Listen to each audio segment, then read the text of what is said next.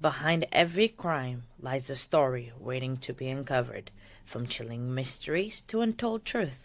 This is where the darkness comes to light.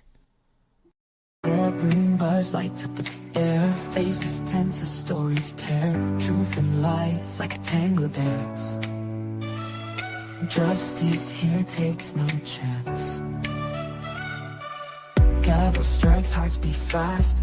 Witness takes stand, shadows cast. Whispers loud like wildfire spread. In this game, none's ahead. Hello, good morning, everybody.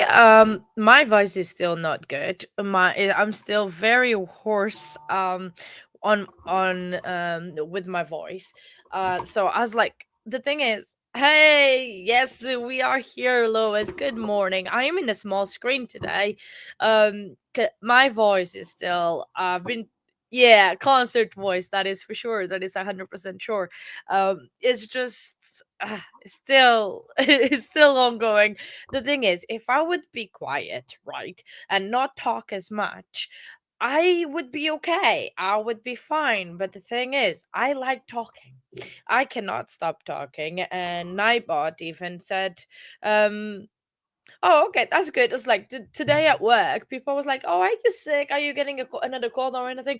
I was like, "Yeah, no, I only have a concert problem because I went to the concert on Friday night, and yeah, so." But I mean, it was a very good day at work. I am tired. I don't know why. See, if I go to bed late, early, I get even more tired. If I sleep more, I am more tired than when I sleep less. So because I had the full 8 hours, I think, because I went to bed at what, nine, half nine. Good morning, happy Monday, everybody. Good morning, Lois. Good morning, Paula. Denise probably still lurking. Hello, Denise. So I was just talking, it's like, because I had the 8 full hours of sleep, and I feel more tired that I had the 8 hours of sleep when I have like 2 or 3 hours or 4 hours. So I just don't know why does that happen. So it's just so it's just like I don't know why I'm exhausted today, but probably is because the fact that I just enjoy lurking and will be here, and I'll try not to upset you anymore again. um but I was saying, so I'm just more tired today than I normally am because I had 8 hours of sleep. How weird is that? And today I'm in my comfies because, again, like I said, I'm tired, so I was just gonna take a relaxing day, a chill day. Today it's gonna be a good day because I was thinking, like I think too much, like I speak too much, I think too much. I think today might be the day that we listen from the baby daddy of Evelyn, and we also might listen to the medical examiner. But before we do any of that, we're gonna have the crossing of the investigator that we had on Saturday, because this gentleman was on the stand most of the day on Saturday, and I think today is gonna be not the same. I think the the defense is gonna ask him the same type of questions. If he wore a body camera, what time was it, and the time and everything. I don't think he's gonna do much more than he has been, but we'll see, because I think we're gonna have that cross, and then we might listen from the actual baby daddy. Now, I've heard two names. I've heard William and I heard Caleb. We know Caleb exists, but have we heard about from a William? Because I don't remember a William being mentioned. Because I know Megan did slip around town, so I'm not surprised if there is a William in the picture. So I don't know. I'm a bit skeptical. Oh, also, I fixed the counter, by the way. We have our normal background counter. Is that too small for you guys, or you guys can see that? Because I can increase the size of it. So let me know as well, that as well. Um because I was doing yet another investigation, and Angela and Hunter and Tommy Boswell. So Hunter Woods, that was Megan's, well, boyfriend at the time that Evelyn went missing. Angela is Megan's mom, and Tommy Boswell, it's Megan's father. All of them have quite of a record. They are not the saints of the town. So, not surprised that Megan is going down the same route, because all of them, they have pretty good records. I was going to say the other word, but I cannot say it without swearing in it, so let's not do that. But it's just quite interesting. Another thing that I was thinking, because after we heard the testimony on Saturday, I got to thinking, because dad Tommy Boswell saw Megan, right, at the shed at some point after Thanksgiving. Okay, but I think he said it was around the time then Megan started working at the chicken shack around the beginning of December, because that's when they opened. After that, her car was repoed, because then I went back and listened to the testimony of Hunter's dad. I think it's Randy. Um, and he did say that then that Megan and Hunter started hanging out, and Hunter said that he never saw Evelyn and never hang out with Evelyn. So my thinking is, and my theory, I think I don't know, I said this. I think sadly Evelyn was gone by the time Hunter came around, because then if the car was repo and then Hunter and they lived together and everything, and he was giving her lifts everywhere, that's just because it feels a bit weird. You know what I mean? That you Hunter never saw the baby. He might have seen the baby clothes and baby toys and everything, and she probably gave her another excuse that it was a niece or something. But Hunter never been around the kid. And if they started going out like around mid-December, that's what they say, early December, mid-December. So the timeline for the unaliving was between Thanksgiving, and I did forget to Google when was Thanksgiving in 2018. So let me go. When was Thanksgiving in 2019? So it was on a Thursday, 28th of November, 2019, Thanksgiving. So between the 28th and I am going to say the beginning of December, I think he said it was the 2nd of November that the chicken shack opened. I think that's when Evelyn was unalived.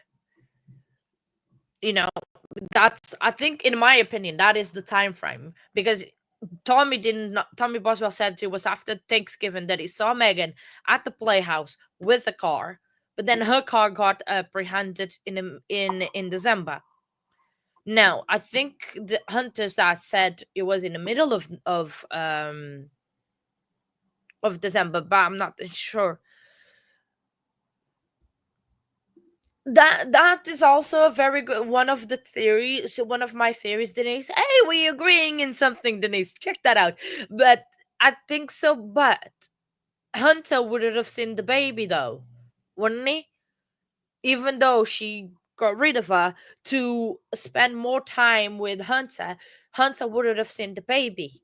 And he said he never saw. That is, well, was not his testimony, but was through his dad testimony, and also on the interview, on the short interview that we saw the other day on lunch break.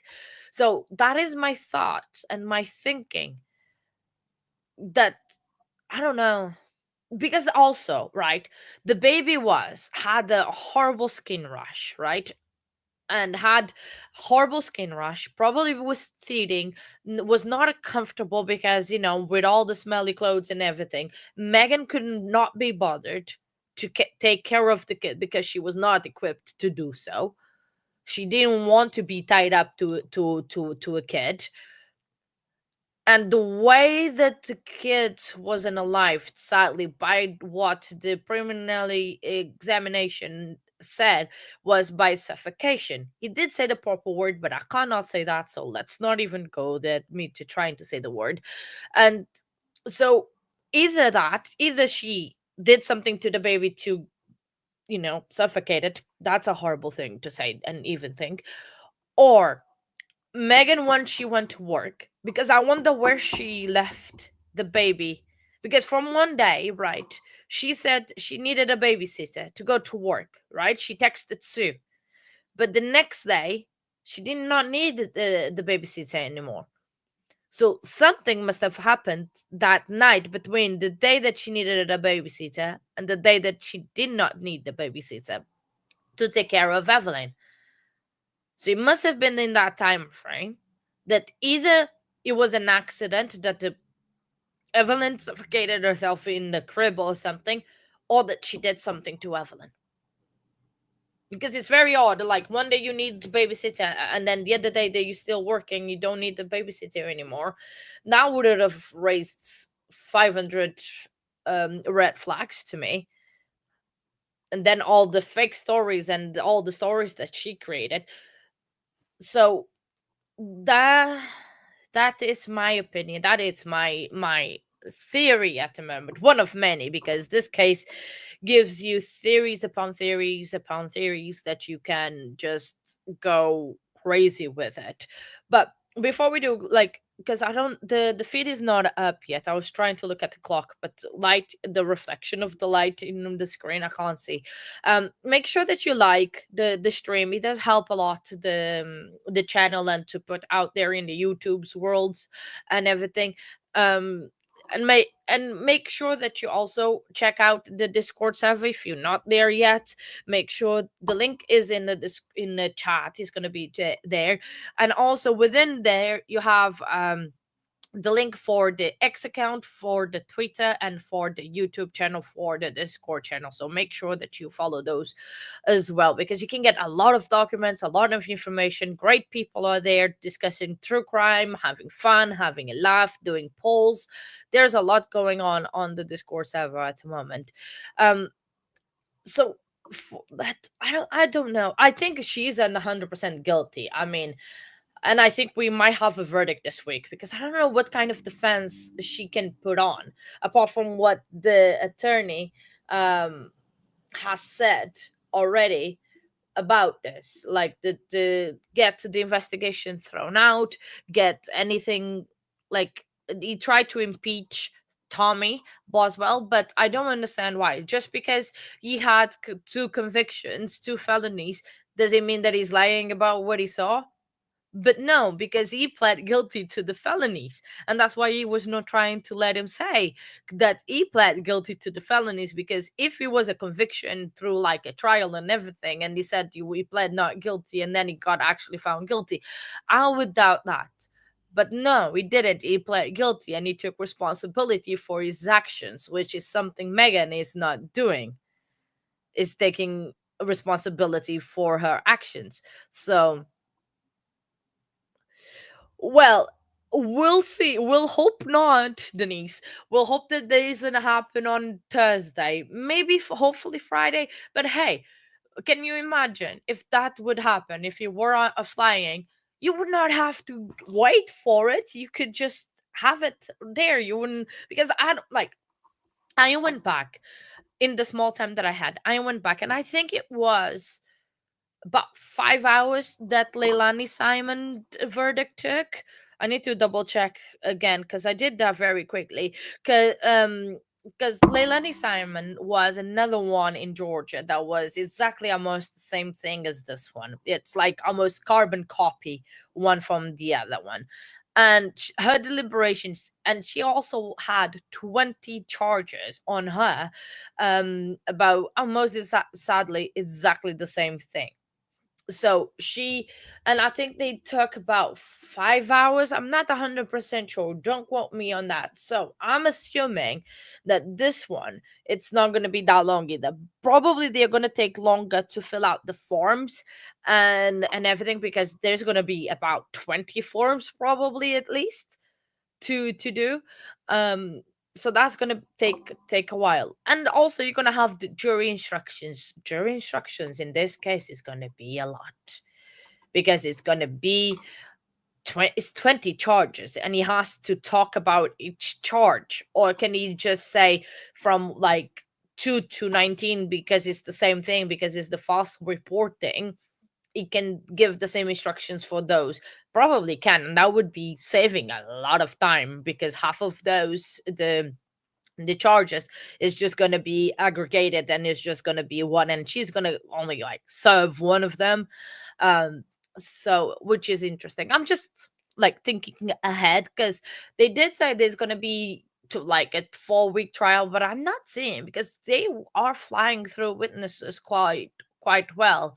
Because it hasn't been that many, like, well, there has been quite a few objections we can see now counter. But yeah, it hasn't been that like big fight type thing between the attorneys and everything. Sorry, I'm keep looking there because I need to refresh the feed to make sure that the feed doesn't come up and I am just looking and talking again, so you guys can. And let's not talk about the Super Bowl because I am a bit sad. I wanted the other team to win, but let's not talk about that.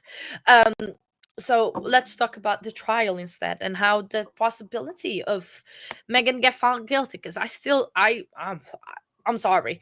I know we have to give them sometimes the benefit of the doubt, like for example Colin Griffith, but this one I can't. This one I am on the guilty side. And what do you guys think?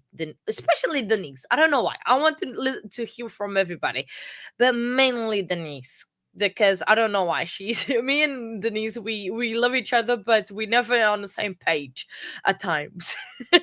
Just joking. I'm just trying to be funny. But it's just like I like Denise. I like everyone, but yeah, I'm always on her case. Bless her. I need to not to be always on her case and let her work because she needs to work. I'm sorry. I apologize being always a pain. Um. So yeah. So it's just like they're still the feeds are still not up, both of them, because wait, hang on. Are we on day 6 or on day 5?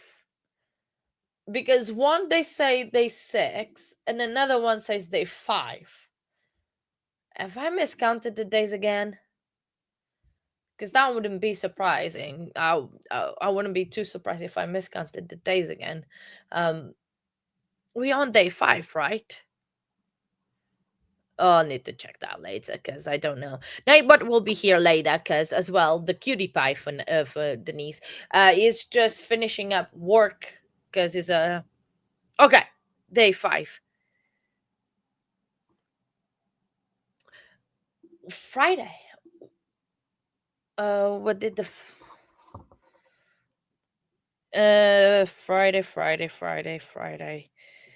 Friday was day 2, 3, 4. Yeah, day 2. So 3 was Saturday. Hang on, I'm confused. No, day 3 was. My brain is not working. 3 was Friday, 4 Saturday, today 5. Yes, Denise, thank you. Okay, we are correct. The other ones are wrong. For once, I am correct. See, I am correct sometimes. I'm right sometimes. Very rarely, but I am. If they forgot to turn on the feed, like, because no one has a feed yet up. So we're just waiting for the feed to kick in because, well, probably by the time they kick in, the judge will already be on the stand and they're gonna be probably someone overslept and the feed person is not there to turn on the camera. Maybe it was like too cold and overslept, and now it's yeah. But we'll see is what it is happening because there's not. Let me see if there's any other feed up because I know there's one more. Ooh, another court TV. I think it is doing. Where are they? Ah, they're not live yet either. Interesting. So, oh yeah, and I was gonna say yes. Last week, by the way, as well, guys, was we already talked about this, but I need to make a little bit more conversation until then. It's just I was just gonna say that we had the week of not guilty verdicts. Three, it's I don't think I have seen three not guilty verdicts on the same week. That is something else. So yeah, we had our lovely Colin, which we haven't heard from any either. Well, I don't think the prosecution, I don't think Han Solo was going to come out and do a conference, press conference after losing a big case such that and not get it the job done in a way. So, and we haven't heard from any of the jury as either. So I think they all hiding because they probably regret their case, their verdict, because after finding out that he already had unalived that, um, or maybe they just don't want to. Well, it can be that as well. Maybe they just don't want to do it, um to do an interview, which is fair enough and it's okay. But the Natalie Cochran juries, they are talking. There was one, I think, at least one that I've seen so far that has spoken out. Not so, but yeah, I don't know if this one's are gonna in the Megan Boswell trial. If they do, it's about their. I want to know about their sequestered life type thing because they have limited internet, TV access. They have no phone, no internet, no nothing. I want to know what did they do on the Sunday. It's like, what did you do? If like, did they watch the Super Bowl? Probably they did, because I don't think that during the Super Bowl at the TV they would be talking about this trial. So they probably watched the Super Bowl last night, and that might have been a treat for them to be able to watch that. Um, so that might be just probably the only thing that they could probably watch. Good morning, Pink Bertha. Hi, good, welcome in. Good morning, happy Monday. We just talking, making a bit of conversation until the feeds kick in, because we're just waiting at the moment, and I'm just talking about like what the possibility that the jury did yesterday on their day off, but on the day that they cannot access the internet, they cannot have their phones. Do you think they can call their families, but like with the bailiff there, just to make sure that they're not like the family doesn't talk about the case, and they're like hang up as soon as they, because if I was like on jury and not talking to my family and know that they're all right, that would be a little bit like mean. And it's not like they're gonna send letters, because yet again that would be another expense for the county, and by the time the letters would reach the family members, the trial could be over. So they, yeah, I don't know, I never been sequestered in the jury. So I'm just wondering, there's a lot of questions that's probably not about the trial in itself.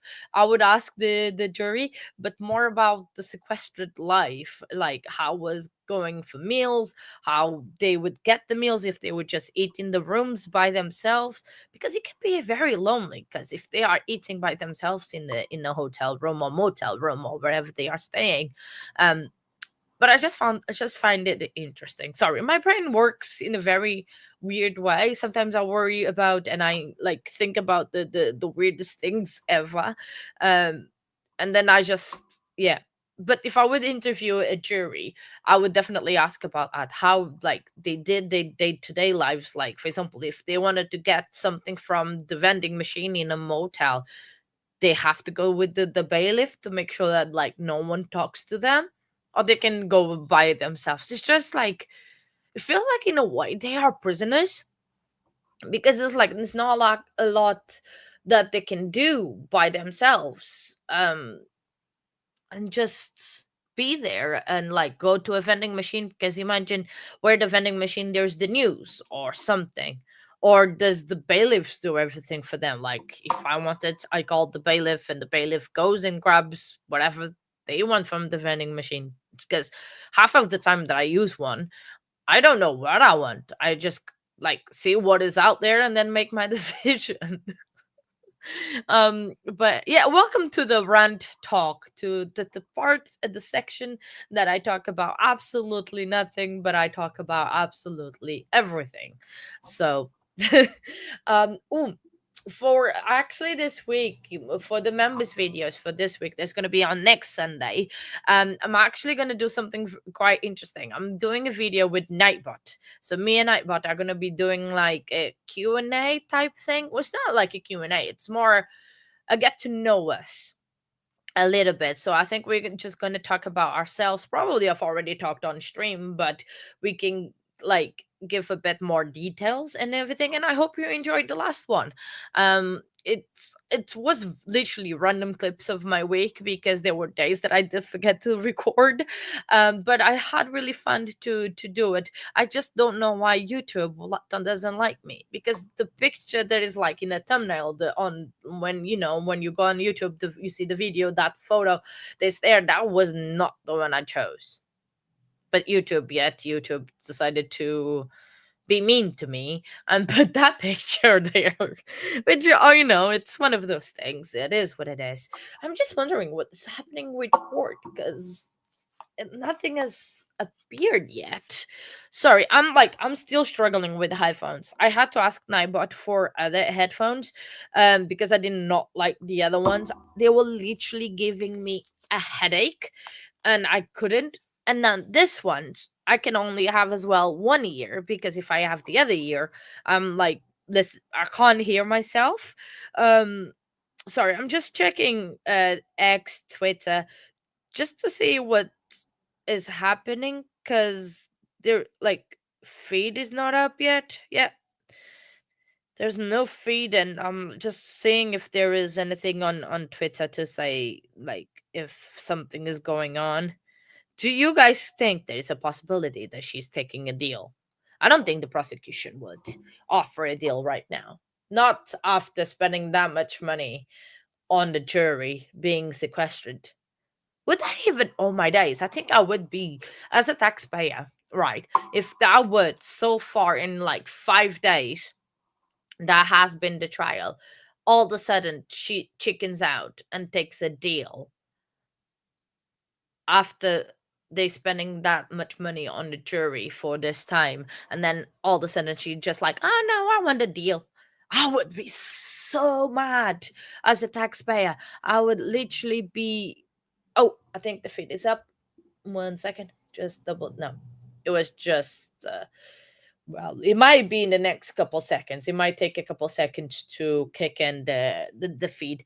But I would be so mad if she would take a plea right now, because it would absolutely annoy me, the life out of me, to if she would take a plea deal. Ooh, another thing that I just remembered on Friday, I am hoping that by the time court rolls around, which is probably by now, if court is still on Friday, I'm hoping to be on time. But if not, I will post on the channel, and I will put the stream up. But we might be catching up a little bit if that we're still on with this trial.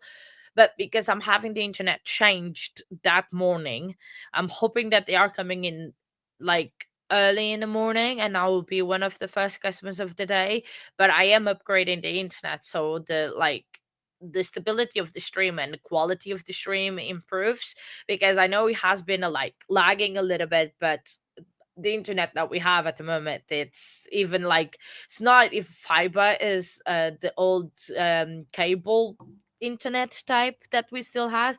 So we're gonna have a full fiber on Friday, and hopefully the internet quality, it will improve. But I might it might make me late on Friday. If we are on verdict watch, fine, even better, amazing. But if we're not, but it wouldn't be like, if I'm late, it would be about, I'm hoping, about half an hour. So it's not going to be that much, so we're not going to lose anything, and I don't think it's going to be, hopefully not, a verdict that day either. And the feed is still not up yet. I mean, it's been well, yeah, maybe it's at 2. They say half 8 for for them to come in, for the attorneys and everything to come in to discuss anything that might need to be discussed, and then go in to the proper thing at 9 o'clock, because that was what happened the other day. The other day, that's what happened. So we started at half 8. The feed was up and everything, but the jury only came in for 9 o'clock. So we might only start at 9 o'clock actually, which would be, yeah, in 15 minutes. 15 minutes. Yeah, 15 minutes. Sorry. Yeah. Um, so just yeah, we can just carry on talking. Um, talking, we can talk about work, my job, because that place is the place that keeps on giving. So, um, sorry, 1 second, just need to get back to this.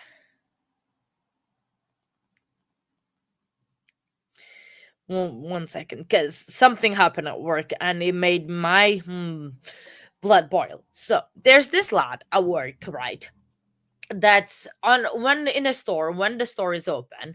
It's against the company policy. That you cannot hear wear headphones, even if like those kind of headphones that you barely can see, anyone can barely see, you still cannot wear it, which is fair enough. It is what it is. It's a customer service thing, which is fine.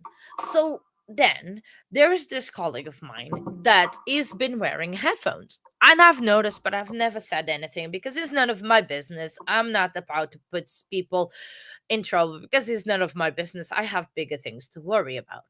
So apparently today he was talking to somebody else at work, and I was overhearing because I was just in my little corner on my break.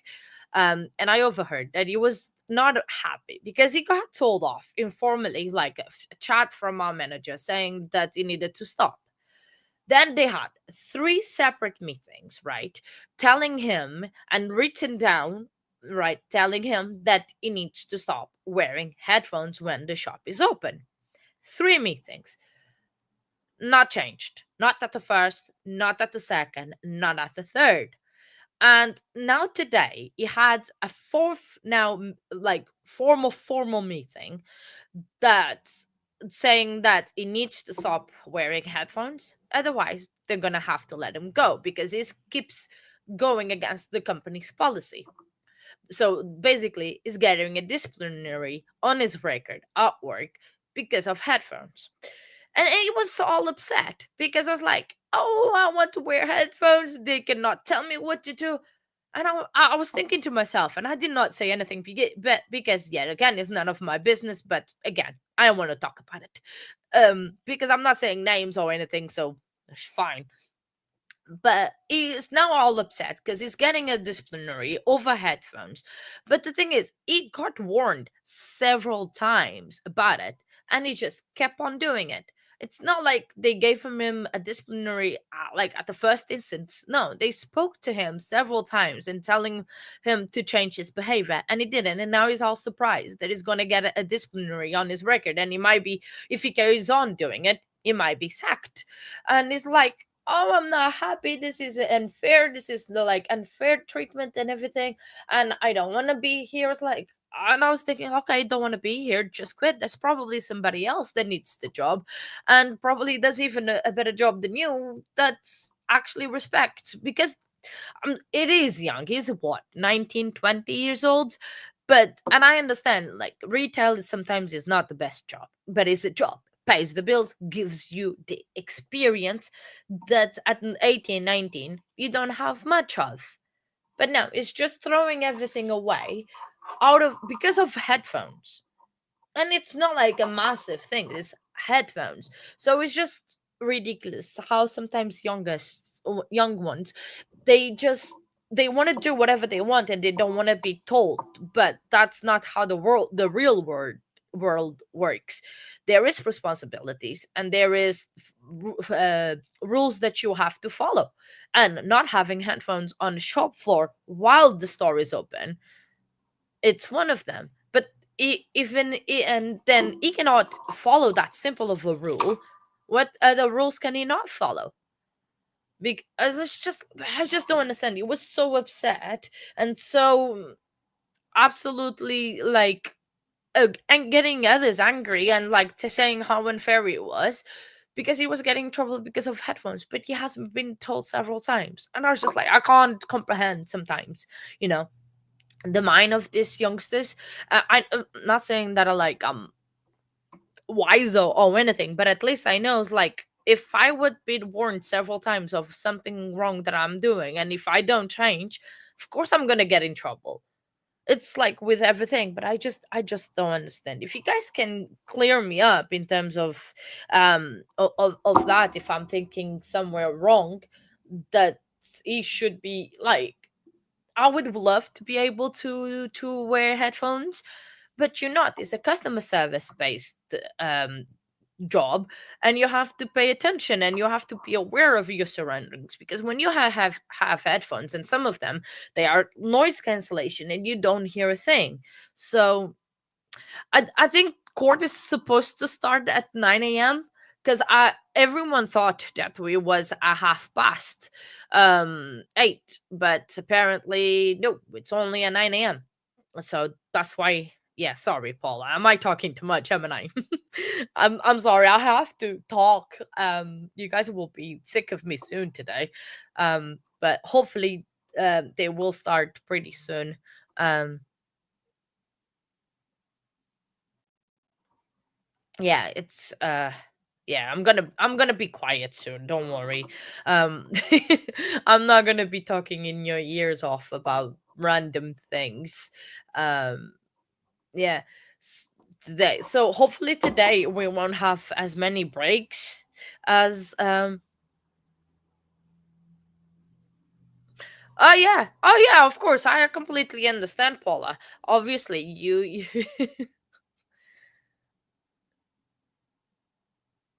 Oh, that is true, Denise, because it's like he's gonna learn the harsh way about getting let go. Oh, thank you, Paul. I appreciate it. I really appreciate it. And I absolutely understand. And I said this and I will say this again. If at any time anyone needs a bit of a break because the heaviness of this case, especially with the medical examiner coming in, I completely understand. Please take care of your mental health. Please take care of yourself first, and then you can come and watch this trial. I completely understand, Paula. I would not hold a grudge against anyone that needs to take a step back because of this case. I absolutely understand, and yeah, I comprehend that. Um so because it's a heavy case, it's I hopefully the next one will be a little bit, well, a little bit lighter. Sadly, all cases that we cover is a bit sad in a way, but I completely understand that this one is beyond that. But yeah, so Denise, I was just saying, yeah, he's gonna have to learn how to grow up. He's gonna have to learn how to grow up. He has to grow up. He's gonna have to, because if he expects to do that in every single job, is just not. But and then the thing is that the company that I work for, it is pretty good. But if you are fired from it, like for example, if I leave the company and then I decide to come back, they are very good in rehiring you. So they are like give priority to people that have worked for the company before. But if you fired, that's it, you gone. You gone. And getting another job in retail after you've been fired from another job in retail, it's quite hard, in my opinion. And in over here, because there were several people's like they got fired from a job and then they wanted to try to get into retail. But that's the thing, is that the word spread. Sorry, I have this thing again. Nightbot has been in my desk again, and I playing with that because I have to have something on my hands apparently to be able to, yeah, function. So I think I'm just gonna grab something else. I do still have my candy, but I'm probably okay. Don't quote me.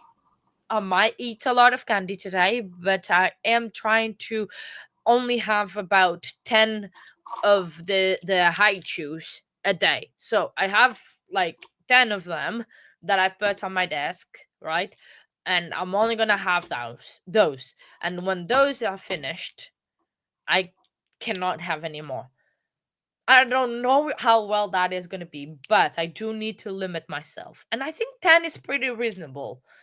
I don't think it's too many, it's not too little, because I thought of 5, but I think 5 I would be finished with them by 10 o'clock in the morning. So I gave myself 10, because then probably by lunchtime I'll be finished with them. But that's because otherwise I can just like eat them all and it is not good. I still don't have a favorite. I mean, I like the grape one, but the grape one is not the best. So the grape is this one. But I really like the strawberry and the apple one. They are my they are the two of my favorites, and I think that's all the flavors that they have. Actually, I don't think I haven't had any other. Um, so those are my favorite, but I need to limit myself to it. Even though my doctor did say I can have as much sugar as I can, because apparently I am not diabetic. It's not an insulin problem or diabetes or anything, but he said I have very low blood sugar, so I can eat as much candy as I want. That probably will never be an issue. So, but still, limit to 10 a day because we need our balance and it needs to be balanced. So another funny thing that actually a colleague of mine just sent me and actually reminded me. So today I was trying to do the prep for tomorrow. So Fiddick is kicked in, guys. We're nearly there. And Paula, thank you very much for hanging out with us. And if you want to leave it here, I completely understand. And I'll see you soon, darling.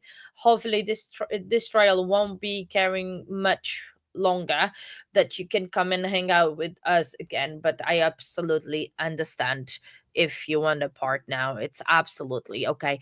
Good morning, Toxic. Hello. Have you had your coffee? I hope you have. Because I've had three coffees and nothing. So the feed is live is here, but they still have the sound hasn't kicked in.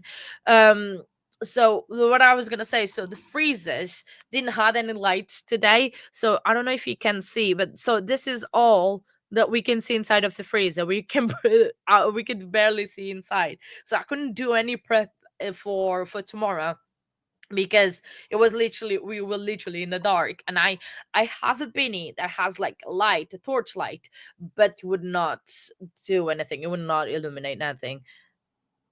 Oh, okay. Oh, that's good. Nice. I hope you are much comfortable now, Toxic, and you can enjoy the court today and enjoy your rest. Hopefully you're not in too much pain today. I certainly hope not. Just everyone, make sure you like the stream. It does help the channel a lot.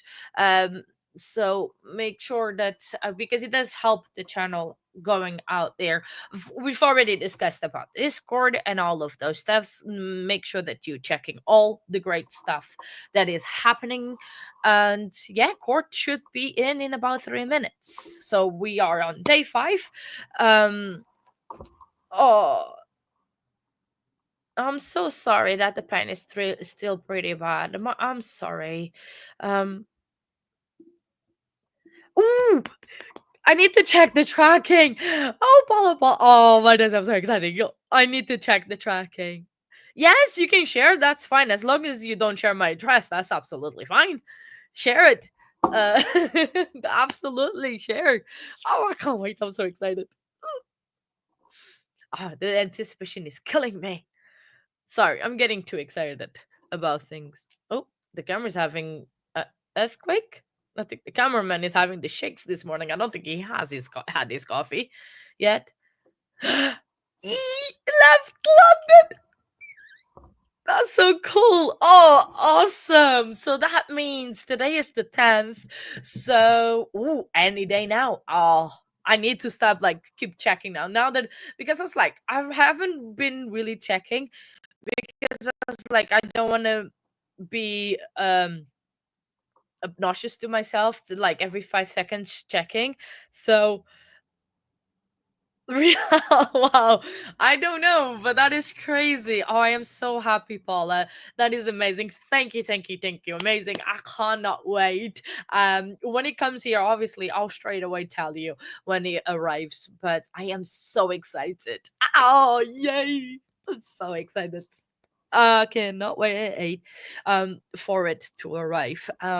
So yeah, I need to start because I was saying I didn't want to be checking every 5 minutes because then I would get let down and then I was like, I'll leave it and then I'll check. But now I can. Oh wow, what? Still? Oh my days, that's crazy. Oh my days. Sorry. I need to try not to say oh my days so much. Um but that's probably never gonna happen. Um Me stopping saying on my days because it's me. That's what I say all the time, and now I'm making it the people saying too. So it's just crazy, and I can be like a thing for the channel that I say on my days constantly. Um, uh, yeah, no, you haven't missed anything toxic. It's just me talking. I've been talking since we've came live about half an hour ago, 45 minutes ago. Yeah, you just missed me rambling about everything and about nothing. I literally talked about nothing this whole morning already. So yeah, you haven't missed anything, darling. Don't worry. It's you good. You came just right in time because I think now they are getting in and setting up and the judge getting into the bench, and you oh, there he is again with an orange tie. This judge, I think, only has one color. Um, I don't think there's audio yet either. No, there's no audio yet. So yeah, here we go. We are getting close to start day 5, and hopefully the sound will be okay today because the sound was good on Saturday, wasn't it? I thought so. Um, okay, I love you too, Paula. I see you very very soon, and well, at because that's probably me talking because I'm not talking to the mic. I'm just talking to the nothingness. I'm so sorry about that. Hopefully the chord sound will be um better. Let me see if I do that improves because I think that's just me talking. And toxic, I'm so sorry. I just turned off um the reactions thing.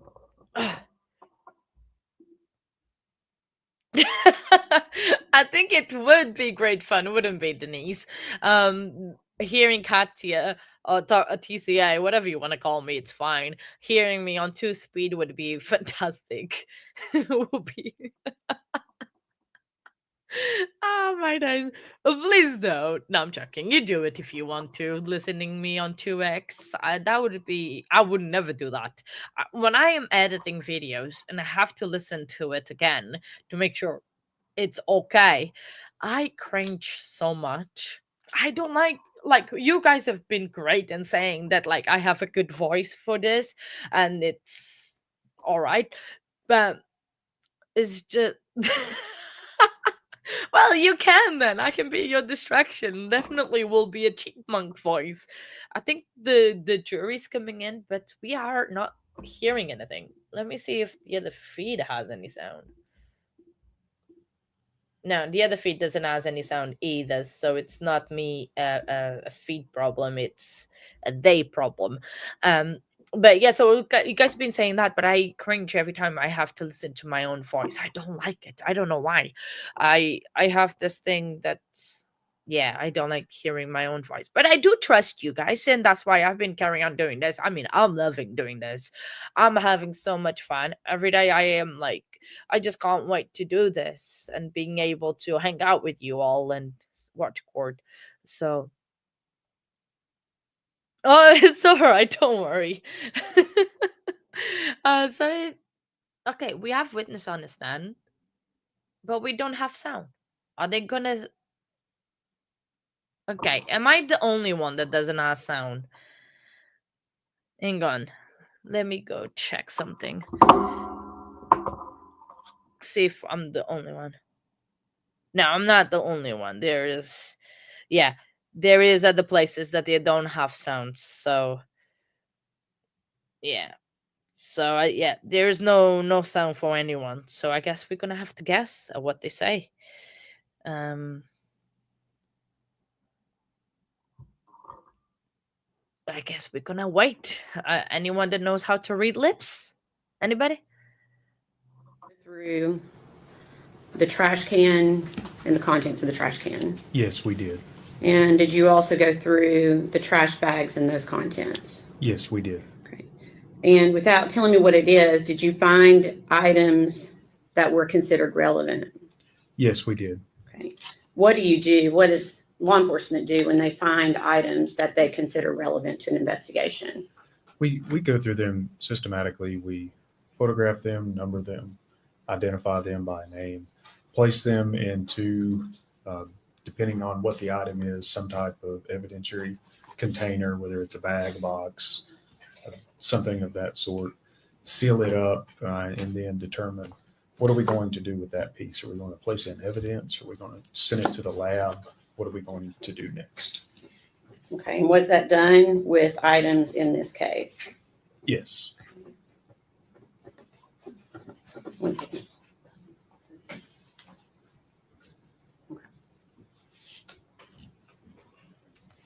And before we get into the actual evidence itself, was a determination made to send some of those items to the Tennessee Bureau of Investigation lab for analysis? Yes, we determined to send some things to the lab. Okay. If I could have item number, 88. Gonna ask that you again put gloves on before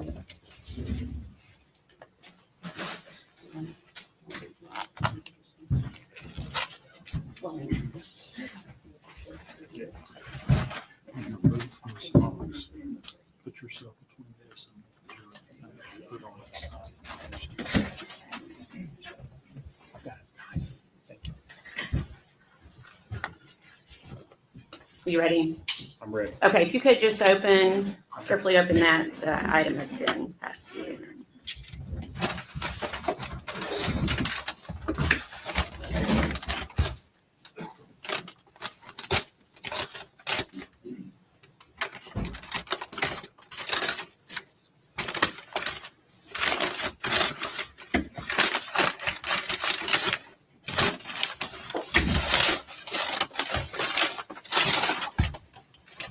Would you like me to take it out of the bag? No, at this point, can you tell me what it is? Do you recognize it? Yes, I recognize it. What is it? It is the trash can that was recovered at Muddy Creek. Okay, and I'm asking you to just speak a little bit closer into that microphone so we can catch it for the court reporter. Can we answer again? Yeah, if you can answer again. This is the trash can we found that night at Muddy Creek. Okay, and is that the actual trash can that was found that night? Yes. Okay. We'd ask that be made exhibit number 196.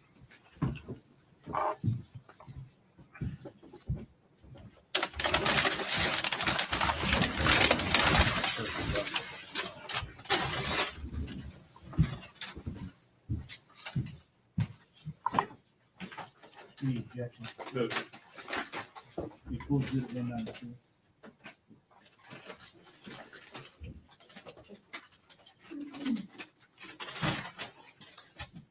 Permission to publish to the jury, Your Honor. Go ahead. Agent Gratz, I'm going to let you now take it out and show the jury.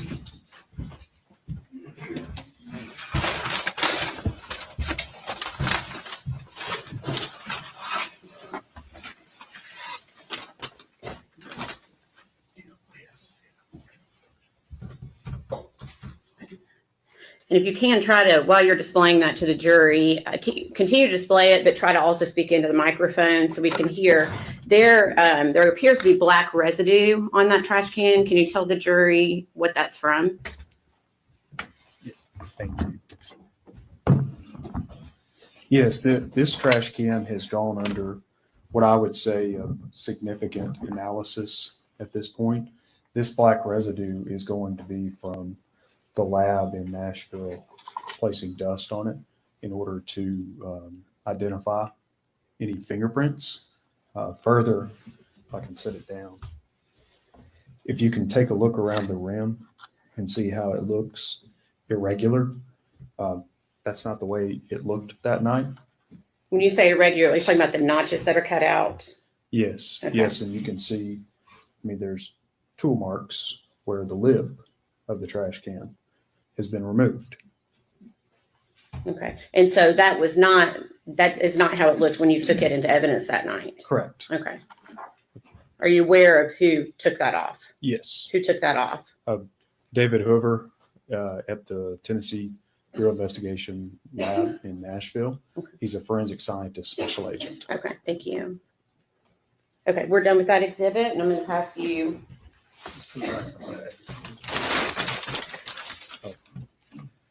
The lid's down.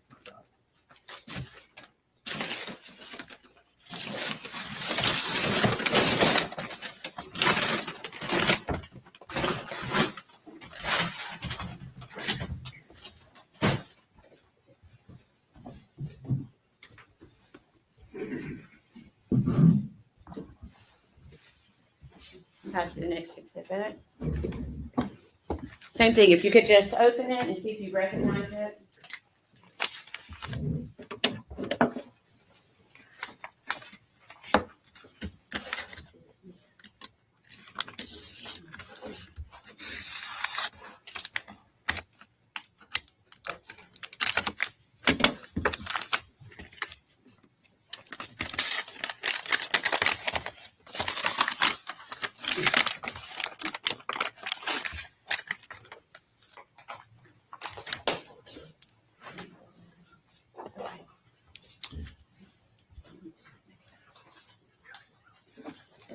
Okay, do you recognize that item? Yes, I recognize this. Okay, and what is it? This was a piece of gum that was removed from the inside of the trash can that I just showed you. Okay. And was that also taken into evidence? Yes, this was processed into evidence that night. Okay, we ask that be made exhibit number 197, please. 197.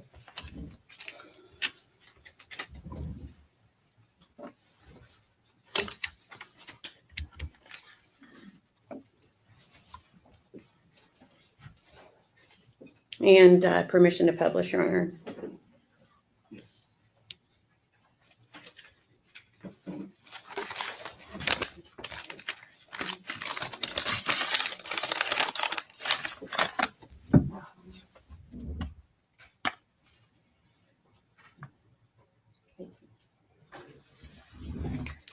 May I please see exhibit number 18?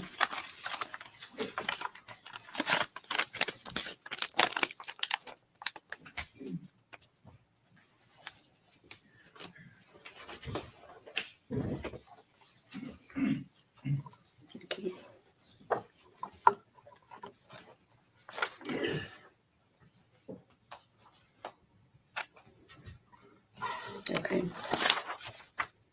I'm going to show you a photograph that's already been admitted into evidence as exhibit 18. I'm going to try to zoom in for you. Okay.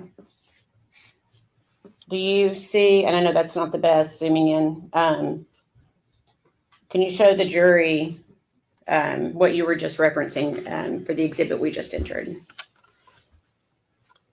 This is the trash can that was inside the playhouse, Okay.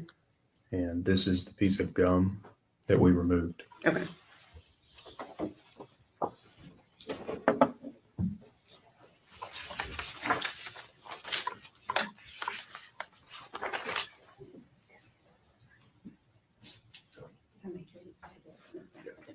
Pass you the next.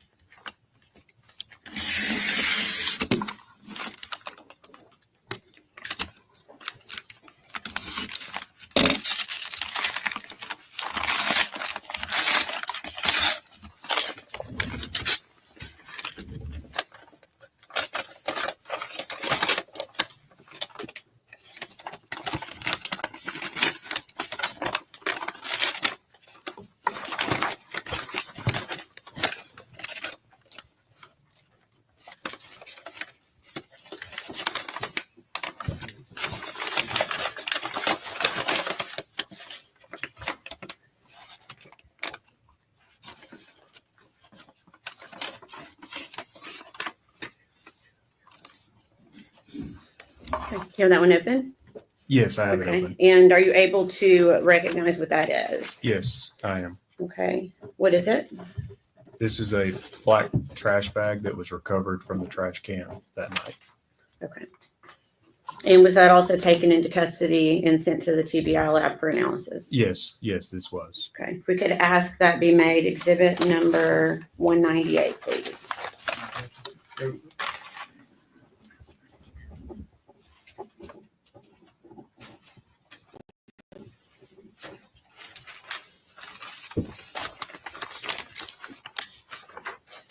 Can I have number 18 one more time? Sorry. Permission to publish to the jury, Your Honor. You could just take it out and you may want to stand up and show it to the jury so everyone can see it.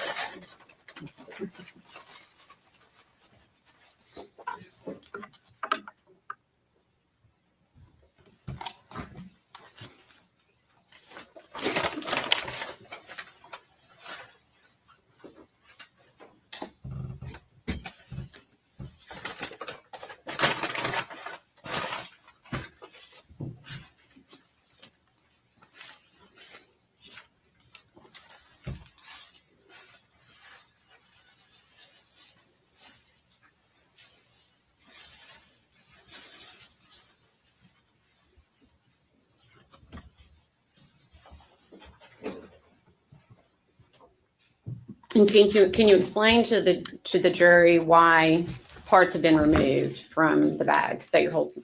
I believe you're holding up part of that. Yes, I am. Again, similar to the trash can, this has gone or undergone significant forensic testing. You can see the powder of the residue that would have been done at the Nashville lab. There's insect debris that we found in or on this trash bag. And this is a cutout that was done at the Nashville lab. Okay. And where was that trash bag found? Inside of the trash can at Muddy Creek. You can go ahead and try to put it back in, and then I'm going to show you the same exhibit number 18.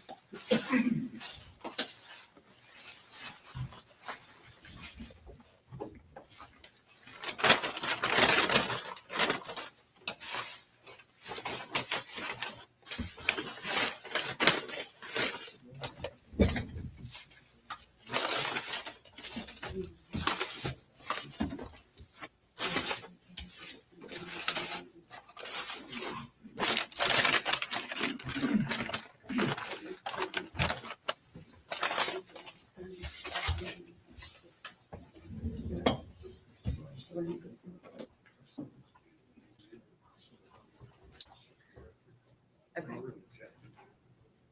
Okay. Are you okay?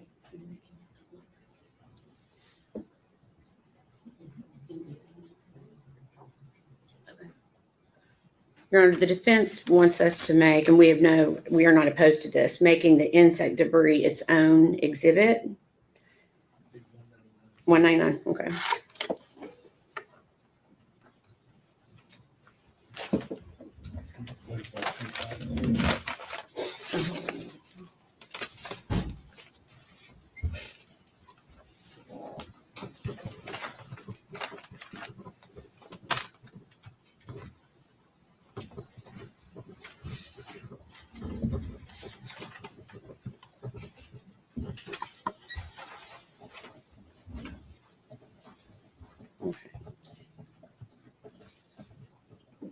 Okay, so back to exhibit number, what's been previously marked as exhibit 18. Can you tell us, is that the black trash bag that you were just referencing? Yes, that's correct. That's the bag.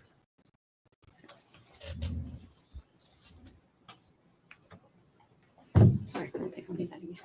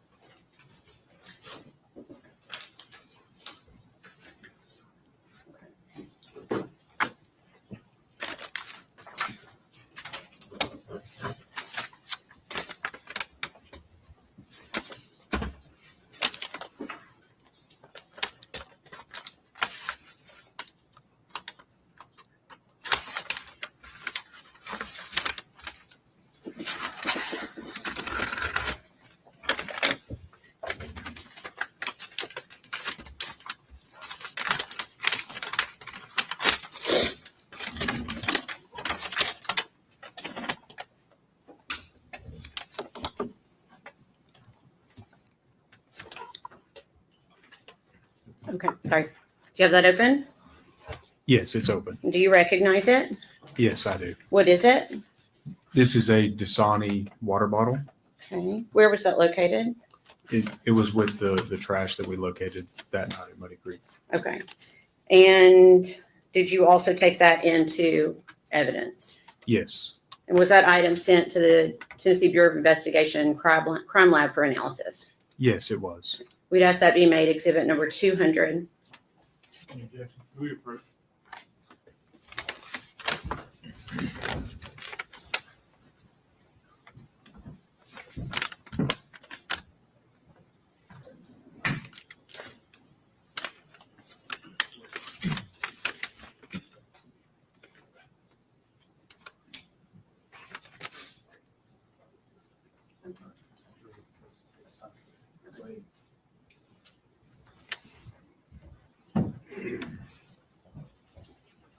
Okay, to clarify, where was that water bottle found?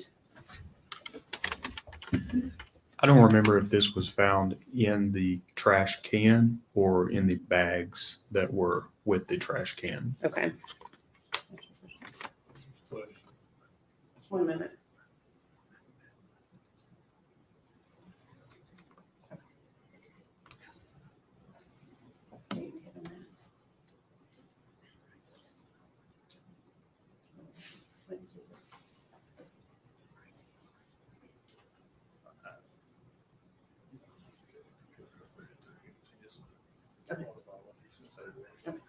All right, Your Honor, at this time, I think we're going to ask that be made exhibit 200 for ID only.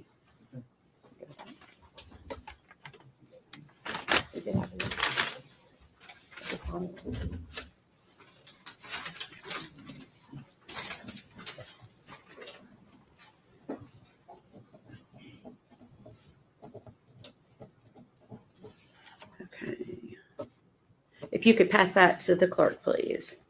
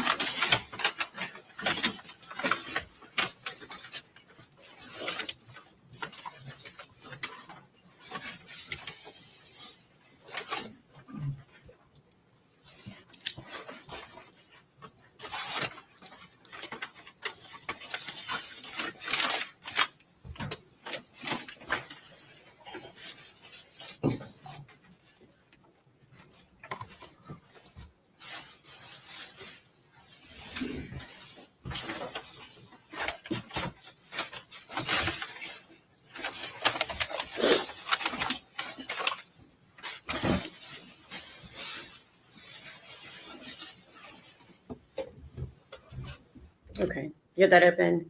Yes. Okay. Are you able to identify what it is? Yes, I am. Okay. What is it?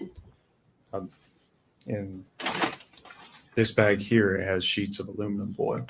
It Okay. has some sheets that are by themselves, and there's a box where I have placed some sheets inside this box at a later time. Okay. And where was that aluminum foil recovered? It was inside the trash can around the victim's head. Okay.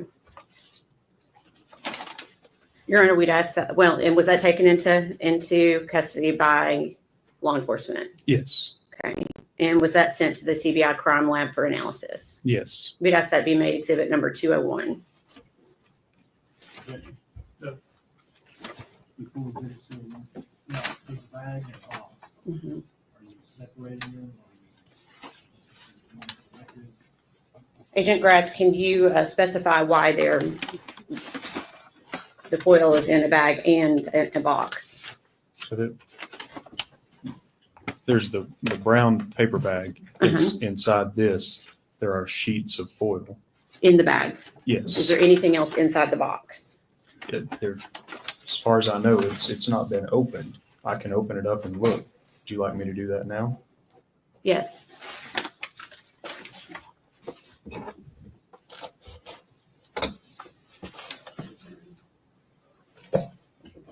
Yes, there is something inside this box. Okay, so that bag, let me clarify, that bag was not inside the box?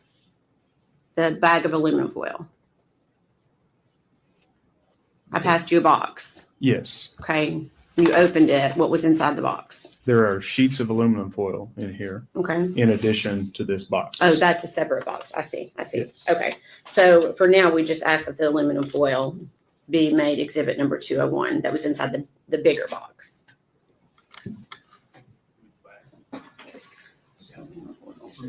Oh, I'm sorry. The aluminum foil. That.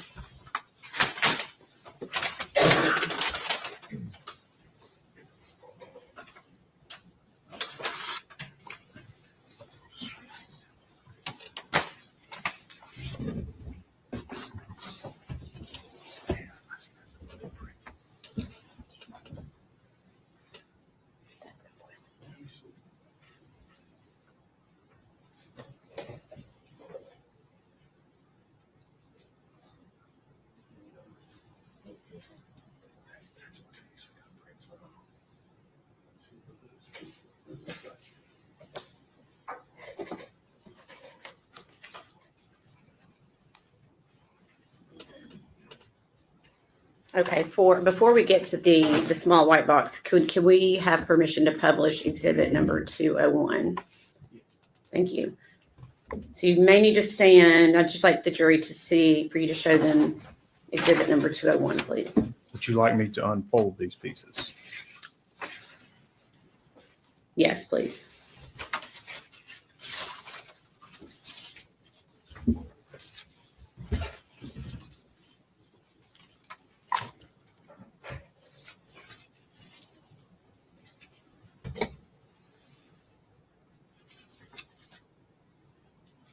Agent Gratz, was it flat and folded like that when you removed the item from the victim?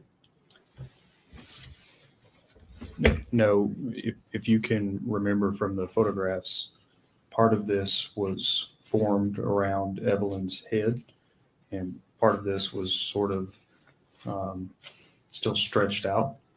At a later day, we pulled it all out to do the measurements and the photographs that you also saw on Saturday.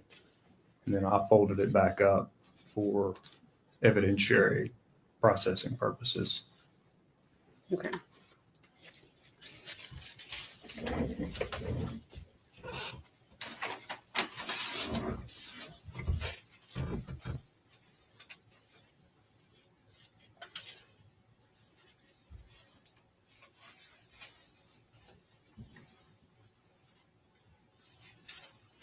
You're going to be like the record reflect. He's showing a second piece of foil at this time.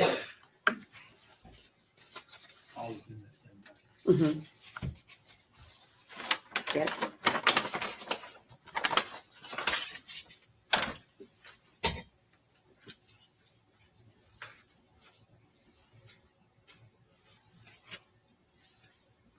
And we'd ask the record reflect he's showing a third piece of foil.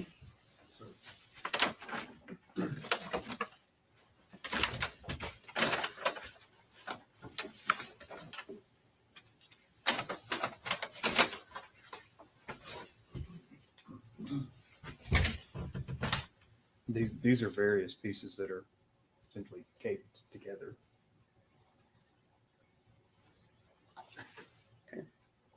We'd ask the record reflect he's showing the jury smaller pieces of foil.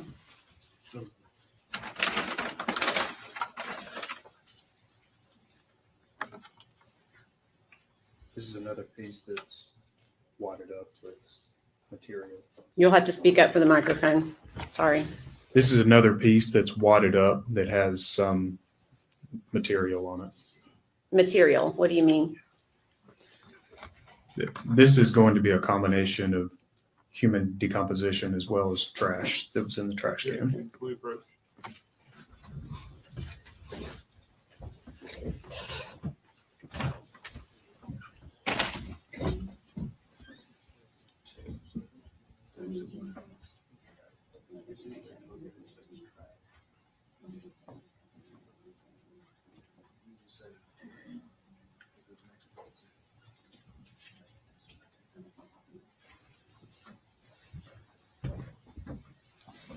We'd ask the record to reflect he was holding up another smaller wadded up piece of foil.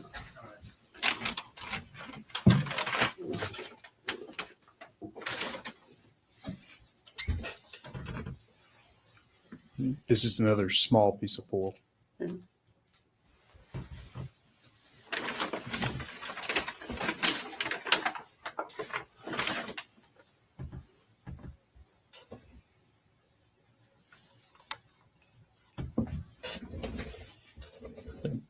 These are boxes that contain hair that was found on the floor.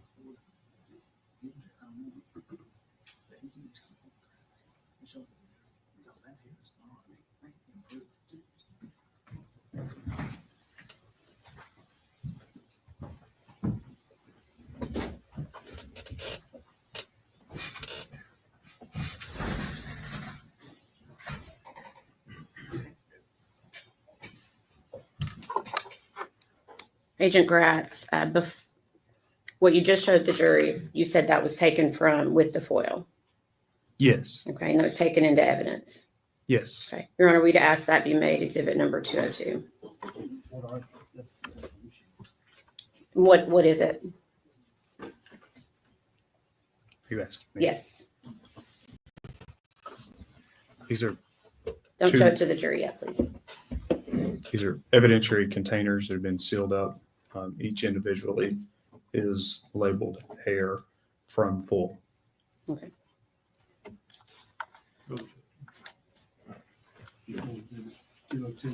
What's the other? Will be collected.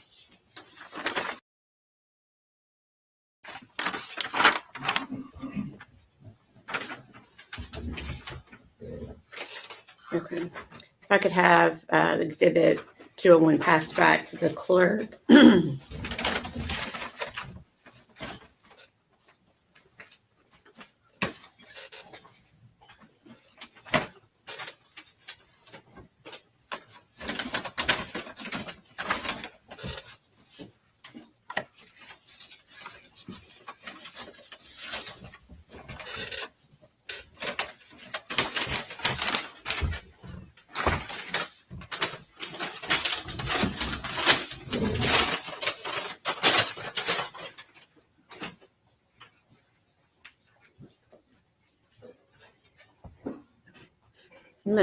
Are you able to grab that white box? Yes. Okay. I'm going to ask that you open it and see if you're, without showing it to the jury, and see if you can identify what is inside. Yes, I can identify this. Okay. What is it? Is another piece of aluminum foil. Okay. How many pieces of aluminum foil?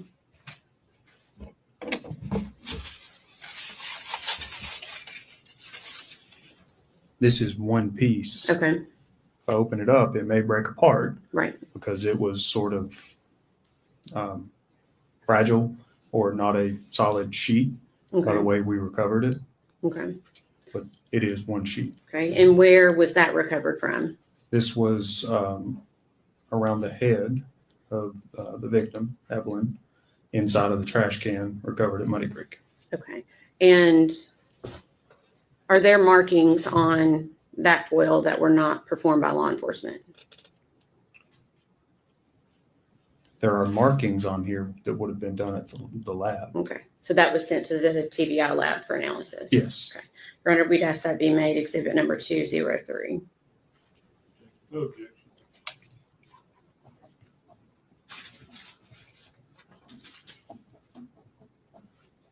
Full exhibit 203.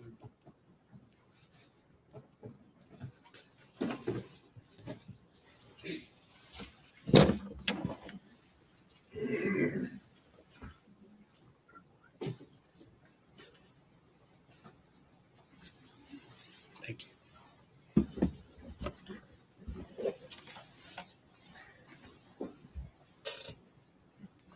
Your Honor, permission to publish?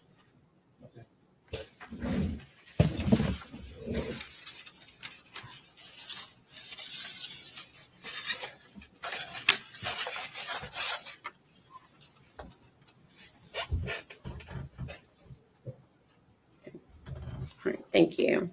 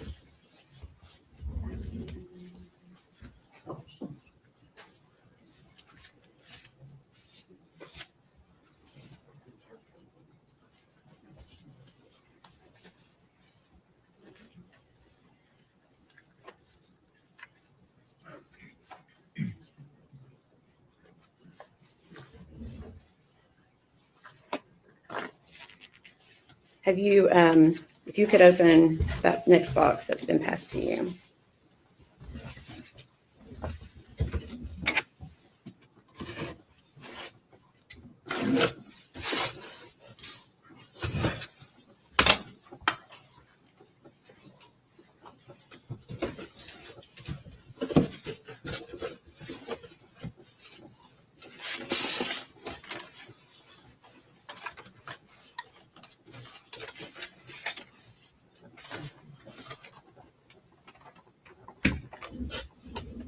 Okay. Okay, I have it open.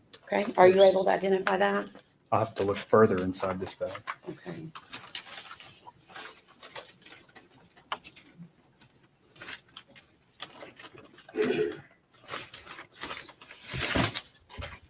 Yes, I can Okay. identify this. Okay. You said yes, you can. Yes. Okay. What is it? This is the outfit that the victim was wearing that night Okay. when she was recovered. Okay. And is there anything else other than the outfit?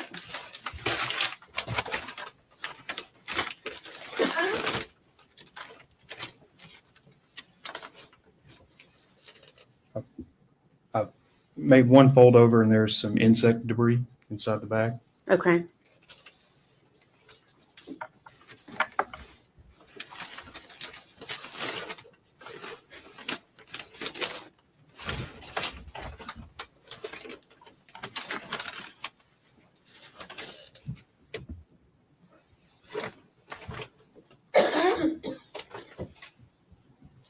That appears to be everything. Okay. One moment.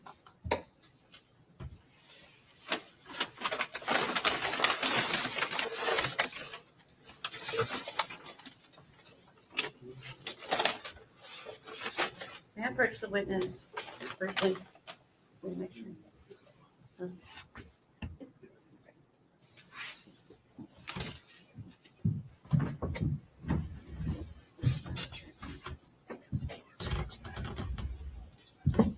Is it in a plastic bag?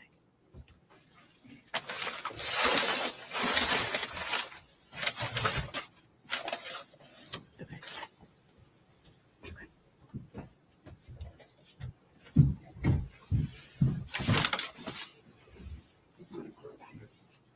May we approach?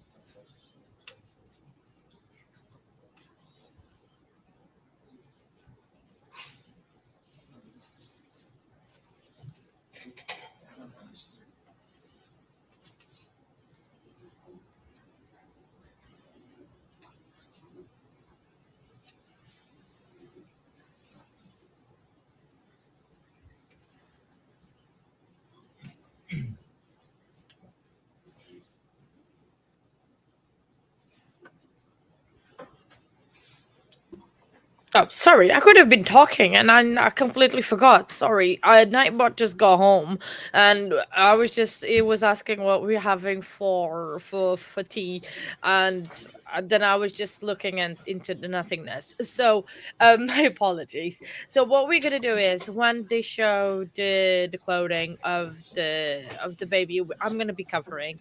It's already enough to hear the description as it is of that, but I don't think that would be good for us to see that. Well, I'm gonna see it. I'm probably just gonna turn my eyes away, and then uncover when we come back to normal. But I don't think even the camera is gonna show that.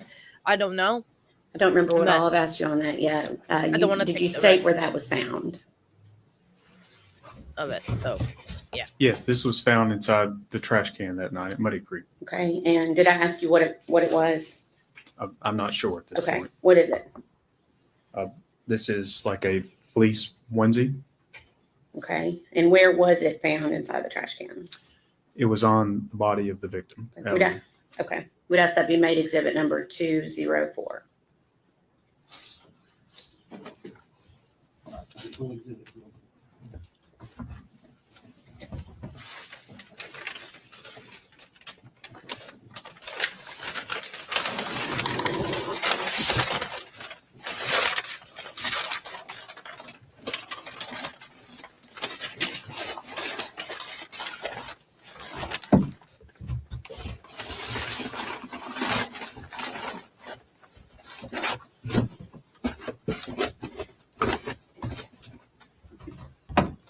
Well, I'm sorry, we're going to ask for permission to publish it.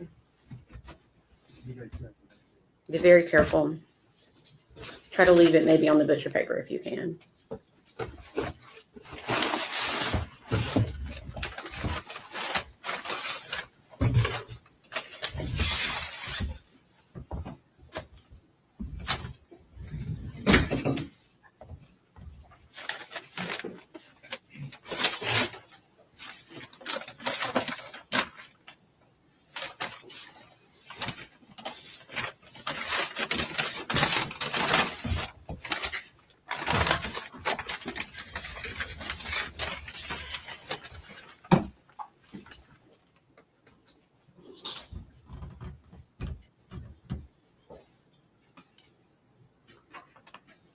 Thank you.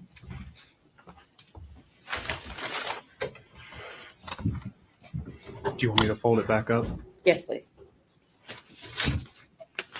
And try to maybe seal it back up into the box if you can, the best that you can after we fold it back up.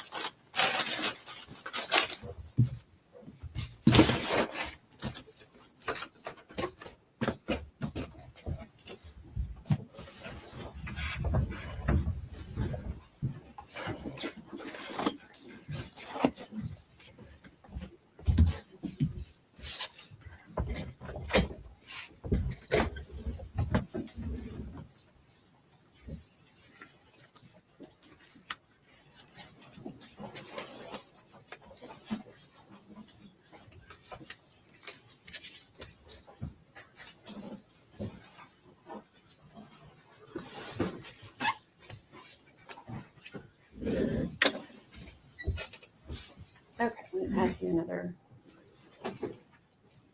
item.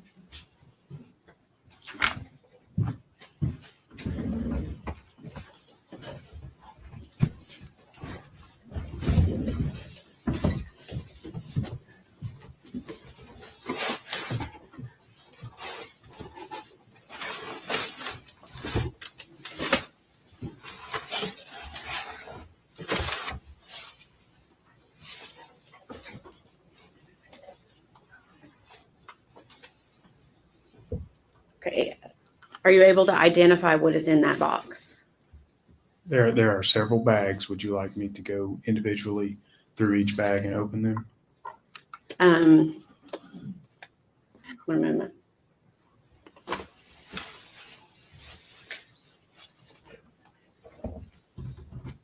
Do you see the bag that may contain a blanket? Yes. Okay. Could you look at that bag, please?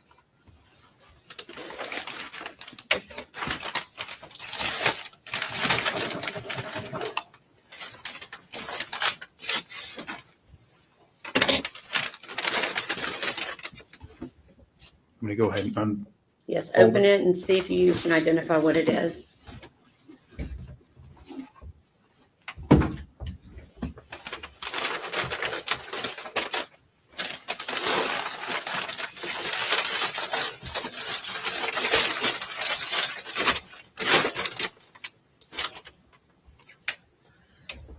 I have it partially open and I can identify it. Okay. What is it?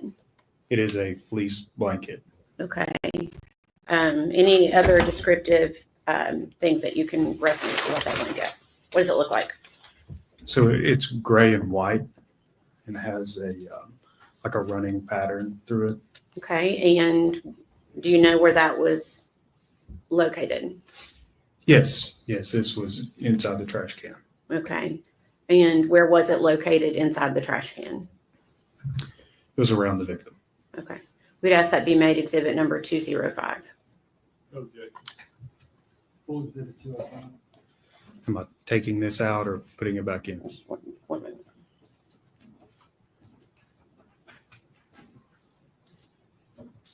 Permission to publish, Your Honor? Go ahead.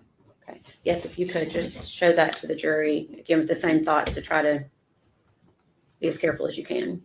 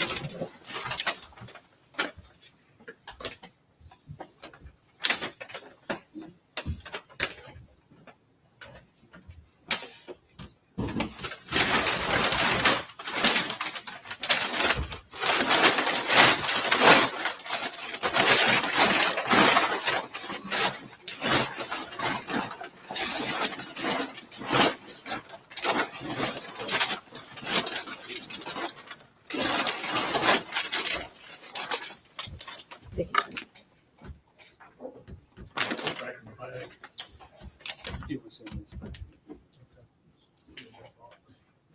Is there anything else in it?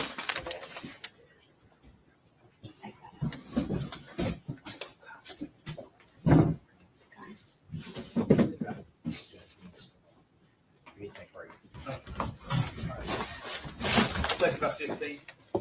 One stand, please.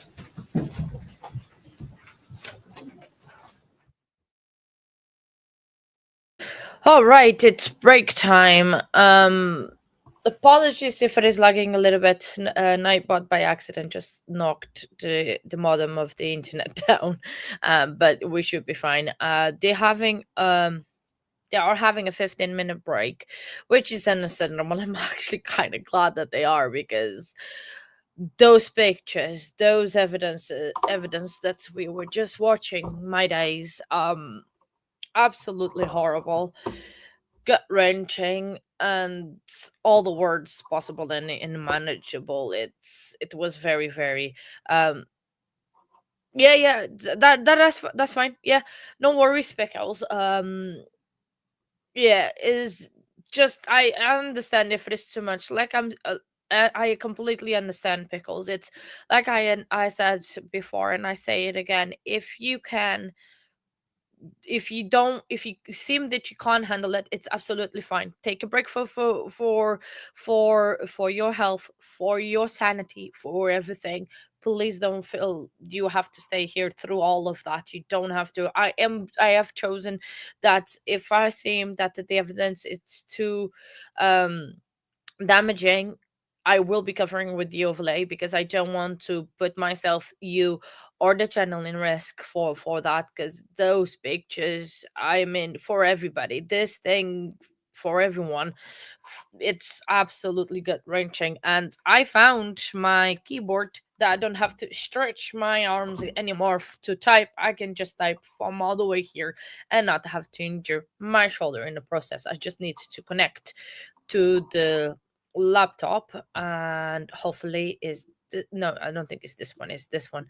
um so I can just be a bit more comfortable typing, because now I'm like doing this, because yeah. um but I mean, this detective, this whole team, absolutely um horrendous evidence that they had to touch and see and everything, and was absolutely, and this jury as well, because we have the choice of putting the overall overlay and not having to watch this to see this part, but the jury doesn't has that option. Neither does the judge or the prosecution or people in the gallery. It's absolutely horrible, very like. And then the worst thing is, for me, I have quite of a good memory in terms of pictures and things that I will certainly be remembering next. So I want to be try not to watch, because but the thing is, I have to, because I have to put the overlay and everything in case ready, in case they do show it and whatever happens. So I do have to be on the ball all the time and watch it, but I'll be fine. I mean, I just have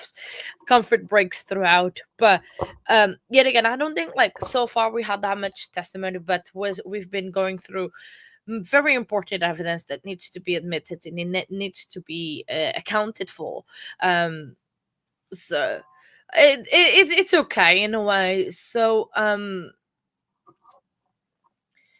so it's I'm okay. I was a little bit more impressed with. Sorry, excuse me 1 second.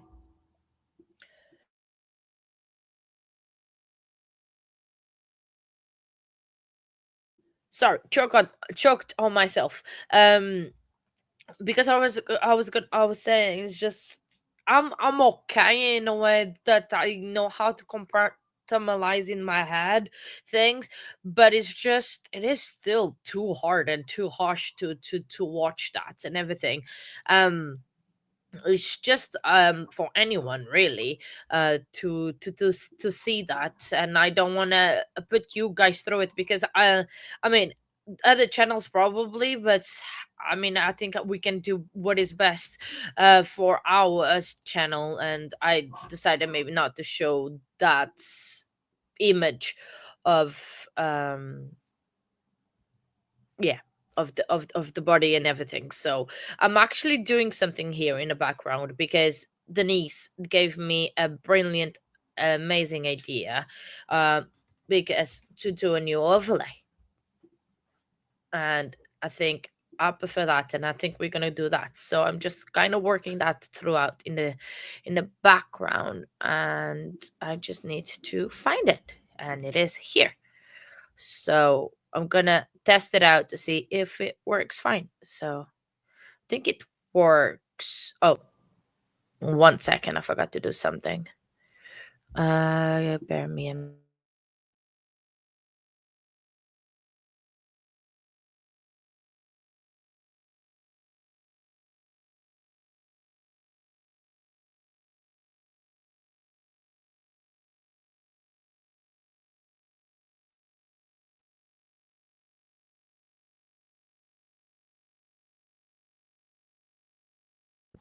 Can you hear me? Let me know if you can hear me. Because there was Nightbot did something and I needed to do something. Let me know if you can hear me, please.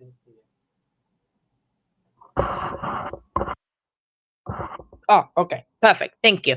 No, it's just because Nightbot is using my old headphones and they are Bluetooth and they connected to my laptop, and so I lost connection to the feed, to the mic, to the everything, and I was like, okay, but it's fine. Everything is fine. Everything is resolved. So hello, Nightbot. Welcome in. Good morning. Um Nightbot. I was gonna say love you, but yeah, that's so. What do you guys think of this new overlay? Do I should I find a bigger one, or this one is good? Okay, I think I need to find the bigger one that fits the whole screen. Um, because I was like, that was the great idea that Denise had to use and put Evelyn as an overlay to give for us to be able. I do have another picture here that I can use, then that one would be better. Let me save that one. Give me a second. We can, yeah. But it's like the thing is because it's to cover the whole screen, so and that one doesn't cover sadly the whole screen. Um Let me see if this one is better. I think this one is better. What do you guys think? What do you guys think? That is yeah, I know you are slightly compromised when you, yeah, I say that. I apologize now, but I will work on that and I will be better. So yeah, so that's gonna be our new overlay for this case. And then maybe if we have another case that my needs an overlay or anything, we can always go back and get the victim's overlay picture to probably to honor the person a little bit more than rather the defendant, and then do it. So that's what we're gonna. I appreciate the idea, and I really thank you about that, Denise. And like if you guys ever have like ideas, oh, good morning, case one, welcome in. You have missed quite a good thing to miss, because we've been listening to the same detective from Saturday, and he showed sadly the bodysuit where baby Evelyn was found. I did not show on stream anyway. Maybe it's just like a tiny little bit, but we were just working on an overlay for the stream when that thing comes around. But I hope your weekend was good. Thank you for coming in. Happy Monday. I hope everyone's week is okay, and hopefully this week we can put Megan away for the rest of her life without the possibility of parole, because honestly I hope that's what the sentence is. um um oh, okay, it's absolutely fine, but that's absolutely okay. But yeah, sorry, me putting myself entangled again. Yay. Sorry, my tea is gonna get cold. Give me 1 second. Oh, there we go. No one likes cold tea. um but see, I only had talking about a little bit lighter stuff. I still have 8 candies left. So I've been telling everybody I only can have 10 of them a day each now. Okay, I'm limiting myself of 10 a day. So I still have 8 today. So yay. So hopefully the bag will last me longer than actually, if I was carrying on eating at the rate that I was, it was not gonna last me very long. So hopefully now it would last me just a little bit longer so I can have more candy, because definitely need more of that. I I don't think the detective has much more to go on, because um each was when is now going through the contents of the trash can that was found. So he's going through that. So I don't think he has much more to go on. Hopefully we are done with him today, because I mean 2 days on the stand, that would be a new record. Yeah, so hopefully the judge, the detective investigator will be done today. Sorry, this headphones again. It's, I don't know why I need.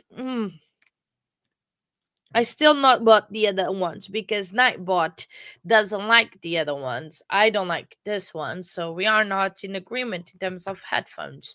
Um, and that is not good because I keep having to take them off on and on. I think I'm gonna take them off when I'm talking, because when we are listening to court, I can have both of them because I'm just focusing on this one. But when I'm not, and I cannot talk with both of my ears covered because I can't hear myself, um, I don't like it. And I can always see by the movement of the court that if we are coming back or not. So for the moment, when we are not, think the headphones are not going to be on. The rest, it is going to be on, because otherwise my ears and my head is just going to be going off. So um so today we haven't had much more to go on. We've just been listening to more evidence. They're whispering rather loud today, though. I've noticed that the both, because I think what they do is they talk about the evidence, and then between the prosecutor and the defense they talk if they're going to be objecting or not, and they are whispering, and the whisper is quite loud, not loud enough probably to make out what they are talking about, but loud enough to know that they are whispering and we can hear them whispering. Because the other days we couldn't. Has the audio in court improved, or is it my own audio? I don't know, because yeah, I think for the past couple of days, the audio has been pretty good, hasn't it? Or is it just my impression? Or it's just me thinking that the audio was bad before and now it is actually better. Um, so I think they should have been back by now, right? No? Or I haven't been talking about that long as I seem. I think they have actually. Um, as yeah, I don't know. I don't know. Like, I'm trying to look at the chat. Yeah. So 10. Oh no, it's only been about 10 minutes. Okay, so I haven't been talking for that long that I thought that I've already talked through another break, but I almost have. Sorry, my voice again is still not 100% there. I need to actually tonight when before I go to sleep, I need to take one throat tablet. How do you say? How do you say the name of lons? I'm not gonna try because I don't. You know, you guys like halls. You guys know what I mean. I'm not gonna try because there's certain words like in English, in the English language, that I don't try to say because I don't know how to pronounce it, and it is very hard. And then like I'm scared of saying it wrong, especially if you are on stream on YouTube, that things that will never get out of the internet. I'm scared of saying, and I thought English. I taught myself English, so there are certain words that I never learned how to properly say, and I think now I'm too scared to learn, and because probably I think I'm never gonna say them right. So yeah, I'm not. Yeah. Ooh, earlier we were chatting sadly about because the trash can had a lot of the fingerprint dust, and we were talking about that, about robberies and everything. And I was like, I have witnessed almost one, and it wasn't a robbery per se because, right, my mom had a car. And we had a mechanic that she trusted, that she would drop off the keys at the mechanic and he would pick up the car because we would live like 2 seconds away from him. And instead of the car being like in the street, occupying space in his shop, he could just come to by our house and pick up the car and drive it to the mechanic. So there was one time that I was coming from school, home from school, and it was this big road, and I knew my mom was at home, and I started seeing someone going to the car and getting into the car and then turning it on and driving away, and I thought someone was stealing the car. And so I start running behind the car. I said, "Stop, you're stealing!" Like banging on the car. And it's like, "You're stealing my mom's car, you're stealing my mom's car. Just stop it. I'm calling and call the police." And end up being the mechanic. So yeah, that happened. And I was so embarrassed. I was like all shaken and I was crying and I was like, I think he stopped and it was like saying that it was him and I know who he was, but I was just so, oh my days, I was so embarrassed afterwards. So then every time like my family made a joke out of it, so it's like, Katya, don't think that the car is being stolen, the mechanic is gonna take it away. So that, yeah, that was very embarrassing, and now the internet knows about my embarrassing moments. Oh, I have so many embarrassing moments. I think we will not have time, right, in probably a week's worth of stream, me talking about 8 hours to talk about all my embarrassing moments. So yeah, so it's just, it's life. There is embarrassing moments all the time, and it's like at the time, yes, it was embarrassing and you wanted to hide away and move on, but then they're funny and you can laugh about it, and then you can just make people on the internet laugh and decompress a little bit after very sad things that we hear. Maybe that would be a thing we could do. Like I could think about an embarrassing moments of my life, which like again, there is many of it, and then we could talk about it during a break and laugh about it, and then would be a way of decompressing out of this just hard testimony and hard evidence that we are seeing, and it could be a way to me always having something to talk about, even though I don't need, I can just literally look at a topic and carry on talking and talking about something, and just yeah, I can talk about nothing.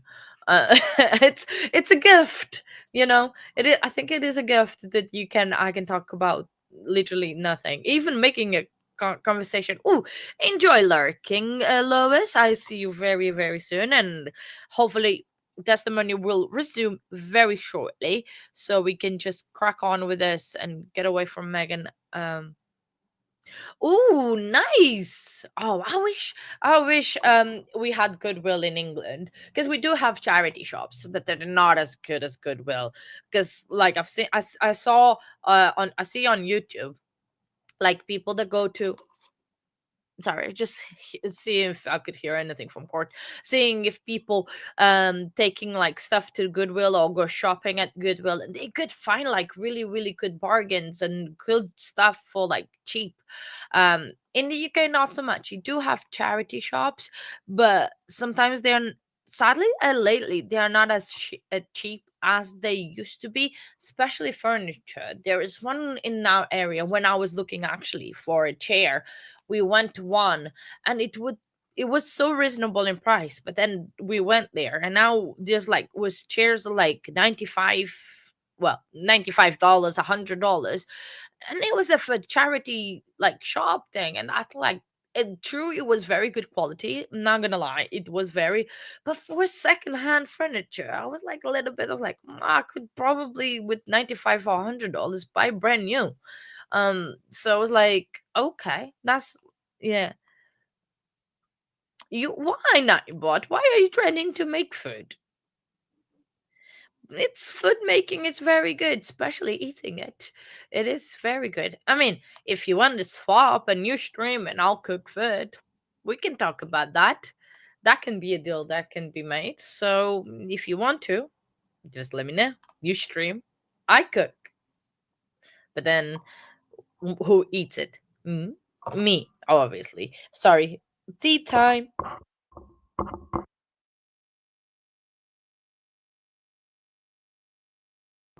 So I think like me and I, what we were talking about yesterday actually, we and we were supposed to do that yesterday, but then we didn't, and we said we are going to start like batch cooking, but to be fair, we do need space out of the freezer.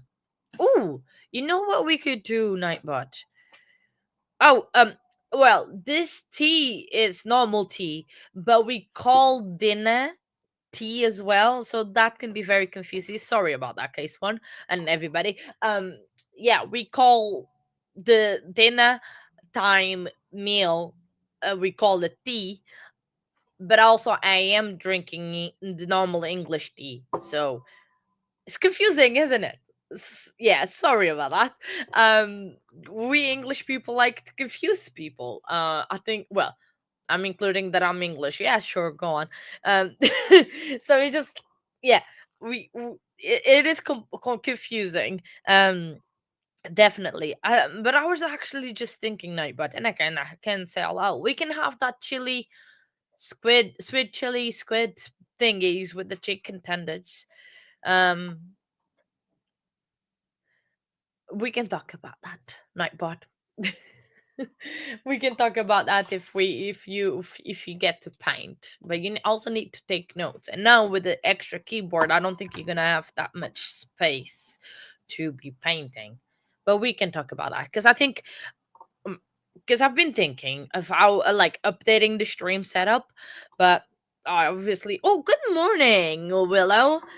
Hey.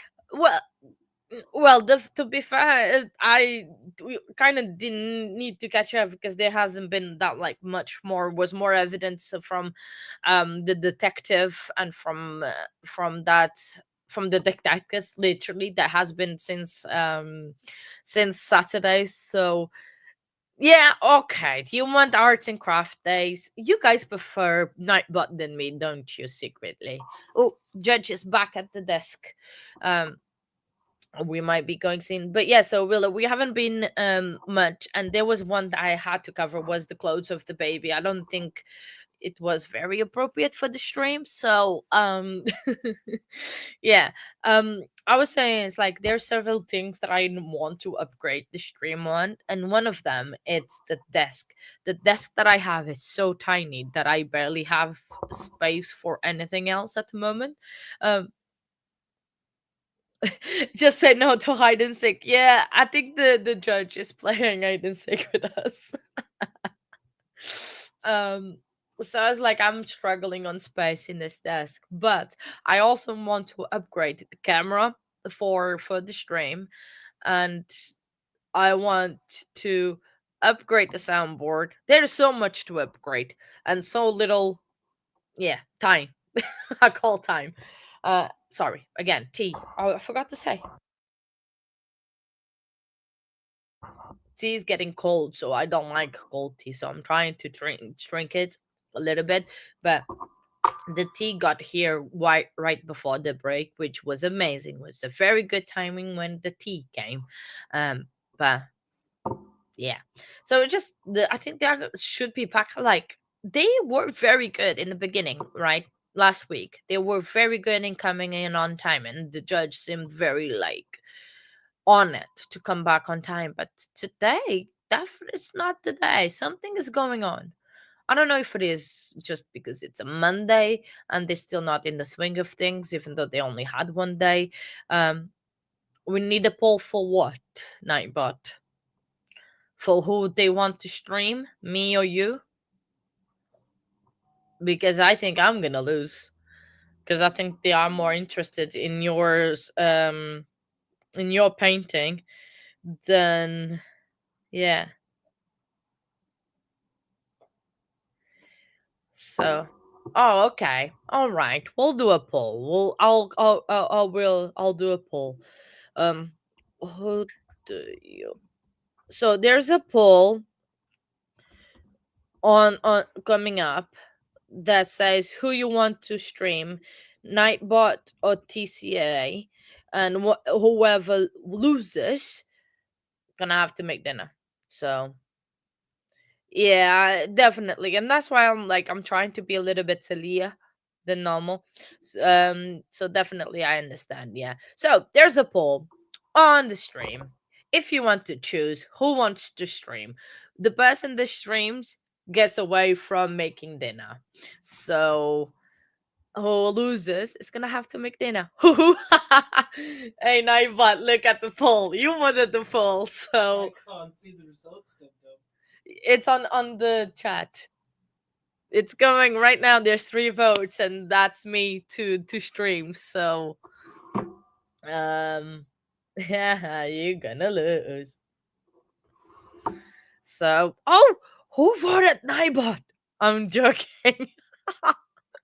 Well, people want Night. Who wants Nightbot to stream? Both. Well, I don't vote. I can't vote. I cannot vote on myself now. But this is not rig elections, but this is not that type of place that we rig the elections or that. Yeah. Yep. Tell them, case one. Chop chop night, but you're gonna have to cook dinner. You know what I'm gonna eat, guys? I'm gonna eat probably just bread with bread. That's what I'm gonna end up eating tonight. Hey, at least it's food, but I'm sure he's not gonna do bread with bread. He's not that kind of guy. So just yeah. This I'm still winning.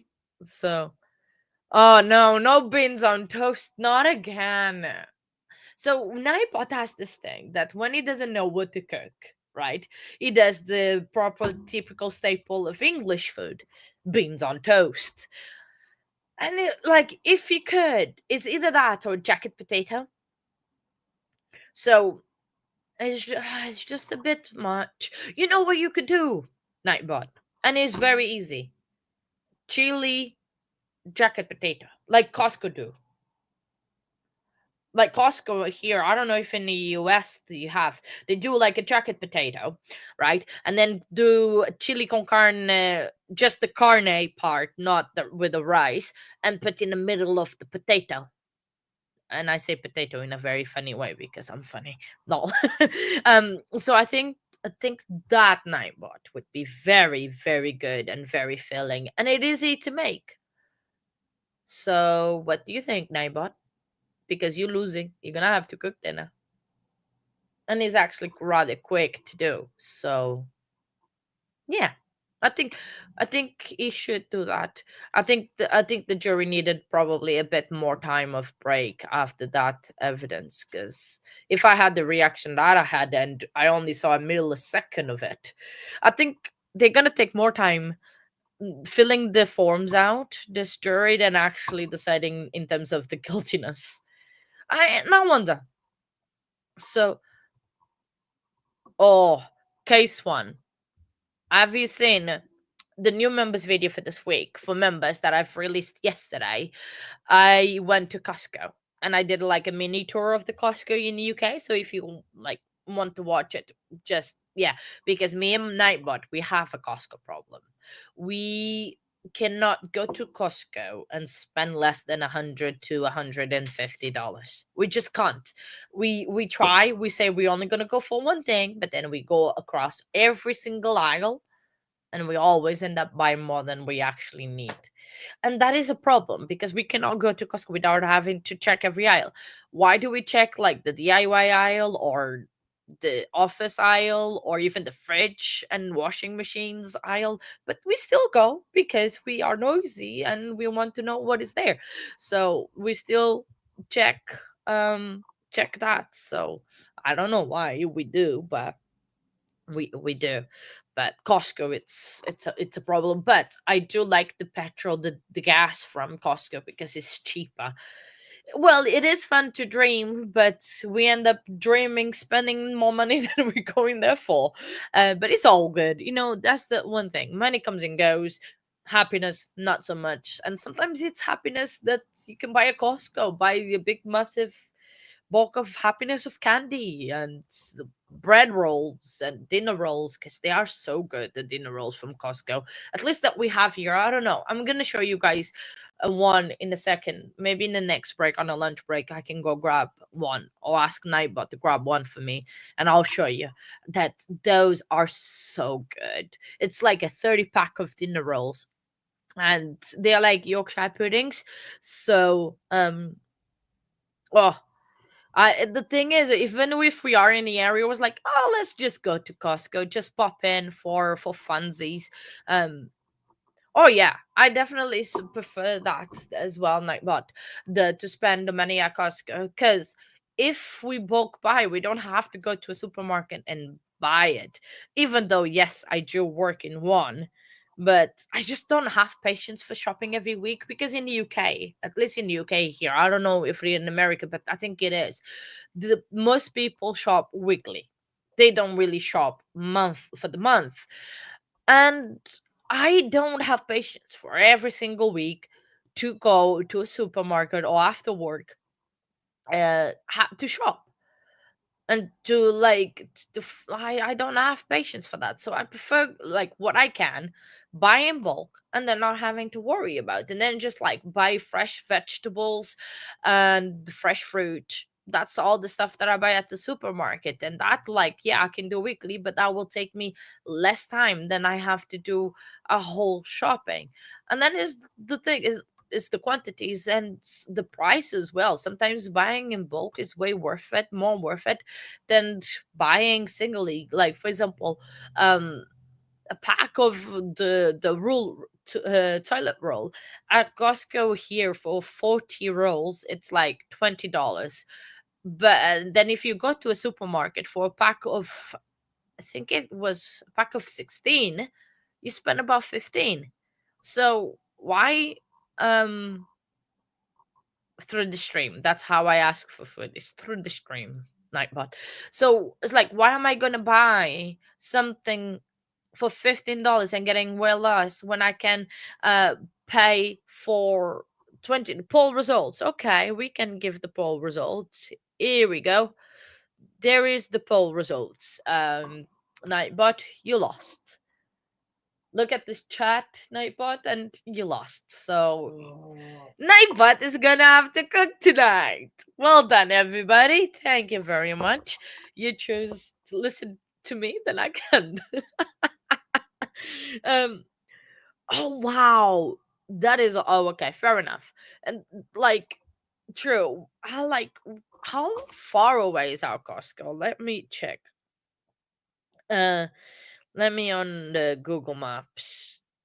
Google Maps and see where how many miles is from here to Costco. Oh, we are 9.5 miles away from Costco, so it's rather quick, it's rather close. We are rather fortunate to have that. But yeah, I mean, it's like 50 miles is a lot.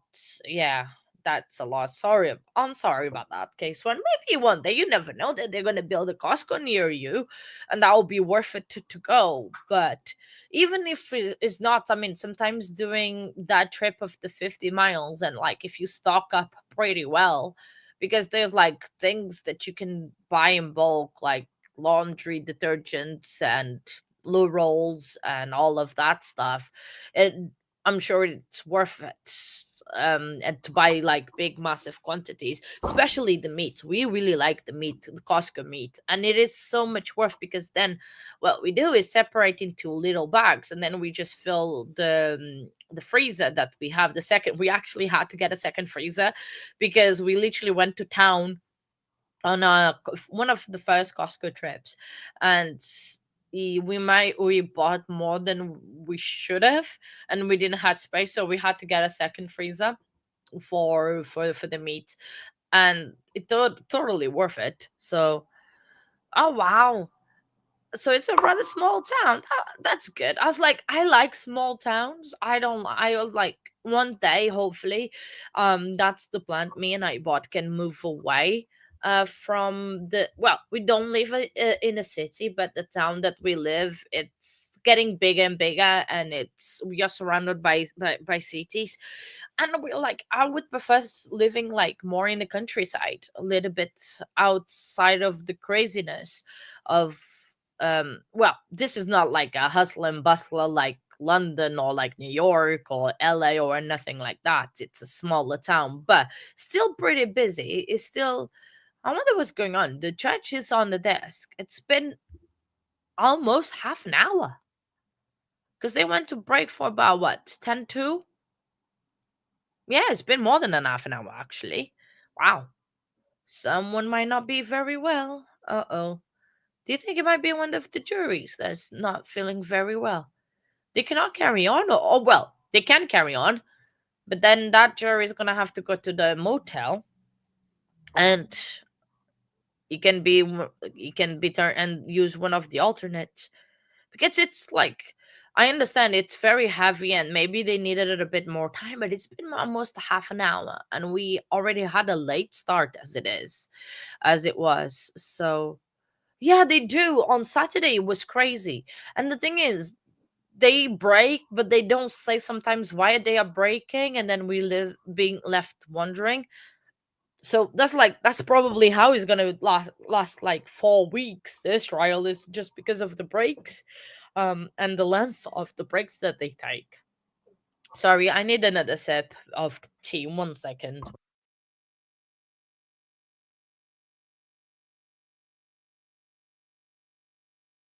Sorry, my throat gets dry really quick, because especially that I've been like in a concert on Friday, so I still recover. I've been drinking like 2 to 3 bottles of water a day, and yes, it's Kirkland water because that's what we drink because it's cheaper. Uh-oh,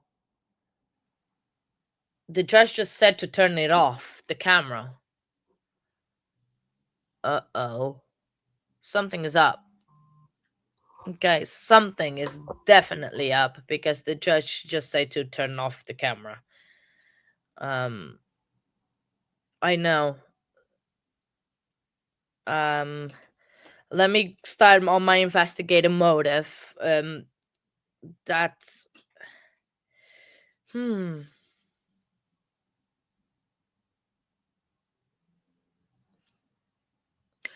I don't think so, Willow. I don't think nothing has happened that involves the media. I don't know what's happening, because like we were saying that they started court late, right? They went to break very quickly, and now all of a sudden the judge turns around to the camera and says, turn the camera off. Like, even I could read the lips, and I'm very bad at lip reading. So that is very interesting. I like, oh my days. I just hope, let me see if I think other feeds will be exactly the same. When did they go on lunch break already? Yeah, no, the other feed is also not playing. Hang on. Like, let me have a look on X. If anyone knows anything, just post on a chat. See if anyone knows what happened on that. Cause sorry, I'm just looking through Twitter X to see if there is any other information. Um, because the only thing like we've been doing was admitting evidences in like the clothes the clothes that baby Evelyn was wearing on on the day that you know, and the foil and piece of gum that was in the trash and all of that. So it hasn't been that bad, and I don't know, unless they were instructed, um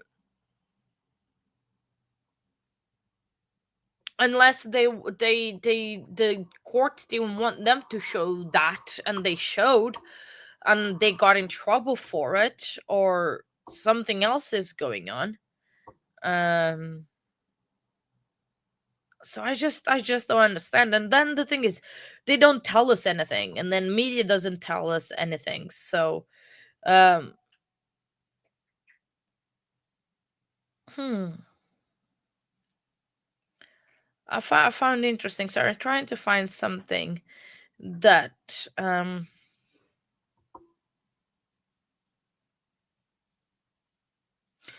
it's just oh my days, absolutely crazy. Let me Google it. If like I don't know if other people are having the same problem, but well, I guess we're gonna have to continue hearing me talk for more time than I was stop planning, because it's just it's just crazy. So we're talking about the fact. Oh wow, let me read the chat. Sorry. Um, yeah. Oh wow.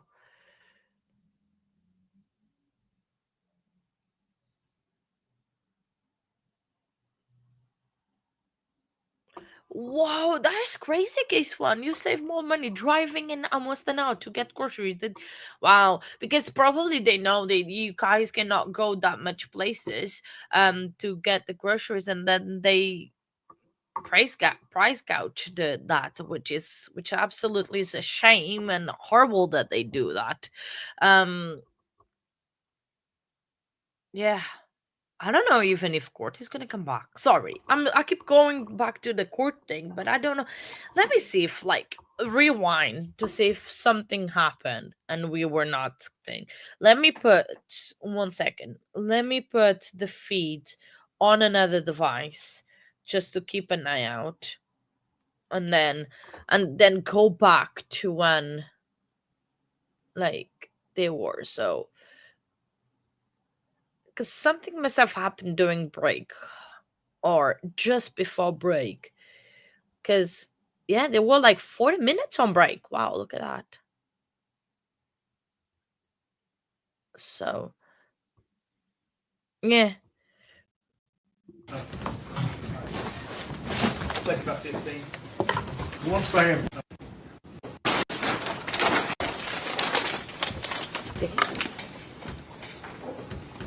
Back in the bag. It was in this bag. Is there anything else in it?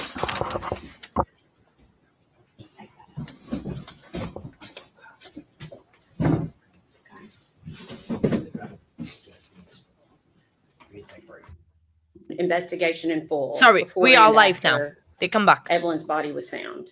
Anything that led you to believe that her body had been moved to Tawny's property after the defendant had been moved to Tawny's property after law enforcement had already been there? Oh, no. Okay. 1 minute.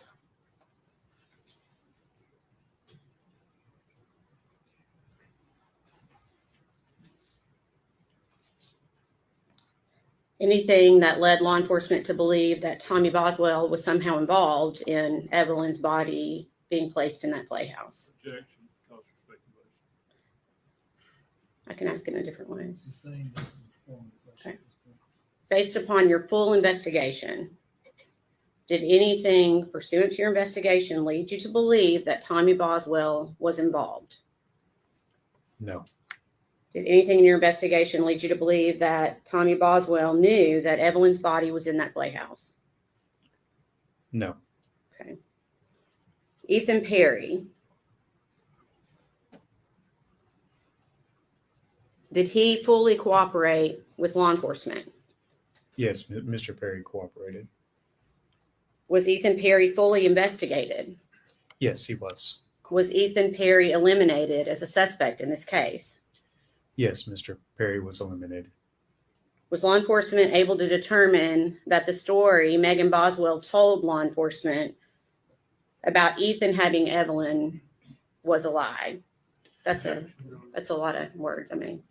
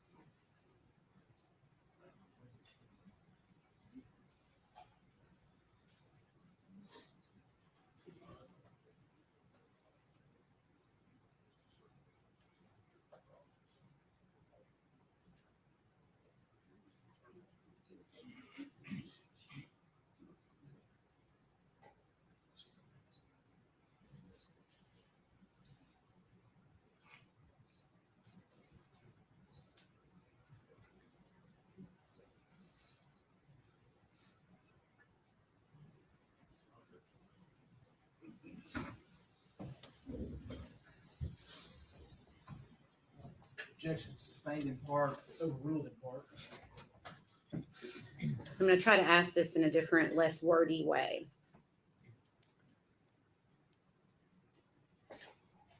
Do you recall the story that the defendant gave you about Ethan Perry? Yes, I recall that. What did she tell you about Ethan Perry initially? The defendant told us that Ethan Perry had Evelyn Boswell. Okay. And again, when you're looking at your investigation as a whole from beginning until the end, were you able to determine whether or not what the defendant told you about Ethan was the truth? Yes, we were able to determine whether that was true. Okay. And what was your determination? It was not true. Okay. The defendant's boyfriend at the time, Hunter Wood, did he cooperate with law enforcement? Yes. Was Hunter Wood investigated? Yes, he was investigated. Was Hunter Wood eliminated as a suspect? Yes, he was. Anything at all that led you to believe that Hunter Wood was involved in Evelyn's death and or disappearance? No. Angela Boswell, the defendant's mom, and her boyfriend, Will McLeod, did they both cooperate with law enforcement? Yes, both Angela Boswell and William McLeod cooperated. Were they both investigated? Yes, they were both investigated. Were they eliminated as suspects? Yes, both of them were eliminated. Do you recall what Megan Boswell told you about Angela or Angel, her mom, at the beginning of the investigation? At the very beginning, or What did she tell you about her mom? well, after a few days into the investigation, the defendant told us that Angela had Evelyn Boswell. Okay. And based upon the entire investigation, were you able to determine whether or not that was the truth or not? We were able to determine whether that was true. Yes. Okay. And what was your determination? That was not true. Is there any individual that the investigation continued to point at? There was one individual. Okay. Who was that? It was the defendant. Okay.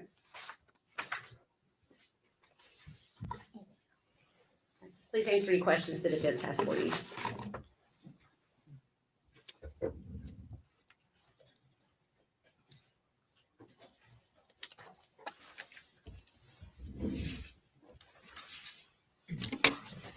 Morning, Mr. Gratz. How are you? Good morning. I'm doing fine. How are you? Good. Thank you. I'm going to start kind of where Miss Massengill left off. She asked you if they're about clearing certain suspects. Correct. And she used words and asking you about Hunter Wood, if there's anything at all about him that caused you all to disbelieve him as not being a suspect. In other words, y'all conclusively conclude he's not a suspect. We did after we investigated him. Okay. As part of that investigation, I'm sure, did you collect his DNA? No, I did not. Matter of fact, he refused his DNA to law enforcement, didn't he? I think at some point he did. Okay. So his DNA cannot be compared with any of the DNA where the body was found. That would be a question better answered by the lab personnel. As You were the case agent. You know if Yeah. it was. I'm sorry. You were the case agent. Yes, I was. And as the case agent, you're basically in charge of the case. You give directives about what to do and so forth. Maybe not quite that far, but I am the lead investigator for the Tennessee Bureau of Investigation. And do you know if his DNA was processed against anything? If you know. No. You don't know, or it wasn't. Oh, I'm sorry. It was not. Did you obtain fingerprints from him?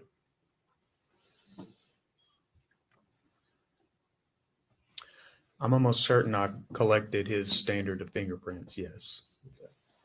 And you say you're almost certain. Do you know for sure or not? I think I collected them from the booking at the jail when someone's booked into jail. Okay, so Their fingerprint. he'd been arrested for something before, is what you're saying? Yes. At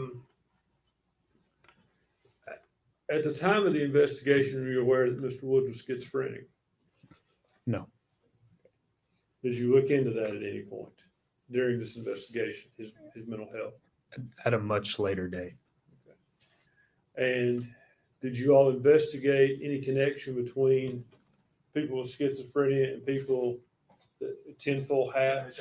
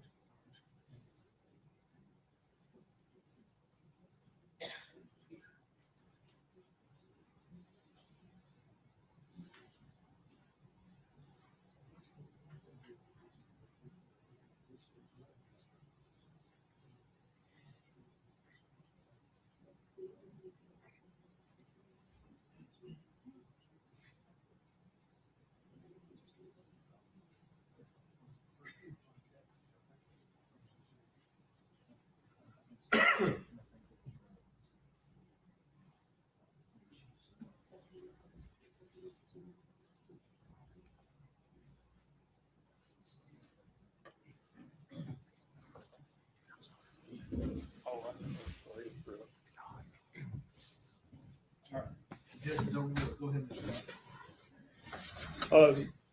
Mr. Gratz, we were talking about Hunter Wood, Yes. and you indicated that sometime later you become aware that he was schizophrenic. I knew he was having some mental health issues. I'm not sure that I knew the actual diagnosis, but I am aware of issues. Did you investigate his health issues in relation to this case? And for instance, what I'm asking is, the first time I asked you about schizophrenia, you seemed to indicate that you knew that.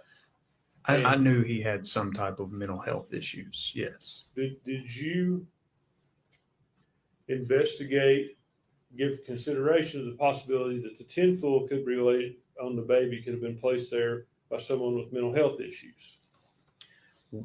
We did a significant investigation into the tin foil. Yes, and it underwent what I would call significant forensic analysis to Sure. to determine whether there is any type of DNA or fingerprints on that on the tin foil. Okay, but short of forensic analysis, did you all investigate, is there something that might make someone place tinfoil on a child? Like, for instance, people with schizophrenia are known to wear tinfoil hats. I think we've covered that.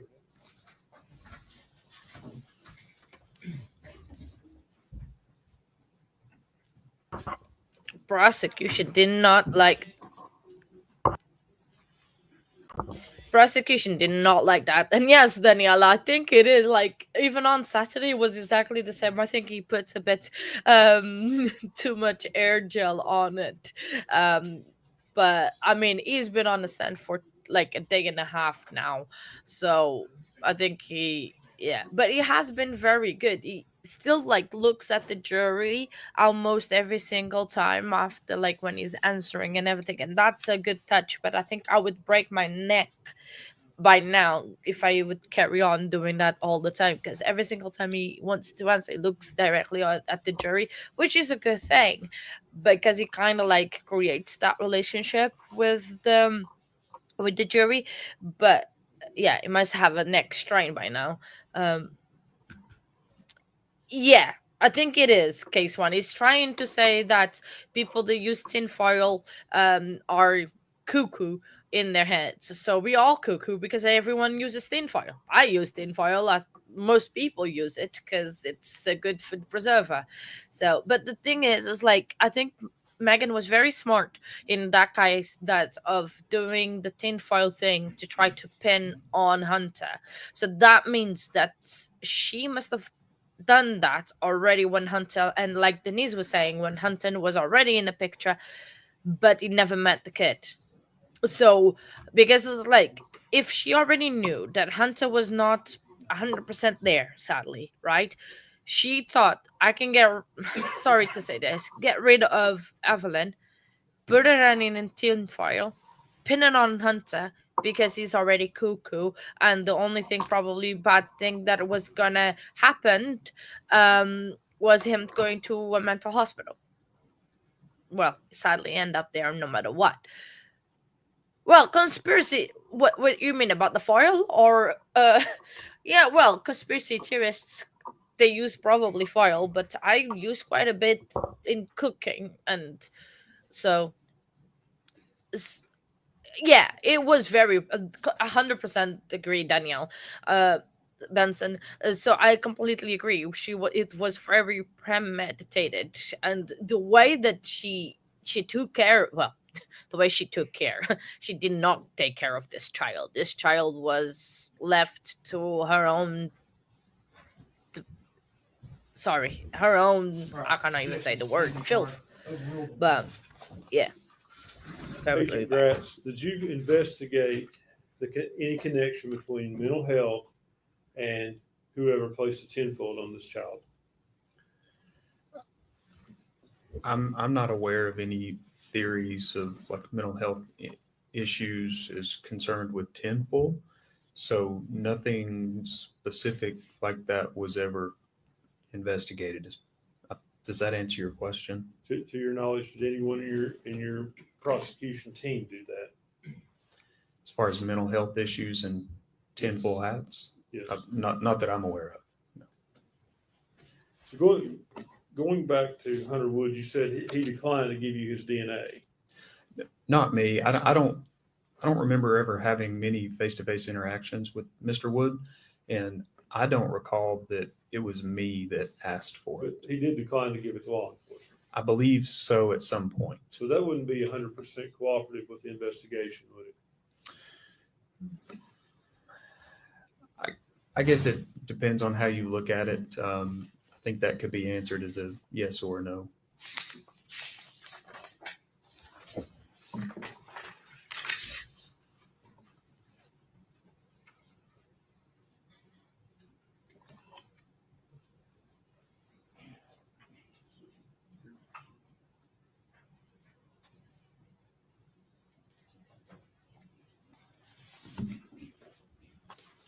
Let's go back to the investigation at the Boswell property. Okay. And as a case agent, I assume you're aware of what searches were conducted when and the results thereof. Generally speaking, there are a lot of moving parts, and in an investigation this large with this many agencies involved, I did my best to really maintain a clear chain of information and make sure everything that was happening was being documented on paper, memorialized in some type of form, and brought back to me or to someone who would later bring it to me to put it in a file. And Tommy Boswell's property was searched on February 23rd. Is that correct? With that specific date, I would have to go back and look. Do you have something that would refresh your memories to that? Do you have notes? In the case file, yes. Is that something you could easily access? Relatively, it might take a moment to look through. Judge, I'd ask to refresh his memory with his notes. You want me to? Can he sit down and get those? Can you give me that date one more time, please? February 23rd. Thank you.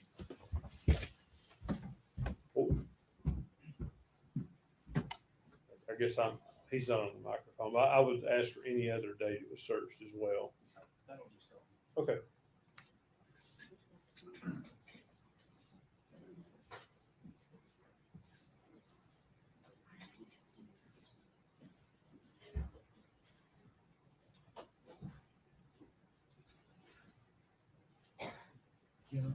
Jenna, have him do that somewhere other than right in front of you.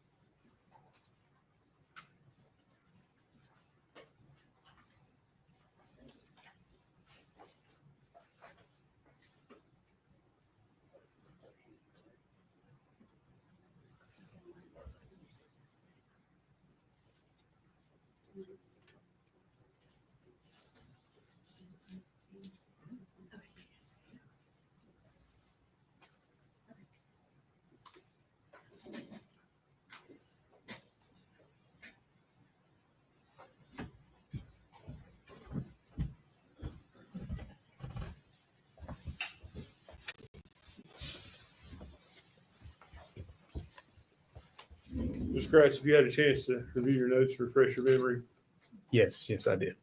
was a search conducted of Tommy Boswell's property on February the 23rd? Yes, it appeared that after looking at my notes that Mr. Boswell Sr. had given written consent and permission for law enforcement to search his property. And you recall who searched the property? Yes, that there were a team, or was a team there. There were members of the Sullivan County Sheriff's Office present, as well as at least one member, or I suppose two, of the Union County Sheriff's Office. And that would be Union County, Tennessee. And a cadaver dog searched the property that day and provided no hits. Is that correct? That, according to the report. Would the report would be correct to the best of your knowledge? I would have to defer to the officer that conducted that to those that were present. Is your report Ms. Gratz. IR 115, author is David Gratz. Mhm. You agree with me about that? Yes, correct. So you would have recorded the information you were provided by the team, whether or not the dog hit, correct? My report essentially reflects that there was another report issued. So the other report was issued by the Union County Sheriff's Office.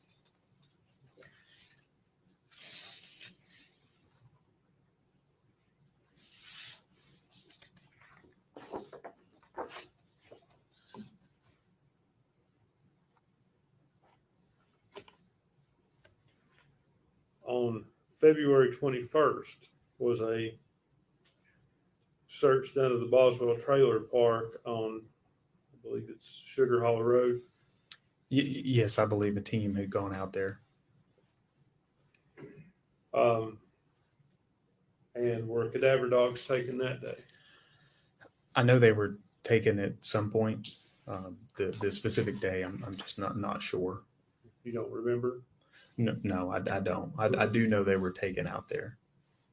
Would your report from that day refresh your memory? Absolutely.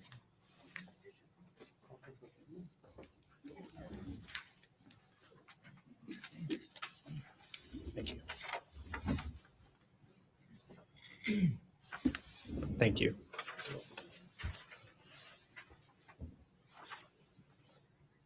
Ms. Gratz, that report indicates that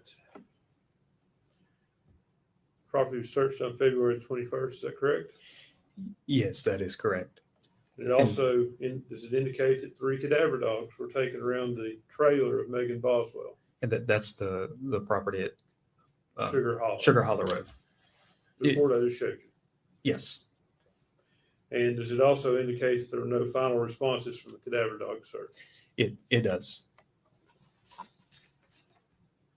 I want to go back to Hunter Wood's fingerprints that you obtained from the jail. Okay. Did you obtain palm prints or just fingerprints? It would be the standard prints they take, which I think are what we would refer to as major case prints. Could you explain that, please? Sure. It's a small standardized document that has a box for each finger of each hand. And I think at the bottom, there is an area for some larger, like a box area for larger parts of the hand to be fingerprinted. And they are filled out, depending on the department, either in ink or electronically. And do you know one way or the other if Hunter Wood's palm print was taken? I would have to look at his major case or his prints to determine that. Are you also aware there was a palm print on that trash can where Evelyn was found? I would have to defer to forensic scientist David Hoover for that. You're unaware of that? I know there were prints found on the can. I am aware of that. To say palm print versus fingerprint, I'm not sure. Okay.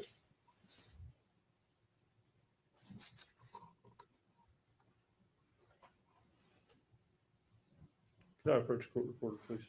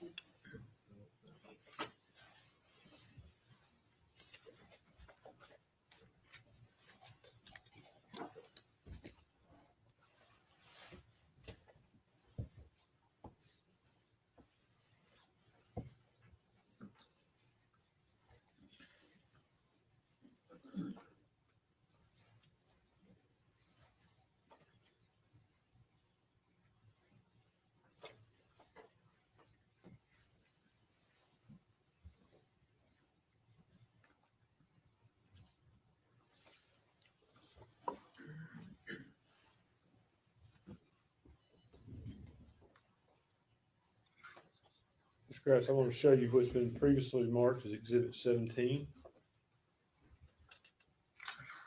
Flip. There you go.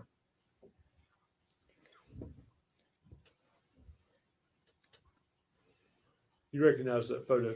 Yes, I do. As I understand it, you were the photographer on scene. Yes, that is correct. So did you take this photo? Yes. Is that where the trash can was when you all entered the building? Yes. I see in the top of that trash can, it looks like there's a white trash bag and a black trash bag. Can you see that? Yes. The black trash bag, was it fully removed in there? Did you fully remove it from the can in there? Oh, we removed everything. Inside of the building? Inside or outside? I'm not sure what you're asking me. Well, I think we've seen pictures here that show stuff being removed from the trash can outside. What was removed from the trash can inside of the building? The best I can remember, like there were the part of those bags would have been moved back, which is when we initially saw that skin. Is that what you're asking me? Yes. Yes. So part of that would have been disturbed, moved, however you want to characterize it. And when we saw what we believed was human flesh. And that black trash bag, was it at some point taken out of the can inside of the building? Was it taken out of that can while it was inside the Yes. playhouse?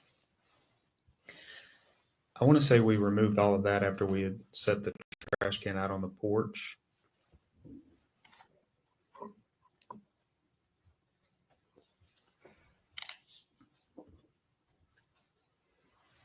I'll show you what's been marked as exhibit 15. Mhm. That black trash bag appears to have been moved. Yes, we moved those bags. Okay, is it your testimony that you could see around the trash bag in that condition to see the body? When you're standing above it, you could see part of the body. Yes.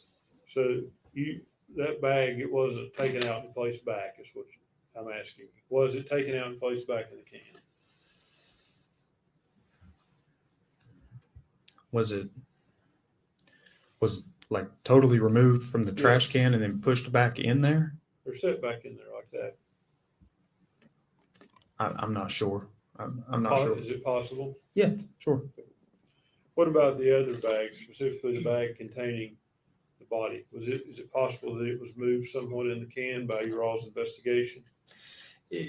Not until we were really out there processing that, as you could tell from their photographs when it was first removed, it still really had that shape of the can.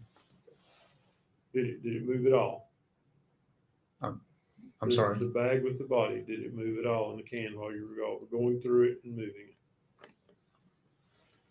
it? We were systematically pulling things out of there. So, at some point the bag certainly moved. Okay. The bag with the baby. Yes. You went through some photographs with various items in the trash can here. I think Saturday we were going through it. Yes. Do you recall the contents? Let's ask you this way. There were no leaves in the trash can, were there? Leaves? Yes. No, I don't think so. None at all? No.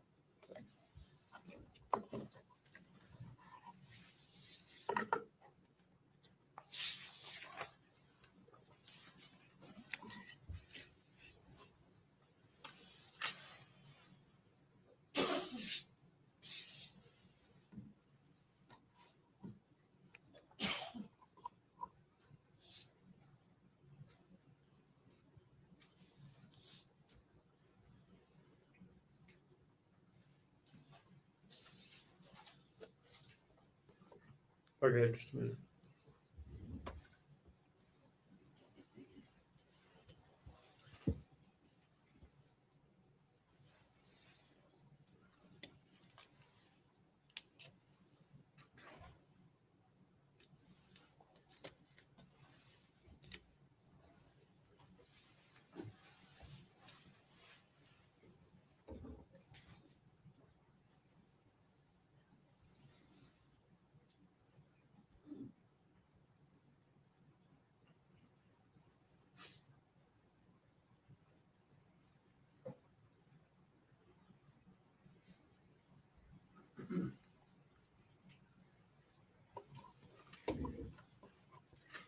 Is it going back to the fingerprints of Hunter Woods? You said you obtained those from a jail. I'm fairly certain that I went to the booking area and obtained his prints. Was Yes. that here from the Sullivan County Jail? Yes.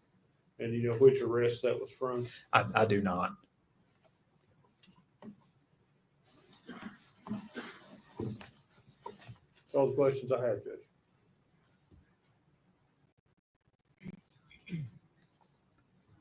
Redirect.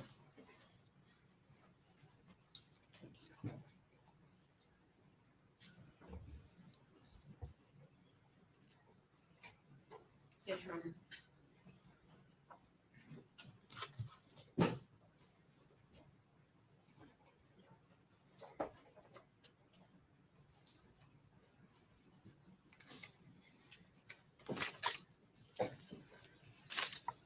How many interviews of what we call lay witnesses do you think were conducted during this investigation? More than I could sit here and count. I mean, there were a lot. A lot of people were interviewed. Several witnesses were interviewed multiple times. Okay. More than 20? Yes, Okay. More than 30? probably. Okay. And at the same time, you're conducting an investigation with law enforcement, is that right? Law enforcement is conducting a full Oh, investigation. absolutely. Yes. And I think I asked you this on Saturday. Do you feel like you followed every credible lead that you could? We followed everything that came in. Out of every person that was interviewed, did any say that they ever saw Hunter Wood with Evelyn Boswell? Objection, Your Honor. The prosecution. Sustained. Your Honor, may we approach?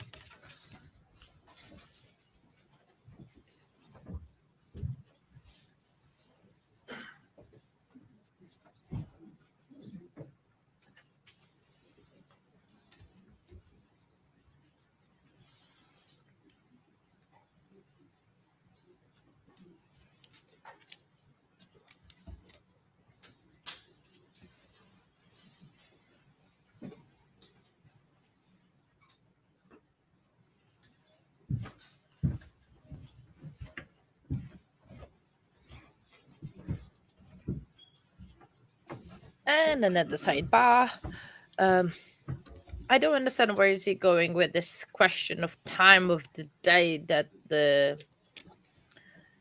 it was, and I think Bear just went for his break. Yeah, it's like to break them down and to actually get them to confess, but Megan kept on lying and lying. Sorry. One moment.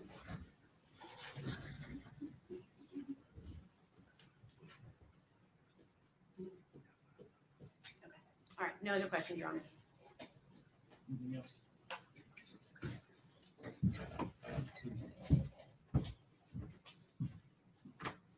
No, sir. Is this witness free to go? He is, we would ask that he stay under. I would ask him to recall. I understand he has to get back to work on, but I would ask him to recall. Mr. Brett, you're going, not being released from subpoena, you're still subject to recall.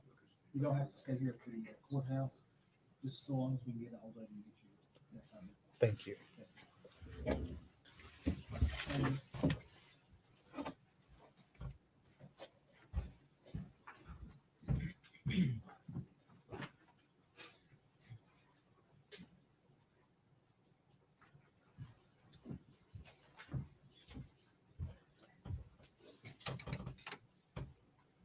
I'm assuming you take the price of the next. He is the state would call Detective Matt Price. State your name.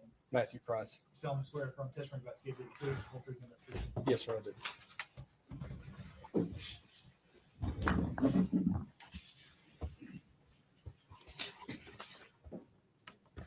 You are Detective Matt Price, is that correct? Yes, sir, that's correct. And where are you employed? Sullivan County Sheriff's Office. And what is your position there at the sheriff's office? Currently, I'm Lieutenant over Criminal Investigations Division. All right. How long have you been in that position? I've been lieutenant for about 3 years, 3.5 years. How long have you been in the Criminal Investigations Division? since 2009. All right. And how long have you been in the sheriff's department? May will be 23 years. Lieutenant Price, were you working in the Criminal Investigations Division back on February the 18th of 2020? Yes, sir, I was. All right. And what was your assignment there? I was sergeant in CID at that time. Okay. Were you called out at that time to assist in the investigation into a missing child by the name of Evelyn Boswell? Yes, I was. And if you would, tell the jury a little bit about what your role was in the investigation. Most of my time was spent in the office conducting interviews, most of that time being with Agent David Gratz with TBI, and myself interviewed Megan Boswell multiple times. All right. I'm going to kind of walk you through things, maybe starting a little bit at the end and walking back forward. But on March the 6th, did you all eventually locate Evelyn's body and go to the property there with Tommy Boswell's out on Muddy Creek? Yes, that's correct. Okay. And in conjunction with, we've heard testimony about the body being recovered, was there also additional evidence that was recovered from there in the playhouse? Yes, there was. Okay. And what was that? There was multiple trash bags that was also located inside the playhouse. Those items were collected, and we went through those. We brought them to our headquarters at the sheriff's office and processed those here. Okay. Did you take photographs of the process as you went through the items that were in those trash Yes, I bags? did. Okay.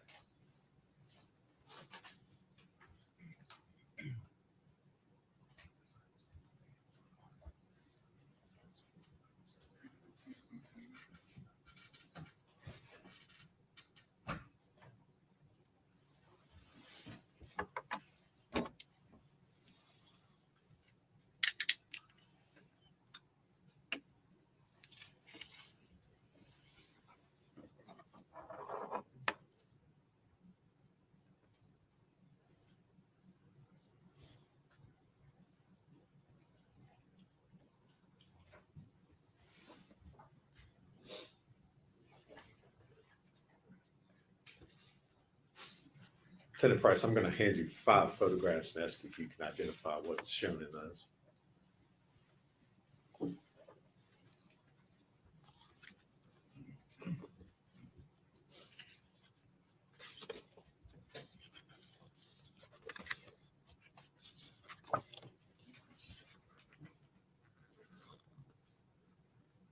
Yes, I do.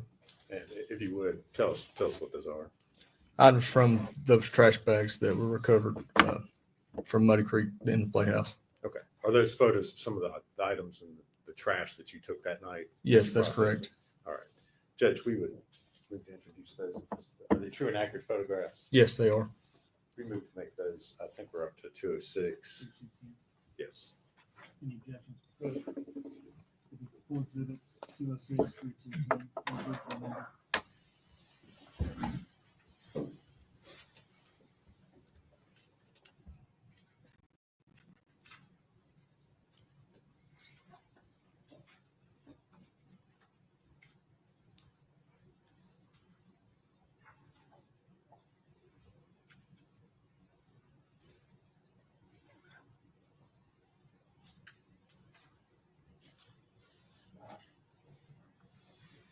Judge, if we could, I'd ask the permission to publish those this time.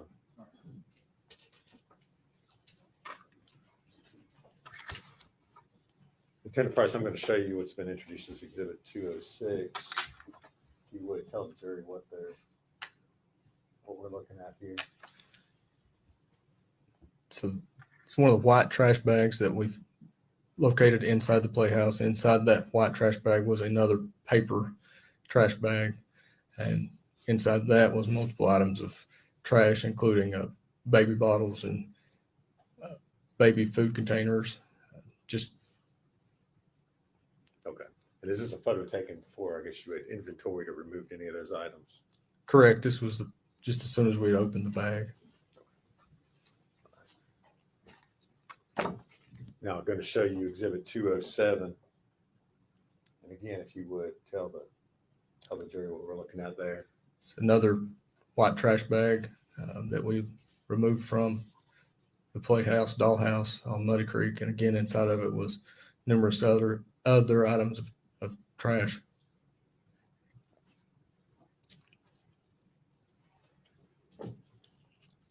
Now showing you Exhibit 208. Yes, that was an egg carton that was found in one of those trash bags with the expiration date. All right, I'm going to go back real quick and show you 207 again.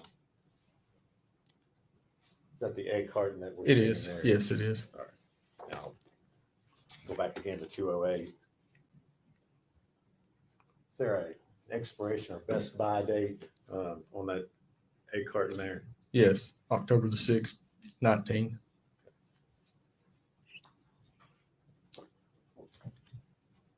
Now I'm going to show you Exhibit 209.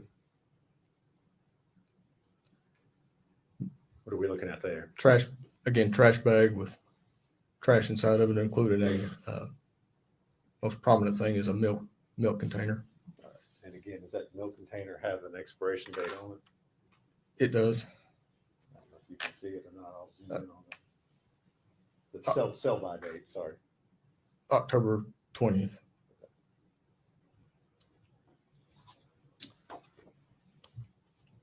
And I'm now showing you Exhibit 210.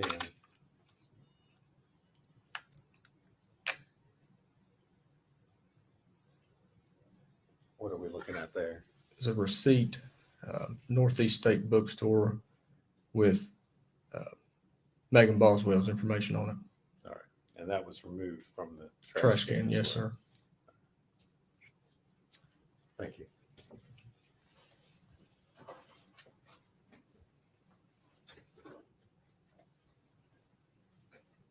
I see that last exhibit.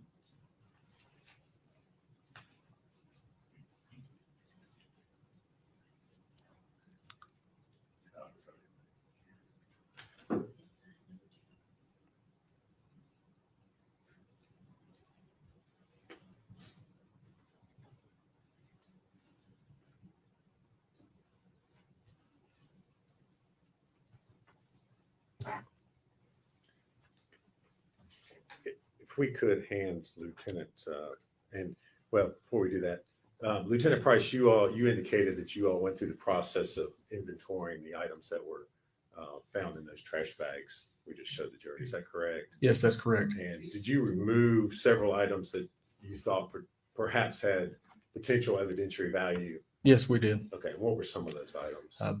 Bottles, baby bottles, water bottles, like drinking water bottles. There was also a tissue that had some kind of reddish brown stain on it. There was a pair of latex gloves that were removed. Okay. And did you all package those separately and Yes, we did, and put them in evidence bags so they could be sent to the TBI lab? that's correct. All right. Now, if we could hand Lieutenant Price what's been marked for identification as Exhibit 200.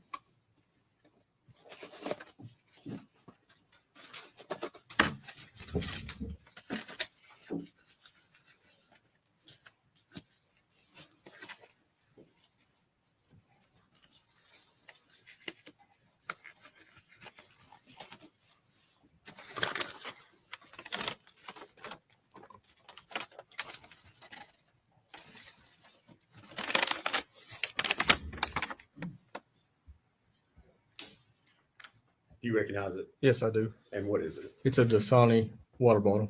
All right. And is that the Dasani water bottle that you recovered from the trash bags that were taken from the Playhouse? That's correct. All right. And again, you've mentioned that it was packaged in one of your evidence bags to be sent to the lab. Right. Yes. All right. Judge, it's previously been moved as identification only. We would move to make it a full exhibit at this time. Full exhibit, 200. And ask to publish it to the jury if we could. Go ahead.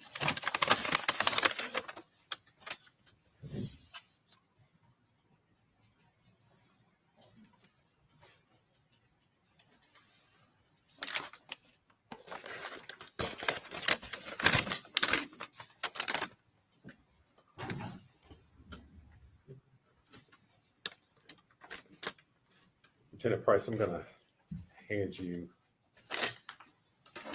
another bag and ask if you can identify what has just been handed to you.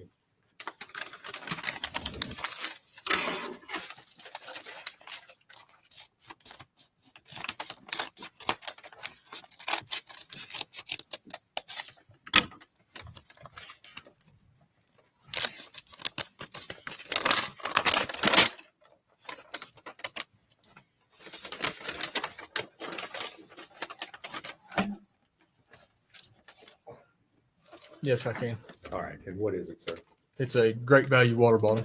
All right, and was that object removed and recovered from the trash bags that you inventoried that evening? Yes, it was. Again, was it secured in a separate evidence bag to be sent to the TBI crime lab? Correct.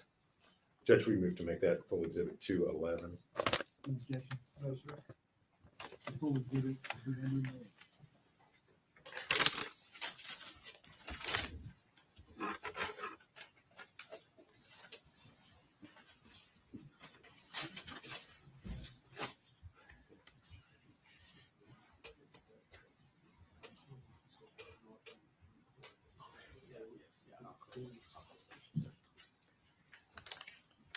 Lieutenant Price, I'm going to hand you another evidence bag and ask you if you can recognize what's been handed to you.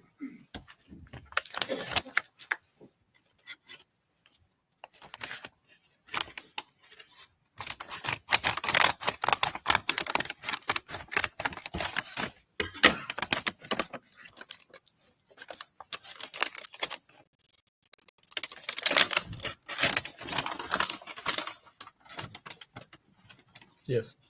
And what is it? It is another water bottle, a Misty Mountain water All bottle. right. And again, that water bottle was recovered from those trash bags that you inventoried. Yes, that's correct. Okay. And just so we're clear, these were the 2 trash bags that were separate from the trash can, correct? That's right. None Yes, of these items that you testified to were found with the victim's body. correct. All right, they were in the trash bags, I believe. I'll pull a photo up here in a minute, but they were separate. Is that Yes. correct. Okay. Judge, we move to make that exhibit number 212. Any objection? No, sir. Full exhibit 212.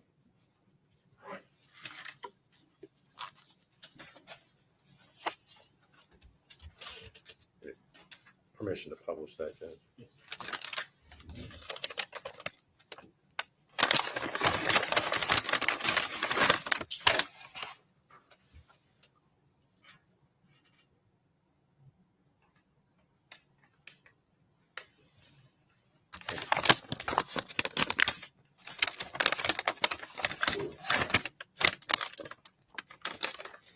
If I could, I'm going to pass you another piece of evidence. Ask you if you can identify that.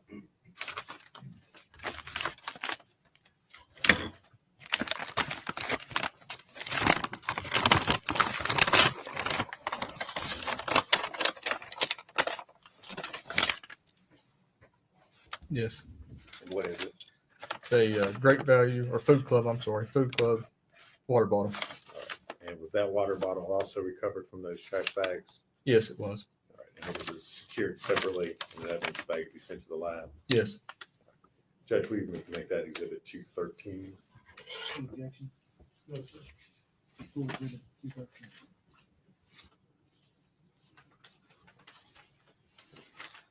Ask that it be published to the jury.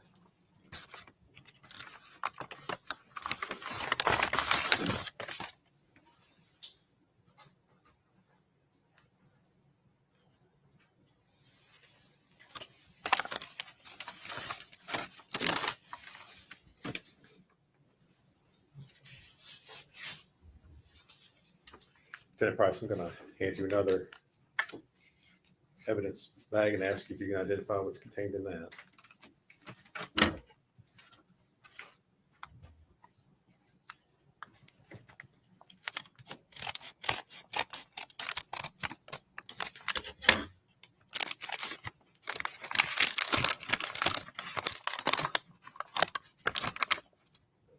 Yes. And what is it? It's a white tissue with some kind of stain on it. All right.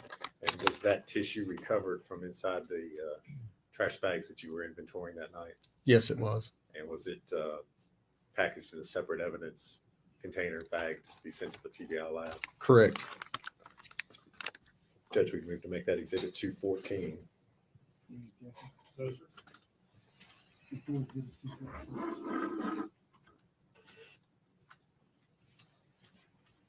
Ask permission to publish that to the jury.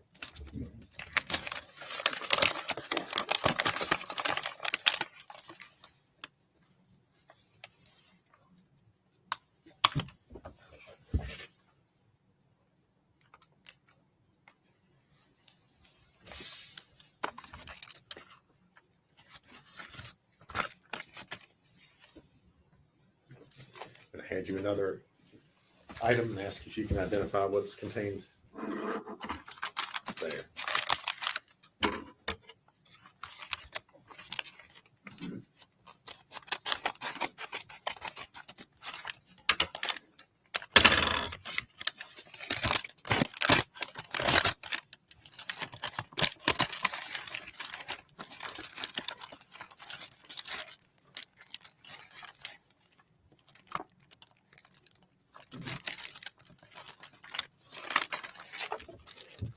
Yes.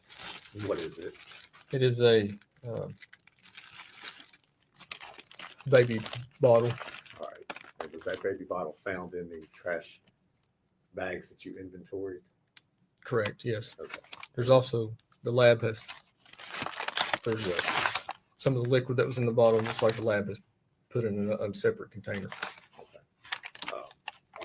Is that actually in a separate? In a separate like plastic container, like a test tube kind of thing. Okay. Judge, can we make that the exhibit 216? Perhaps maybe, Any objection? Baby bottle will be 215. The container is directed to 215.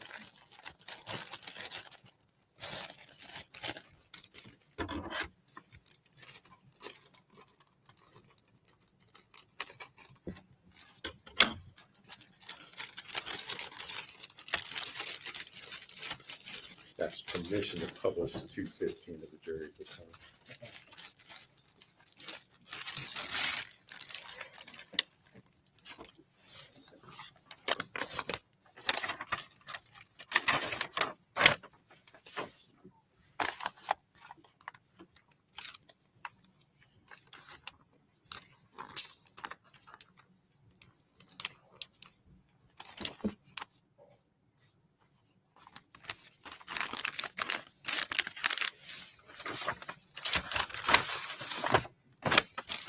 You need to mark The this, baby bottle. mark it first, or Is it marked? 215. it's not. Okay. Okay.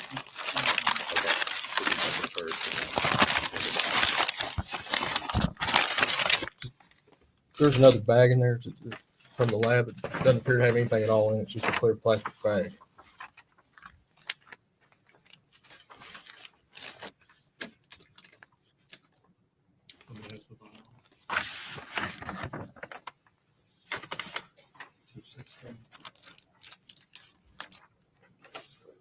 You want to inspect it?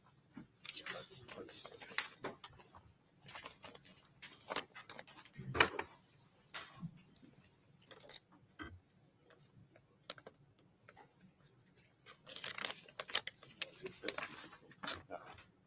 That's a good 16. Is there you said there's another bag. Yes, and I believe this was the.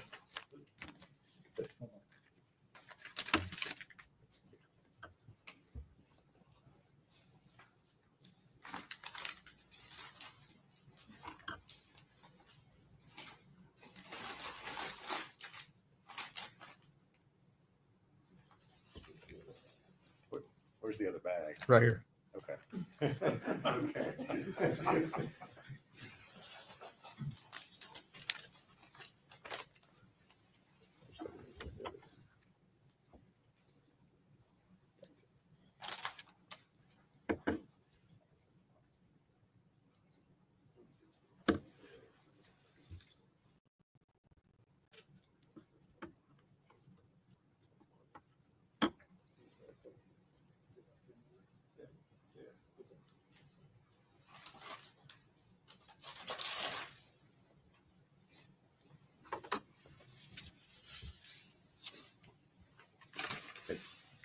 Lieutenant Price, I may have you identify there's a separate plastic bag that's in there. Correct. Does it appear to have TBI agents and evidence tape on it? It does, yes. Okay, I'm just not trying not to lead you, but does that appear to be the original bag that was the bottle was Yes. processed at the lab? Correct, yes. Okay. I think we'll just leave that in the bag with it. If you would publish Exhibit 215 at this point.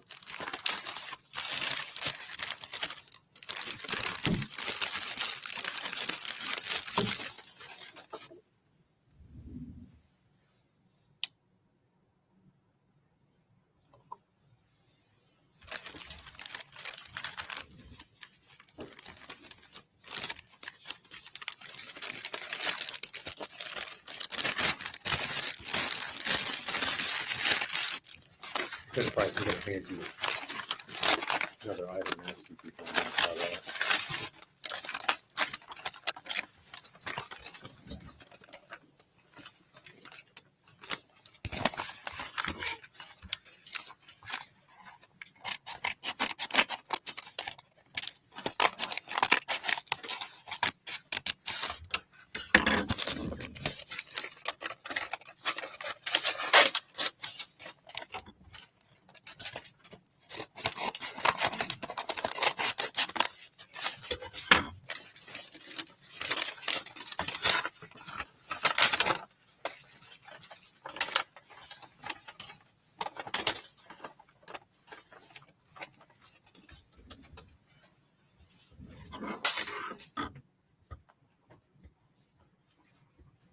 You recognize it? Yes. What is it? Blue latex glove. Okay. And were those collected from the contents of the trash bags to your inventory? Yes, they were. And were they secured in a separate evidence bag to be sent to the TBI lab? That is correct. Judge, we need to make those Exhibit 217. No, sir. Before we did it, 217. Judge, we'd ask permission to publish those to the jury. Go ahead.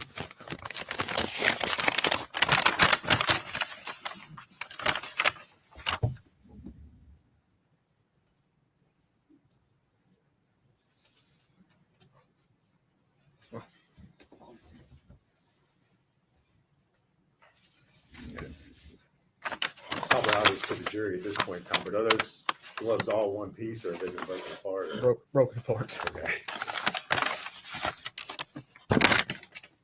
You all did not break them apart. No, sir. All right. They were like that. That's the condition they were in. When you Correct. collected it.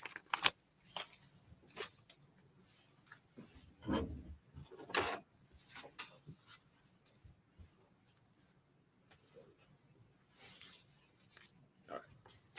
I'm going to hand you another item and ask if you can identify that.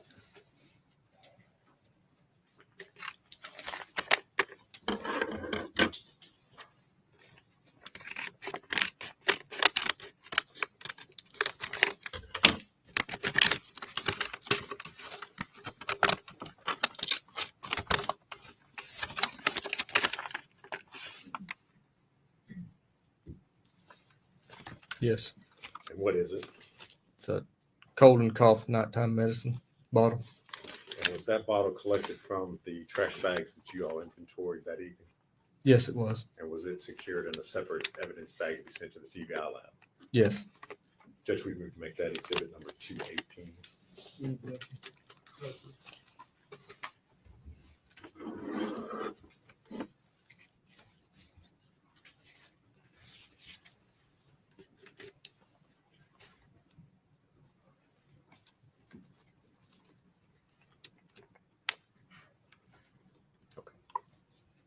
All right. Lieutenant Price, I want to go back now. You mentioned that your, I guess, primary role, primary duties that you had during this investigation was speaking with Megan Boswell along with Agent Kratz. Is that correct? Yes, that's correct. And did you talk with Ms. Boswell or interview her on multiple occasions during the course of this investigation? Yes, I did. All right. Now, I know you did not do the initial first interviews with Ms. Boswell. Is that correct? Correct, I did not. Okay. Were you present, or did you speak with the detectives and other individuals who had spoken with her initially? Yes, Okay. So you were aware of the initial information that she gave to them about the child being with Ethan Perry? yes, I was. Okay. Now, on February 20th of 2020, did Miss Boswell show back up at the Sullivan County Sheriff's Office? Yes, she did. Okay. Was that something that you all had planned, or had you requested her to come to the sheriff's office? No, we had not. She just showed up in the lobby and wanted to talk. Okay. Did you ask her why she was there at the sheriff's office? I did. And what did she say? She said she wanted to try to help us. All right. And as a result of that, did you all, again, and when I say you all, I'm talking about you and Agent Gratz, did you all then interview her again on February the 20th? We did. Okay. And where did that interview take place?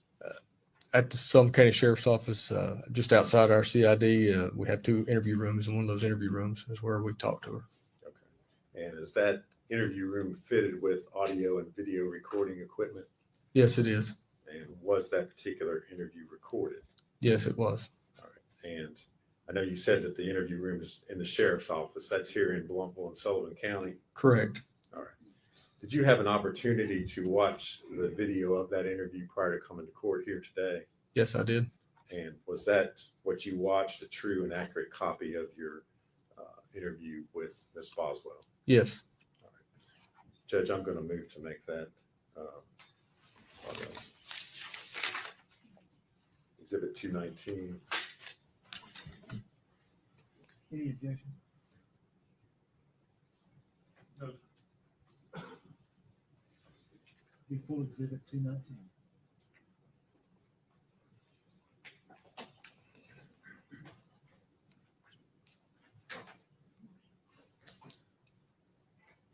And Judge, I'm going to ask to show that to the jury. All right.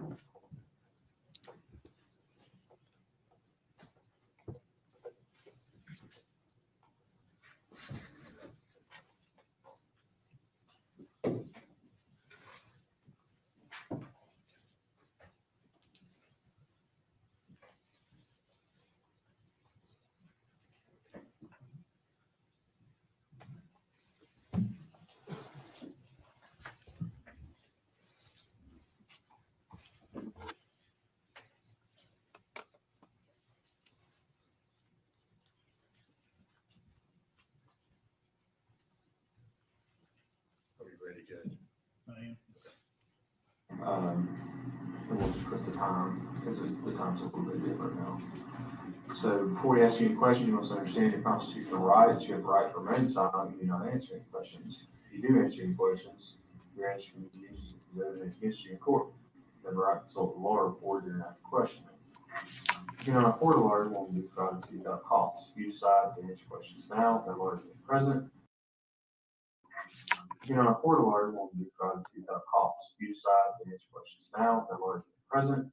You will still have the right to stop and answer questions anytime until you talk to the lawyer. I have read or have read the manual constitutional rights. I understand what my rights are. I'm willing to make a statement and answer questions without the lawyer being present. Good with that? You will talk to us, right? And you called us this morning? Yeah. Well, this other way. Tell you what, just sign your name right there. You go. How about that? Right next to your name. Or initial, however you want to do it. I'm going to sign next to Ms. Darby's. I have Matt be a witness, okay? And,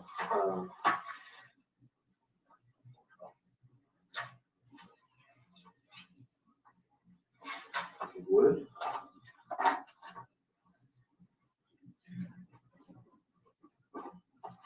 I'm going to add the time right under that, so 1:58. Yeah, okay.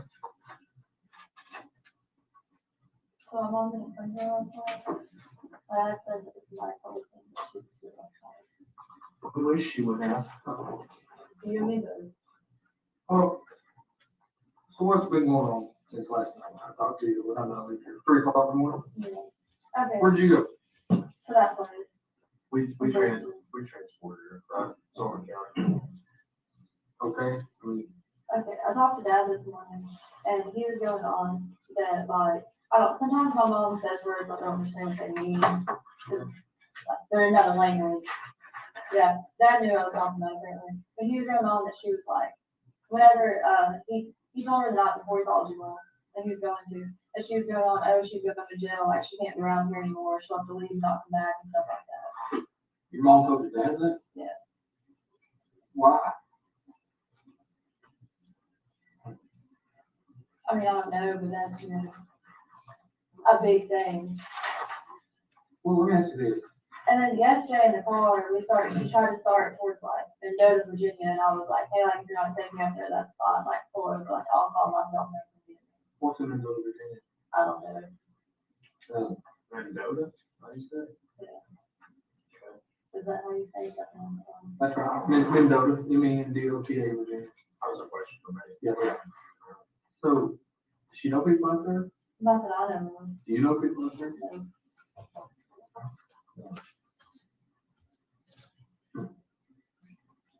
So then what is that?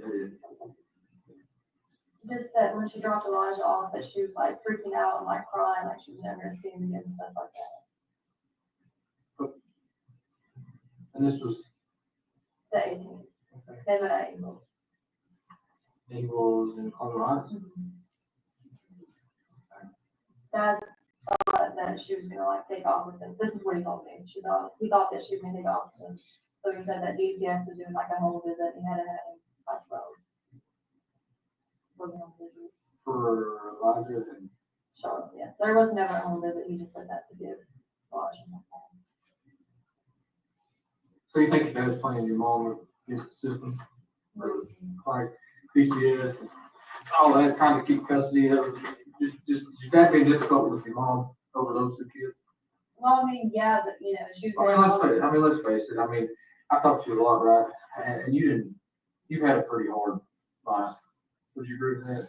Growing up, I mean, would you consider your relationship with your family, specifically your father, Tommy, and your mom, growing up, was it good? No, Not good. no.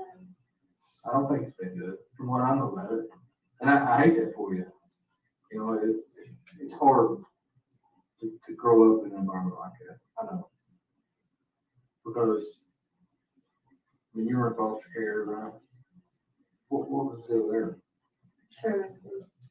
They put you in foster care for currency because you couldn't. I ended up missing a lot of school until I got like literally like dehydrated to the point that I could not walk. I was pregnant with Evelyn because I just couldn't keep anything down like I walk. And they put you in foster care. But did you have a strained relationship with your mother growing up? I mean, was it difficult? I mean, like I was more with my grandparents and then So your grandparents raised you? Yeah. Mama didn't care much about you, or mama was strung out on drugs? So. Right? Yeah. I mean, I can't imagine having to live in a home where my mom don't know where I'm at half the time, or how she can't function because she's so screwed up all the time. Jacked up on meth, or she on meth, is that her drug choice? Her and I had used to do them. Cocaine? Yeah. I mean, that's tough for a kid growing up in an environment like that. I get it. So I guess since I got older, like me and mom talk like every day. Like we'll take spouts where we don't talk for a little bit. Like since me and her started like really talking again, like I talk to her every day. Except for yesterday. Exactly, that's what I'm saying. What's the deal there? Yesterday she dropped me off and she was like, well, you didn't get to talk to these people. I don't want to be involved in it, blah, blah, blah. And I was like, okay, that's fine. I'm sitting up there. I was like, you just pull over and I'll have this. She doesn't want to be involved in it. That's what she said. Why would she say that? I mean, Why would she be involved in it in the first place? Explain that to me. I really don't know. If I did, I would tell you. And I asked Dad if he talked to her at first. He's like, well, I'm not telling you if I have or haven't. He's like, why do you want to know? And I was like, we're trying to find her. He's like, well, no, I haven't. Yeah, we're trying to find her. I mean, like I told you last night, we've got, I'd say there's 80 people right now, probably more than that, across the state of Tennessee that are doing nothing but look for this job. Nothing. That's it. Okay? There's probably 50 of them up here right now. And like I told you before, last night, there's got to be more. I mean, you're not a dumbass. I know this. Yeah. And I'm not a dumbass. And I've been 100% honest with you. So, I mean, I'm not gonna lie to you. I'm not gonna, I told you, you go straight and jump up and down, big table. But there's gotta be more to the story. Well, Mommy's told me that she was talking to Ethan about it. When Whenever her and I first started talking, it was kind of like a little bit after January. your mother told you that she was talking to Ethan about Evelyn. She did.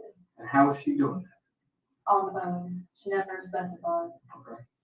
Do you think she was calling him, talking to him like we are, or texting him Facebook message? What? She said on the phone. Okay. I don't know if that means text. You assume it to be phone calls? Yeah. But that's just my assumption. Right. Could be other ways. She doesn't have a Facebook, but will find a Facebook.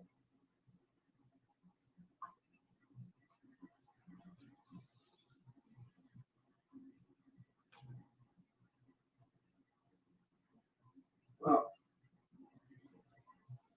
what changed? What do you mean what changed? I mean, what changed? Something had changed in the past 24 to 48 hours, maybe just a little bit more, with you and your mother. Something has changed. She just kept getting mad at me and said she thought Well, me and talked and but- she was like, don't involve me in it. And you told me that and told me that. I know. You told me that 100 times. Well, that's all she told me. There's got to be more. That's all she There's got to be more. Your mom that you just told me 10 minutes ago that you Well, had this great she relationship told with. Dad that she was going to jail. I'm talking about what she told you. And you had this great relationship. Just come out. Me and Mom, we got back together since I grew up. We got a good relationship and this and that. And you're talking every day. And then you go to not talking to her at all. Something I had tried happened. to talk to her. Something happened. I had tried. Something happened. Something happened between the two of you all. She got mad and I made her drop me back up here. When she dropped me down in the animal shelter. There's more. The conversation that happened. There's more. Well, she just Had kept to trying be. to go to Virginia, and I was like, why are we going up there? And she's like, we just need to go. And I was like, no, like, I can't do that. Like, I need to be up there. And she's like, we're going to Virginia. And I was like, no, we can't do that. And then it kind of went like back and forth. And she was like, well, we have to go up there. And she's like, I have to drop the wheel off somewhere. It doesn't have to go through. It doesn't have to do with going to Virginia. It has to do with why you're here and why we're trying to talk to her and Evelyn and the whole deal. That's what the conversation was about. There's no doubt in my mind. Y'all had a conversation. She kept asking me what I told you all, or what you have told me that she said. I was saying nothing. She was like, okay, keep it that way. And she was like, So wait. Slow down. Your mom told you to not talk to us, and if we ask you anything, not to tell her anything. yeah, and I was Okay, telling her why? everything. Why? I don't know, but she didn't You want don't you know to why. know Why? about her. She didn't want you to know anything where she was or anything like that. Why not? If I knew, I would tell Well, you. you got an idea. Well, I really didn't think of it until Dad told me today. You got an idea. Maybe Ethan gave Evelyn. Listen to me. Listen. You know, maybe Ethan gave Evelyn to her. What makes you think that? Well, I mean, she's kind of just taken off.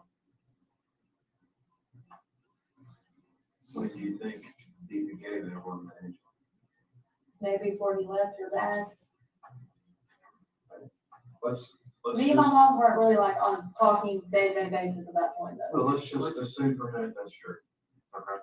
Let's say Ethan has Evelyn on the 26th. Let's say the 27th. He says, hey, Bill, here, I've got Evelyn, you come get her. Okay. Why didn't your mom tell you, hey, I've got Evelyn? I don't know. Did your mom tell you she had Evelyn? No. I even asked her and she just kind of got mad at me. When did you ask her? Yesterday that She dropped me off up here. I know that. I do. Well, I asked her if she had her. I said, do you know where she is? What did she tell you? She wouldn't answer me. She just kept going on. You don't need to go up there. You don't need to talk to them. You don't need to tell them anything.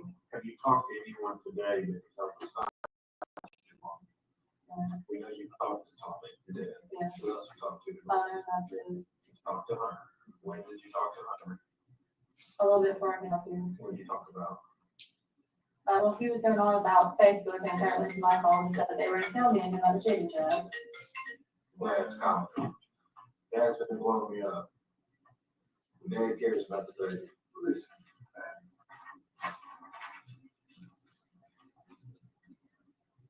Hear what you said just a minute ago. Maybe Ethan gave Evelyn to Angel.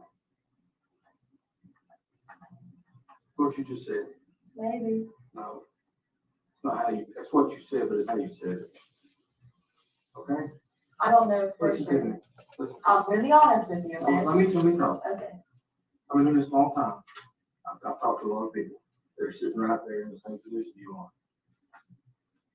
I know when you're not being 100% honest. Just like I knew yesterday when I told you that you didn't run out of gas and walk down the road. Mom dropped you off. I knew that. I know you told me one thing, but I knew something else. Okay, I'm gonna be honest with you, okay? I don't know for sure, but that's just my gut feeling at this one. What if we reworded that statement a little bit? Okay. What if we reworded it to say, maybe Maggie gave Evelyn to Angel? I did not. Me and Mom were talking at that point. At any point. No. The only time that she's ever kept Evelyn is one time she kept her overnight for me. Because me and I were into it, and she was at her parents'. I didn't really have anywhere to stay, so I slept in my car that night. But Evelyn was inside the house, and then she kept her for me maybe like a couple hours to be home. What if there was a time you couldn't get in touch with Ethan and you needed a break? No, Maybe you went to your mom, said, here's Evelyn, no, and you trusted your mom, no, and she never brought Evelyn back. It's not possible. not possible. Let's go back to Hunter. What did you and Hunter talk about? Facebook? Yeah, he said What that about Facebook? people were talking about him and that somebody called the chicken shack and threatened to kill me and him. Okay, how'd that make you feel? Well, I mean, he was just like, I'm upset and this and that. And then I was like, okay, I can get my stuff at some point. And he was like, yeah, we'll talk about it later. Okay. Did you ask him where Evelyn was? No. Did you call anybody today to try to find Evelyn? I tried to call my mom on every number that I have for her and she's on it. Okay. I have 3 numbers for her. Of all the people in the world, of all the things you could be doing to find Evelyn, you keep calling your mom. Why? Because I think she knows something. I don't know for sure. I'm not going to lie to you. Because don't be like, you're not being 100% honest with me. I am. First time I've heard that. I've talked to you now for coming up on 5 hours. First time I heard that, Maggie. So I can be in trouble for not saying that before. Look, we are concerned about Evelyn. We want Evelyn. What did I tell you last night? We will go to the end of the freaking earth and back. Like he told you, they've got 2 damn planes that put in the air. But I have no idea where she's at. I've called her maybe like 100 times. Maybe you don't, okay, maybe you don't know where she's at right now. I might have an idea though. Okay, Of the tell us area. the Okay. idea. She used to stay on Jenkins Hollow Road in Elizabeth. All right, tell me that last night. Okay. What makes you think she's there right now? These are the only places I know that she would go to. The 3 we talked about last night. Yeah. Okay. And then her and Will used to camp a lot. I don't know where she got like exactly her like trespassing and assault charge in like Scott County, but I know it was close to that river. Pretty close to be, excuse me, Scott County, Virginia, pretty cold to be camping. Will Okay, has a camper. okay. Mendoza, Virginia, Scott County. Tell me where they're at. I don't know exactly where they're at. You got a good idea. You know, yesterday when I had you taking me to places, those are like the only ideas that I have. Answer my question. Everyone. Whose profile picture is that? Mine. All right, I'm gonna read something to you. Okay. How's Evelyn? Good, mean as fuck. She hates me. I don't have a child to inform you about, sadly. Not yet. What? What do you mean I don't have a child to inform you about? That's what somebody said to you. Can I see that? You can. How's Evelyn? Good, mean as fuck. January 26th.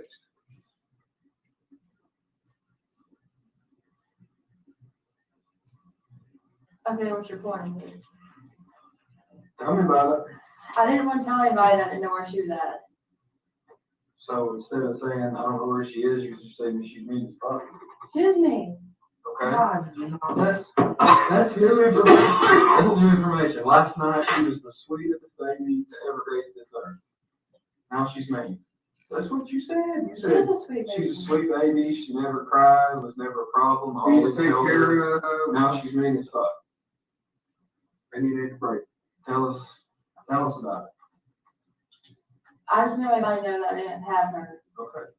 So I make an excuse as to why I didn't have her. Why not? Because I felt like it made me look like a bad mom, and I really didn't want like. Well, look, let me ask you this way. I don't think you've been in there to see how many people we've got. We're not exaggerating. The number of people in there pales in comparison to the number of people on the ground. We have an entire unit in Nashville, Tennessee working on this. We've got an entire unit in Washington, D.C. that's working on this, okay? Those people are stationed in offices. They're controlling people out on the ground. These people got people out on the ground. A bunch of people, okay? You say you think it would make you look like a bad mom, okay, or a bad person or whatever. Why didn't you just tell somebody a month ago, 3 weeks ago? Hey, The only my person baby's I talked to about it is mom. okay, And she told me that she talked to you. okay. Why didn't you go to someone? Did you see the extent? We go tell me, have you passed the billboard that has the Amber Alert on it? They're all up and down the interstate. I bet I passed 3 coming in this morning. Passed probably 3 going home last night. You know how the Amber Alerts work? Sends out a text message to everyone. Okay? Yeah. People are willing to help. Right? Our first thought is not, hey, let's judge the mom and talk about how bad of a mom she is. Our first thought is, let's find this baby. Help us. Like I said, I don't know for sure that my mom has her. If I did, I would just tell you to get over with. To get it over with. But I have to Because it's the right thing to do. find her. But to get it over with or because it's the right thing to do? But I don't know for sure. Now listen. You know more than you're telling us. Please don't hold back. Honestly, we've got, this is some shit, we've got 10 billion people out here doing whatever we need to do, working on this case thing. And we get that many more if we thought we did. But right now, it all boils down, really, 90% of it, in my mind, boils down to what's happening right here, right now, in this room with you. Because you hold that key. Okay? I want to ask you one more time, maybe in a little different way. You, right here, right now, we've got internet, cell phones, everything. We can give you access to things. You had access to a phone at some point this morning. Out of everything in the world you could have been doing, why did you only call your mom? We need to know that. I think she has nothing. You think she has Evelyn? You think she has Evelyn, or you know? I don't know she does because she wouldn't tell me. Well, okay. What makes you think she has Evelyn? Just because the way she's been acting and stuff like that. So you think she's okay? You think Evelyn's okay? I hope she is. That's not right. I don't think mom would do anything to hurt her. I think she's okay, yes, but I just don't know where she's at.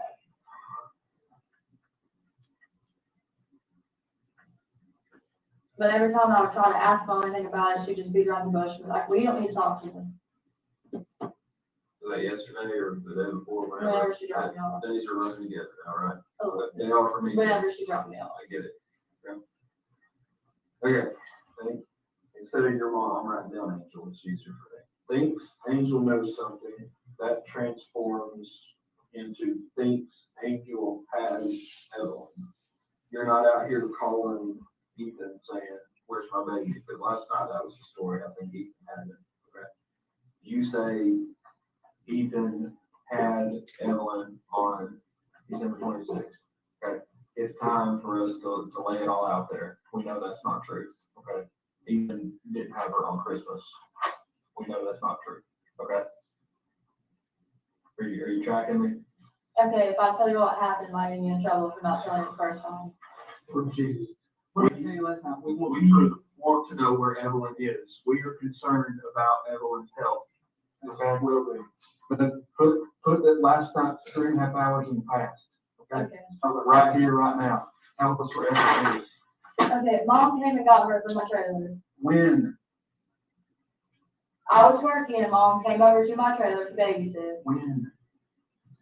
I don't know exactly. It was Today? Yesterday? No, 3 it was days like ago? a week or so after I started work. I had nobody else to watch When did you it. start work? The second. Of December? Yeah. The 2nd of December. Okay, 12/2. Angel got Evelyn. No, it was a week after that. It Okay, was my second week of work, I'm sorry. around 12/7. Yeah. Okay. What happens next? Well, she stayed at my trailer for a little bit and she Who told stayed me, at your trailer? Mom, At the trailer, Buffalo Road. yeah, And I don't know, I told you this, I was at that trailer last night, okay? Yeah. I looked in it, I looked around it, I looked everywhere for Evelyn. I looked in the shed, okay? I know where that trailer is. okay, Evelyn was in that trailer the first week of December. yeah, What happens next? okay. Mom got mad at me and she left and she took Evelyn with her. With your permission, No, okay? When was this? Same day? no, it's a couple days after. She stayed with me for maybe like 3-4 days. So what day are we talking about? The 10th, 11th, 12th December, something Around like that time. that? 12. Okay, 10. And then what happened? I didn't talk to her for over a month, and then she called the chicken shack and said that she needed to talk. When did she call the chicken shack? Sometime in January, I don't remember exactly. Angel called. It would have been after, like, I want to say it was maybe like, I went to court the day that she called me. For what? Reckless driving, Okay, where at? Washington County. Court, Washington County, the day she called you. Okay. What happens next? She took me to her place to look at it. Evelyn was not there. She would not answer any questions about her. All she was telling me that she was okay, and if I gave her time, she would give her back to me. So Angel took Maggie to Elizabeth. So that house on Lincoln Halls Road. Okay. Evelyn is not there. No. This is still in January, Mhm. about the first week, second week of January. Angel says she's safe. Right? You believe her? I mean, yeah. Okay. Okay. Then what? We're getting closer. She kept saying that if I just gave her time, she'd give her back to me and stuff like that. And then yesterday when she was like, we're going to Virginia, I was like, is that where Evelyn is? Is that where Evelyn is? Are you taking her to me? And she went, answer me. Okay, let me ask you this. When is the last time you saw Evelyn alive? Whenever Mom left her there. When? Back in December? Okay. Who has seen Evelyn alive since then? Just Mom. So, what do you think happened? I don't know if she's up in Virginia, somebody that Mom knows, because she used to like stay up there or something. Why would she take her from you and not give her back? I don't know.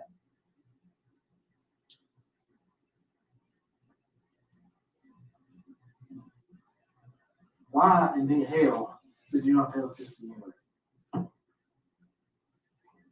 I thought maybe she might do something and you don't like trying to get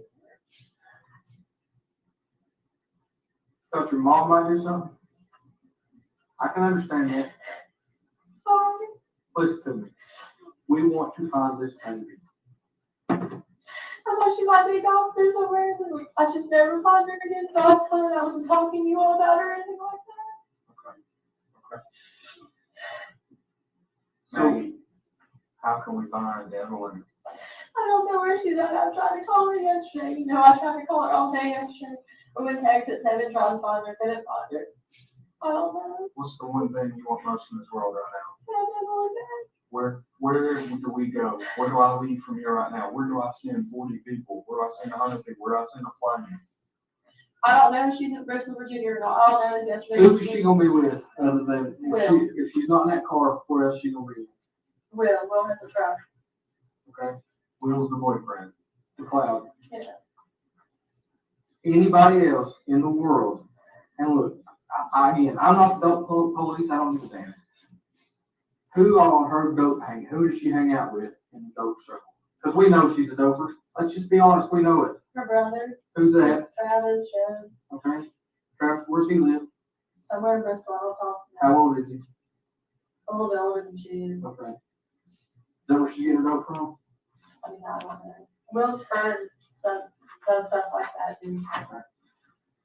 Who can we call and send a message and get word to Angel and say, we don't care about your dope, we care about Evelyn?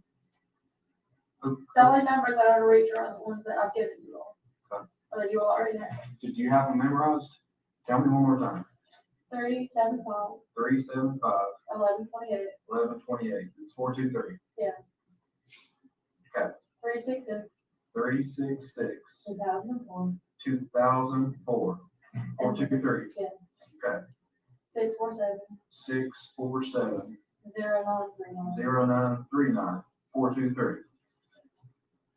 And which one, you told me yesterday one of those was Will's number. That's the 647 number. And you knew something specific about another one, which one was it? The 375 is a text now number, and the middle number is Will's dad's number.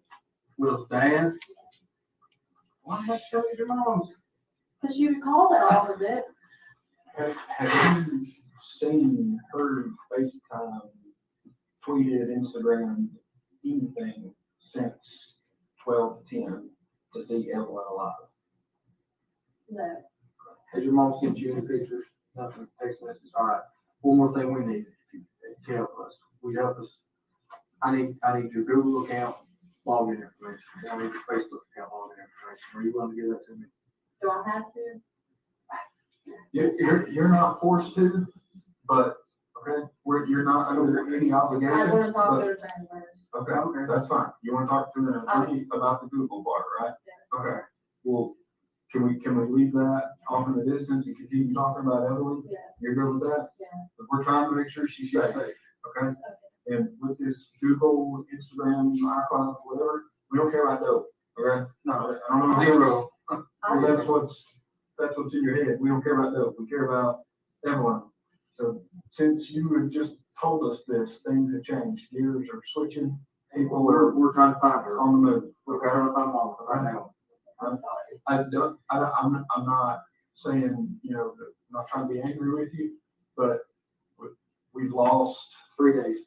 Well, I'm just thinking about from last night, we've lost 12 hours, okay? From the first time I talked to you, we've lost 3 days. Almost 3 days.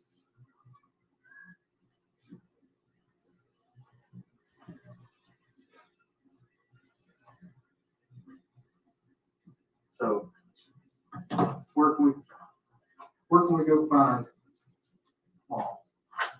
I had other stuff, I'll do it, maybe I know she be there. All right. What you need? Clean it? Yeah. Sorry. Is there anything else I can get you to make you comfortable? Are you hungry? You want food? You want a Mountain Dew? Coffee? You need to go after? Sure. Okay. I'm sorry about you leaving there, if I don't you all anything, and you all were trying to. Look, we're not worried, we're not asking for apologies. No, I've had that. I'm not, nobody's mad. Okay. Okay. Whenever, well, we'll get to that in a minute. What else, look, we know you said you didn't have a phone in this time period. We've got some evidence that suggests otherwise, okay? Yeah. I'm not telling my third, fourth, and finger, I need time after that. Where's that phone you had at? I don't know, to be honest with you. Was the story about you smashing it, is that true? I sold it. Okay. I'm not looking to get you in trouble for that. At this point, I don't care if you smashed it, sold it. I'm being completely honest with you, I Okay. love it. Who'd you sell to? A little kiosk at Kroger. Kroger where? Keep it for it. Like you dump it in the machine, get Yeah. like. Yeah, an echo thing, yeah. Okay.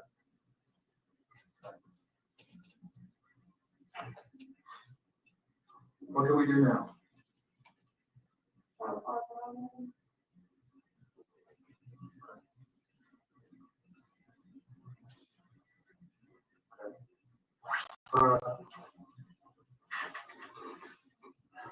What we'll do? What we've been trying to do.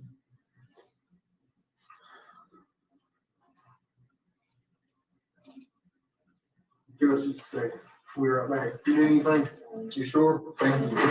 Yeah, I can help us find Evelyn. Can you do that for us? Okay. I'm gonna take all my notes so I can get everything straight here, okay? We're right back. In terms of, you need to make a phone call. You wanna call, you wanna talk to anybody, you wanna talk to your dad? Can you call him? I'll be glad to call him. He called me while we were sitting. Can you not tell him what I told you though? What do you want me to tell him? Just that you don't know what's going on. Okay. I'll call him in. I'm not gonna call him right this second, but I will, okay? Thank you. If you need anything, knock, be on this door, put your head up on my door. You'll see something doing. Ladies and gentlemen, I've been informed that your lunch is here, so we're going to take a break. We'll be back about 10, 15 or so. One stand, please.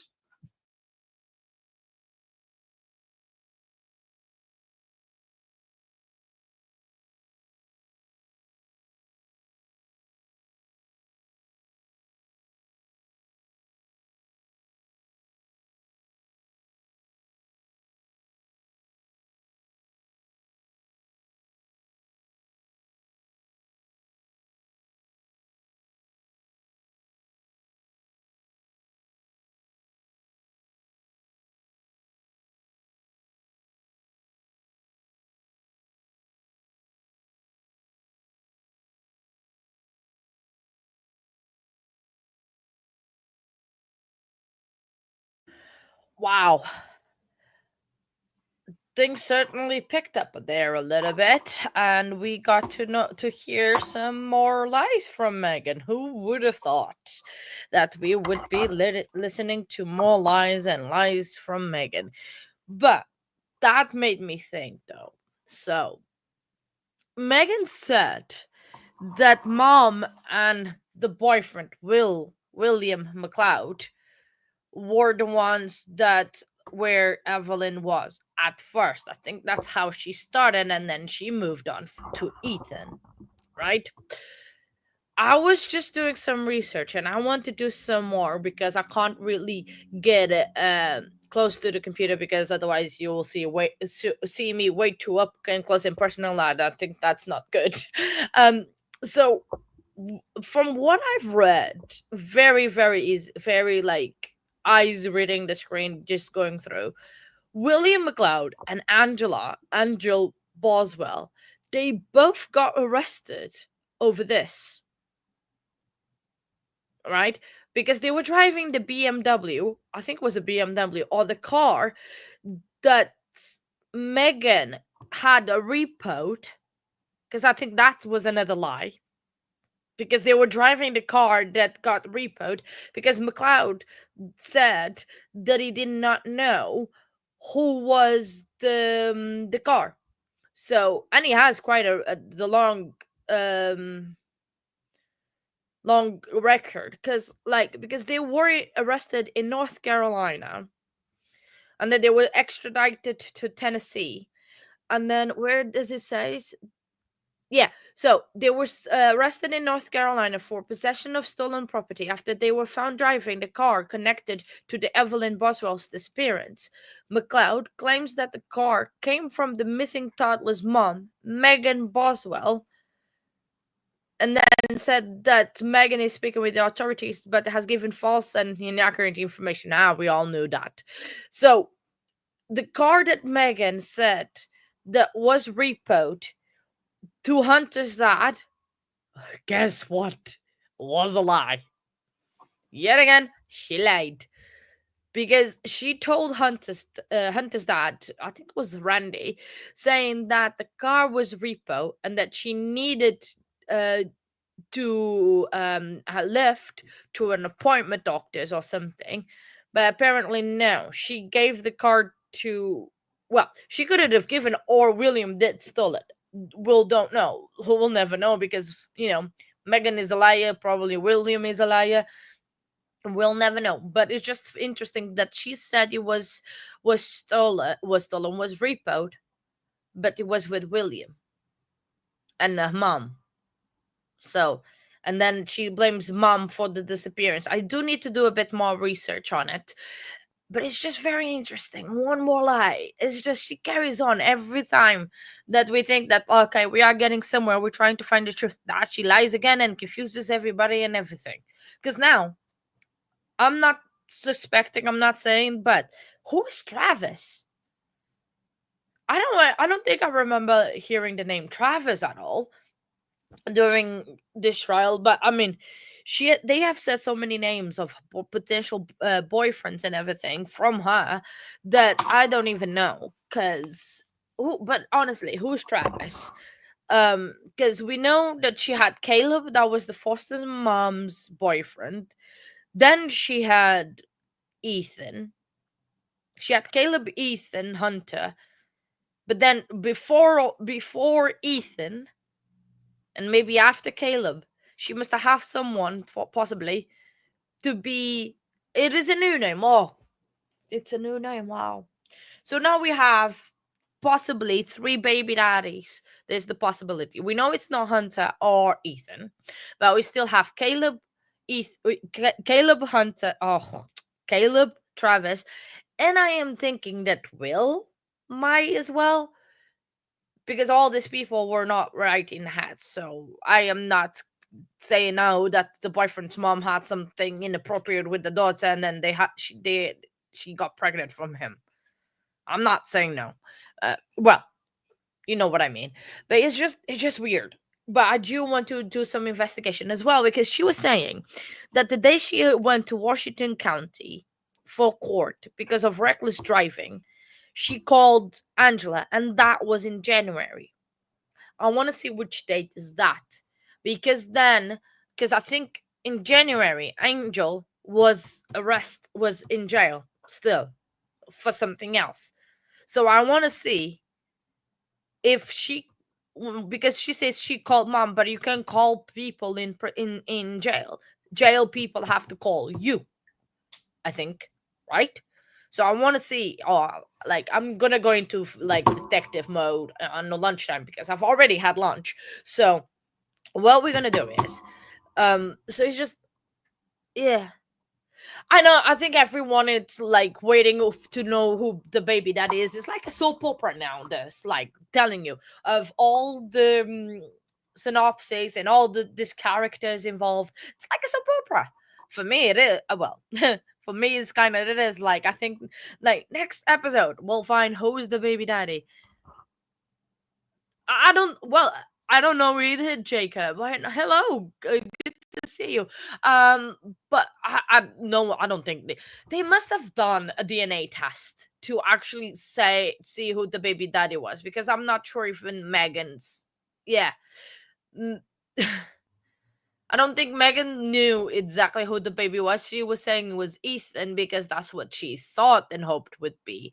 But for Ethan saying that I'm not the baby daddy, well, he probably knows. And also they might have done a DNA test, which I'm hoping they did. I'm hoping they did. Or the baby daddy will know, and he will tell us it when he gets called to the stand. I don't think the defense attorney is going to be the one calling him. I think the prosecution has to subpoena it, but because the court records on this one are sealed, we can't really get that much information. Yeah, true.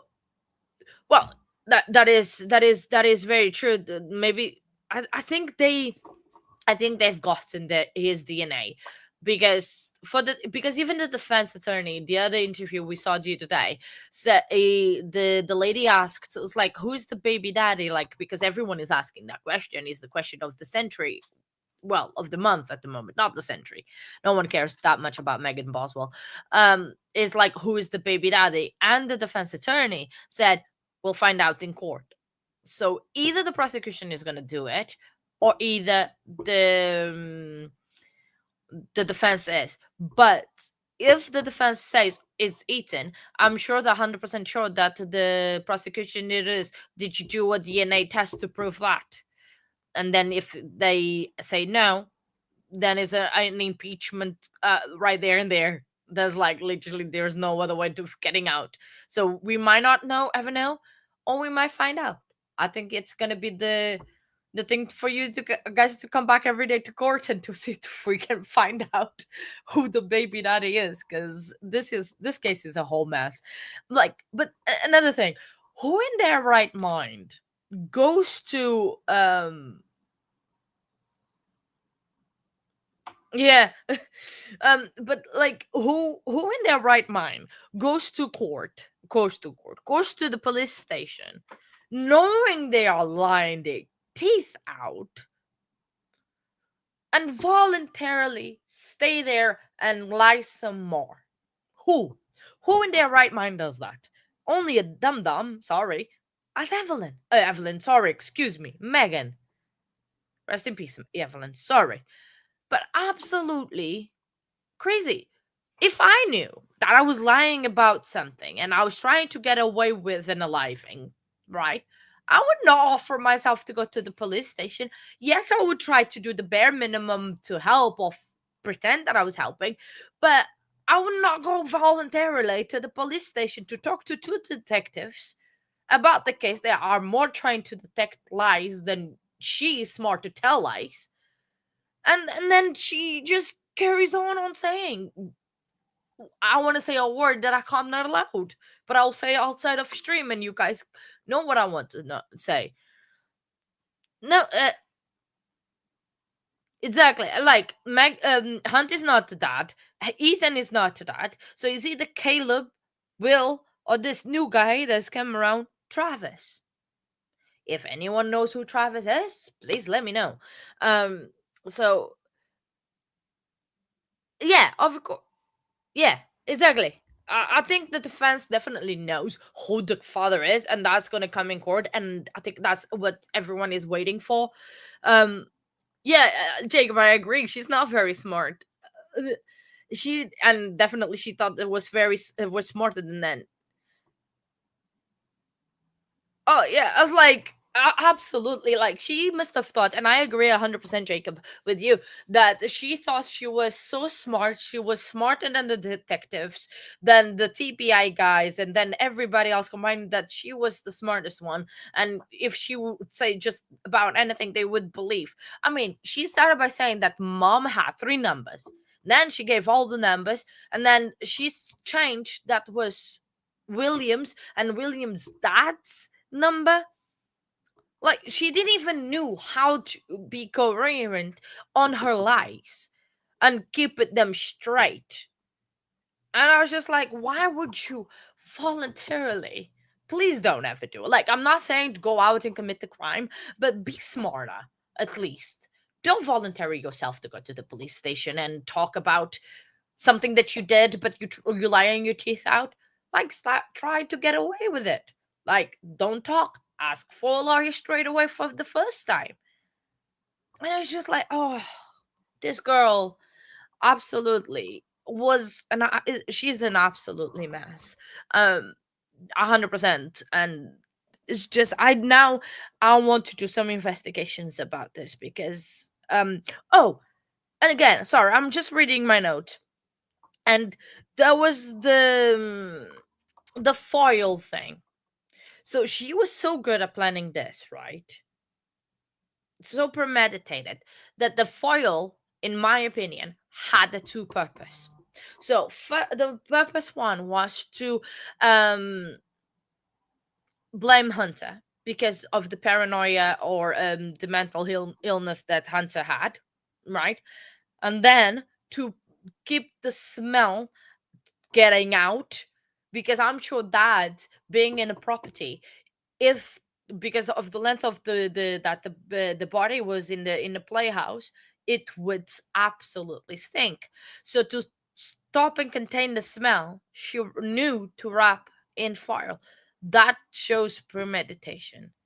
I'm sorry, but this was no accident. You cannot come to me and say that this was an accident when you thought about how to, you know, get rid of the of the body, and she know exactly how to do it and then who to blame for it, and the stories and the lines and everything that she created on it. So she can come to me and say like this was self defense. Sorry, was an accident, because no, it wasn't. It is absolutely crazy the lies that she told, and the that and how she thought people was believing in her. And I think those two detectives from the get-go did not believe a word that she was saying. Yes, they might have investigated that, because they cannot 100% probably said that they did not believe. They did still probably investigate it, but I don't think they believed it. Um, yeah, exactly. It's like she was saying to Minnesota in Arizona to completely distract them. Absolutely, 100%, Jacob. I did say that the other day. To focus out of her and that location and the property and everything, and then they went another way. It's just this girl thought that she was planning the the perfect crime, and it's just absolutely ridiculous. I can't believe it. I mean, and I want to see what the fence is in this case. I think I'm gonna be glued to the screen when the defense starts. So yeah, exactly. Like, even if Hunter, for example, like the what they said in the beginning, the Hunter rolled on the baby and everything. First of all, you must be very heavy to roll on the baby and suffocate the baby, because that's how sadly Evelyn passed away, and stay there for a very long time. And by the pictures, Hunter was not that heavy. So that's the first hole in excuse. And then might have been an accident, yes, like you said, Jacob. You call the police. It's like it's an accident. You explain. You don't try to make it a million times worse like she did, because she started rolling with the lies left, right, and center. And because if it was an accident, you could just like, okay, it was an accident, you serve the consequences, but probably you still can enjoy a bit of your life. Now she's gonna be in jail, in prison for the rest of it, and I hope it is without the possibility of parole. Because if this girl she will never qualify for parole anyway, because it's a possibility, is not a guaranteed parole. But still absolutely insane, this whole thing. I don't believe her 1 second. And yeah, so Evelyn was 15 months old, Paula. uh yes, 15 months old. So it's very sadly, and like, oh, the evidence of this morning, it was absolutely crush, soul crush it, because it's, yeah, it is a very hard case. It's, yeah, there were. I absolutely, well,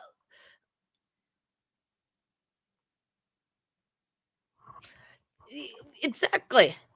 It's not like she was a tiny baby. She was a 15 months old. So it's not like, and the thing is, Paula, that I was saying, he wasn't that heavy to I'm sorry, but it takes a gonna be a little bit gruesome here, just a heads up. But it's not that you rolled and stay there long enough to suffocate her. Because from what the Emmy said in the beginning of the autopsy, not in court, was that's how Evelyn died, with suffocation. So I can't say. And they apparently, because on this interview, Jacob, they did say they were involved in dope drugs. So like, I don't think so. Like, she didn't want the responsibility of the kid. She wanted her good life with Hunter, enjoy life, do whatever they used to do, and not having the responsibility. Or could be as well, right? Because she carried on working at the chicken shack, and I think, because from one day to the other one, she did not need babysitter. So either that's when Evelyn died, or was when, well, she would leave her alone in that filthy house in the trailer, and then she passed away there. and then she took it to the playhouse. But even though, doesn't mean that she had to lie. Like, she lied through a teeth. Every single word that she was saying was a lie. So it's just crazy that this happened. Well, yeah. So what we're gonna do now is, I need a little bit of a comfort break. What we're gonna do is, I'm gonna take half an hour on, like, while we are on lunch. I'm gonna be back at 1 p.m. EST Eastern, and I'm gonna try to do some research about why was mom in jail, trying to see if in the Washington County I can find the dates that Megan went to court for the reckless driving, and find a little bit more information about William McLeod,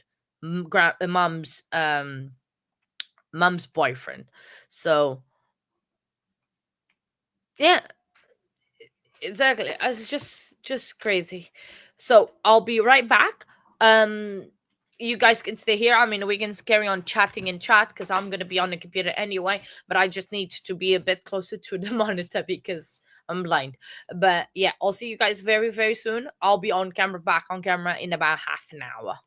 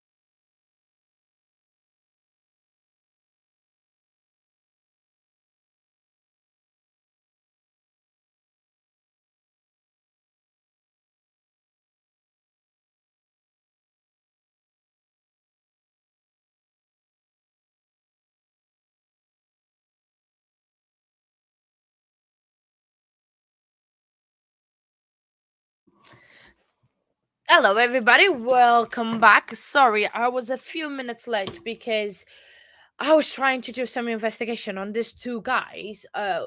Guys, on Angela. Sorry, I just need to write down a name so I don't forget. Wilkes, North Carolina.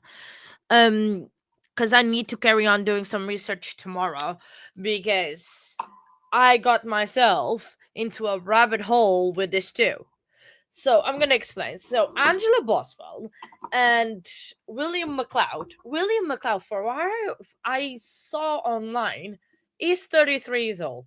So, and he's Megan's mom's boyfriend. So yeah, 33. She's 42. Not that big of a difference. Okay, not saying the age gap, but they got. I need to bookmark this tab as well. Okay. And then I need to do some research in the morning because I research about Megan Boswell and then William McLeod in Sullivan County, and both of them have cases in there.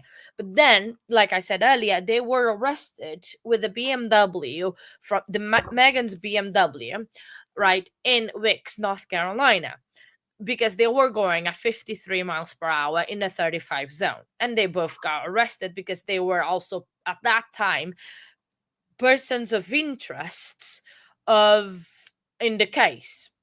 I did not check the date that I think it was in February.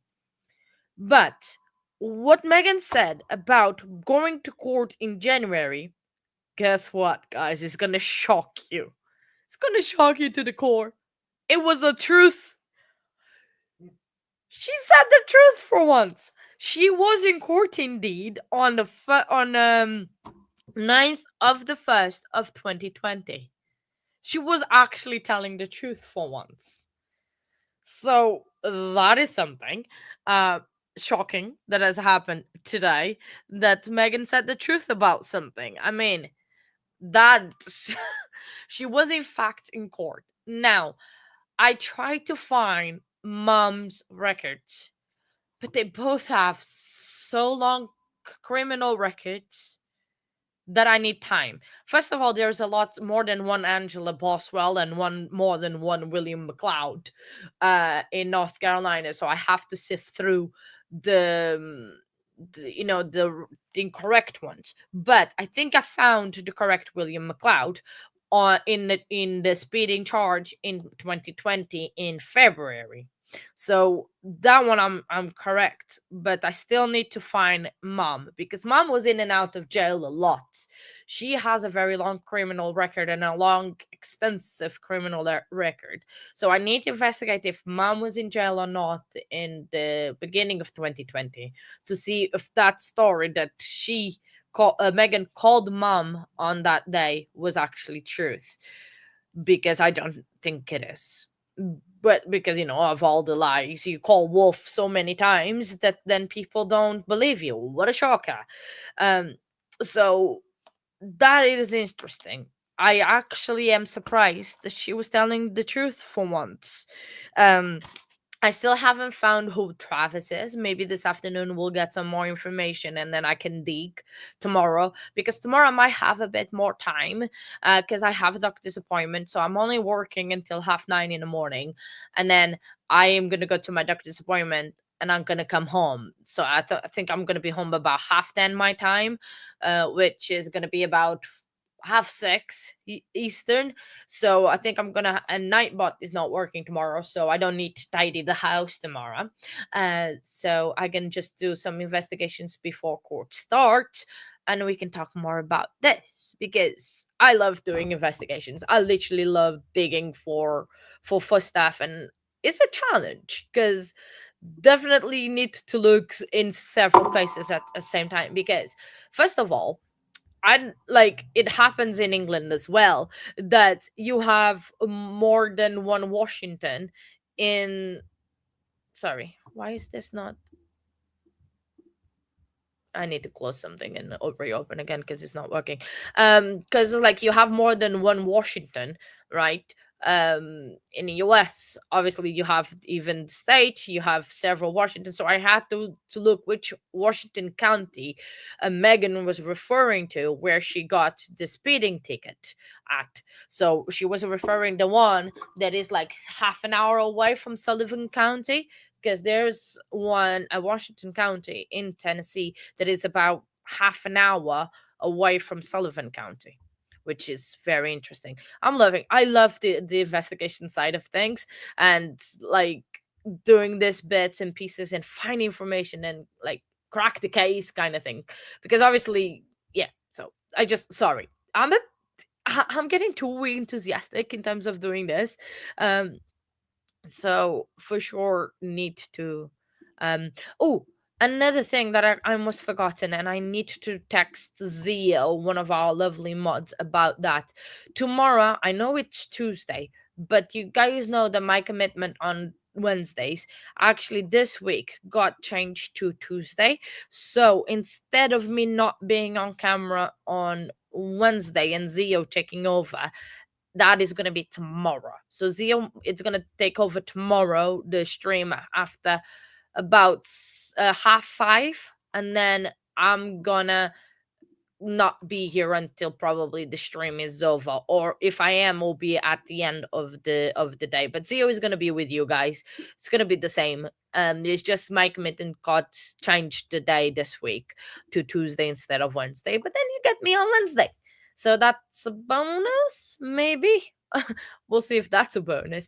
So I do need to speak with Zio. I cannot forget. I need to text her to let her know that she's working tomorrow on my stream. Um, so, but I'm sure she will be fine. Just looking for, because I'm trying to set up the stream for tomorrow already, to leave the link out there. So I'm just trying to look. I don't know sometimes how. I really like Apple computers and Apple devices and everything, but I just sometimes don't like how things are in. I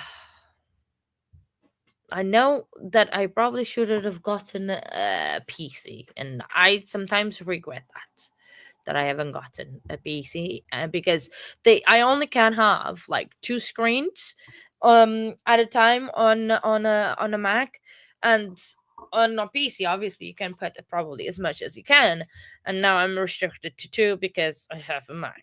Happy days.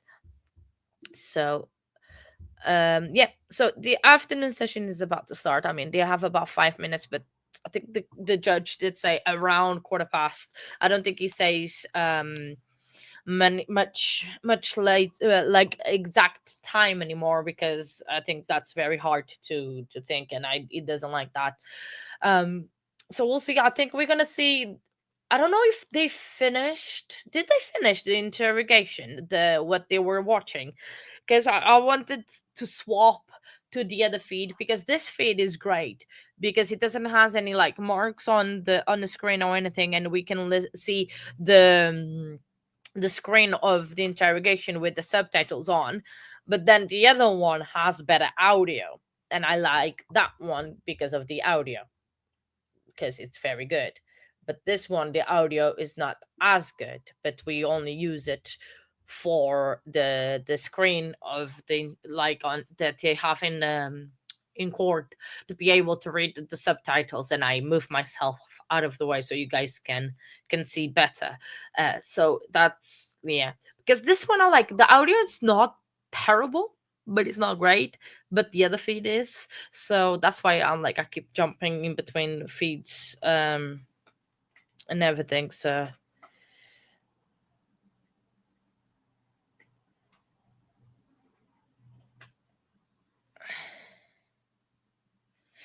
sorry, just reading some message out of Discord, because the chat on the Megan Boswell is popping off, because obviously this case, it's absolutely crazy. And absolutely, for some reason, I'm getting very warm today. I think wearing this big hoodie was a big mistake, because it is, I'm not complaining that I'm warm, but I'm warm. But it's not like I can take this off. It's just, I'm cozy. Let's just say that I'm cozy. But it was very interesting finding that information. That the incident, though, right? That's another thing. So she did went to court in January, right? But you guys, the incident date is in the beginning of December. So she was caught speeding in the beginning of December in Washington County. But the dad lived in Sullivan County. Would Hunter lived in Washington County though? I don't know. Why would she be in Washington County to get a speeding ticket? Because I think she might have been going from Washington County to Sullivan County. Unless, where was the chicken shack actually? So, because now I'm actually interested. Where was the chicken shack? Because I don't think it's open anymore. I don't think the guy, Hunter's dad, kept the chicken shack open. If I knew how to spell chicken, I do. Check Sullivan County. Let me see where. Let me see if this is no. Okay, yeah, but that's UK. I want in Tennessee. How do you spell Tennessee again? I think I know. Yeah, found it. Yeah, Hunter's Teach. Yeah, it's permanently closed. Closed. I've got the address, but where exactly is it in Washington County? Because she could have been coming from. Yeah. So now, if I put directions to Sullivan County in Tennessee, see if it gives me. Huh. Yeah, I think it is. You know what, guys? I think the Hunter's Tea Chicken Shack was in the Washington County, and I think she got. Let me go. Let me add another stop to Washington. We're just doing some investigation before court starts. Let me put the headphones on so I can hear that court is started. Oh, well, I can just look at the screen. Really, Washington County, Tennessee.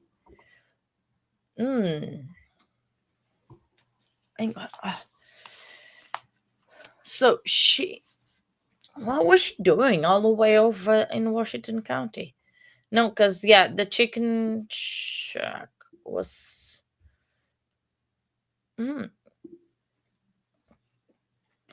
That's interesting. It permanently closed. I feel bad. That is like that it had to close its business. So because of probably all of this publicity and everything. Because it was just like a drive-through service. They did not had sit in.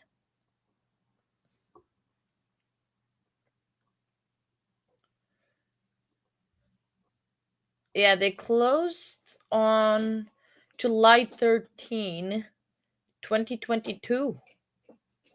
Oh, wow. Yeah, they closed on July 13, 2022. I wonder why. Yeah.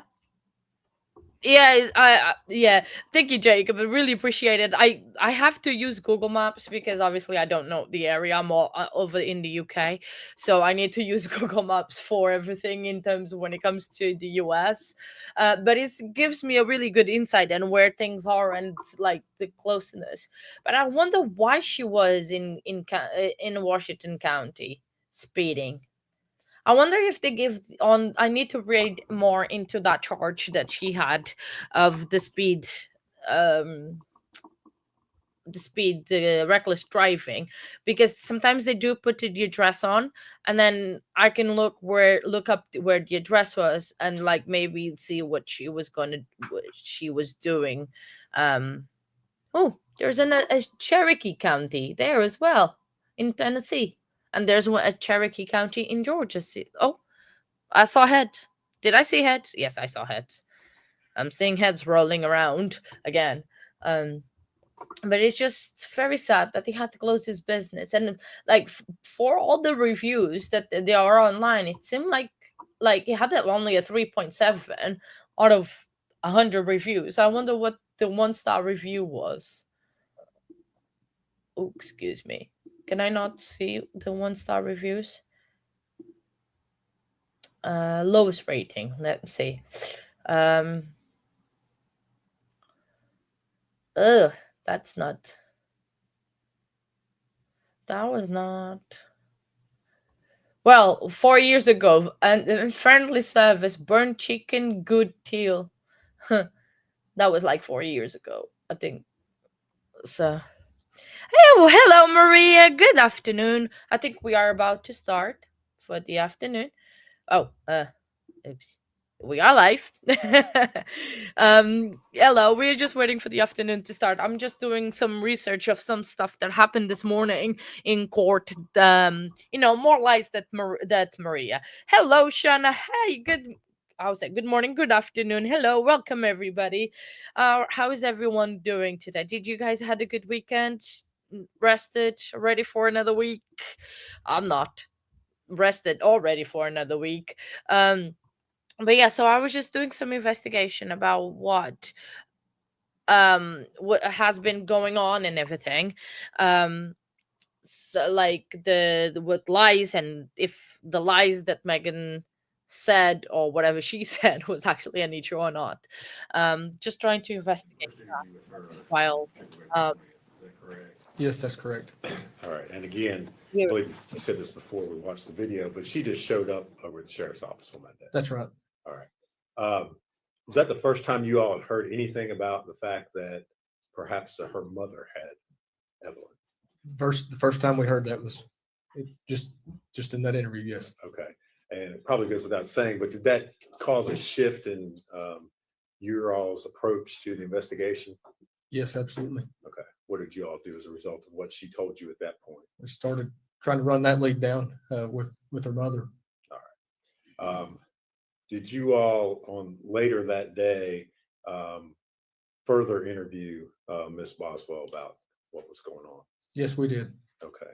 And as part of that, did you also bring her dad, Tommy Boswell, in to speak with her? We did. Okay. Was that all part of the same interview? Yes. Okay. Were you in the room and present when, well, let me ask you this. Who was in the room initially when that second part of the interview began? It was just Megan and her father. Okay. Agent Gratz also Yes. around. Okay. Were you, those interview rooms, are you able to watch or monitor the interviews as they proceed live? Yes, we are. Okay. And did you watch and monitor the first part of that interview? Yes. Okay. And eventually during this interview, does her dad leave the interview room? Yes, he does. Okay. And do you enter the interview room? Yes, I do. Okay. And do you and Agent Gratz then proceed to interview Miss Boswell further about her involvement? And her Correct. mom's involvement? We did. Yes. And you've mentioned before, but this interview took place over at the Sullivan County Sheriff's Office. Is that correct? That is correct. And is that the same interview room that we just watched you interview her in? Yes. Before lunch? Yes. All right. So that's located here in Sullivan County? Yes, it is. All right. And has audio and video recording capabilities? Correct. It does. Prior to coming to court here today, did you have an opportunity to review that interview? Yes, I did. And is it what you saw a true and accurate copy of the interview that you conducted? Yes. Judge, I would move to introduce that. I believe we're exhibit 220. 220. No objection. You're supposed to exhibit 220. And I would move to play that for the jury this time. Go ahead.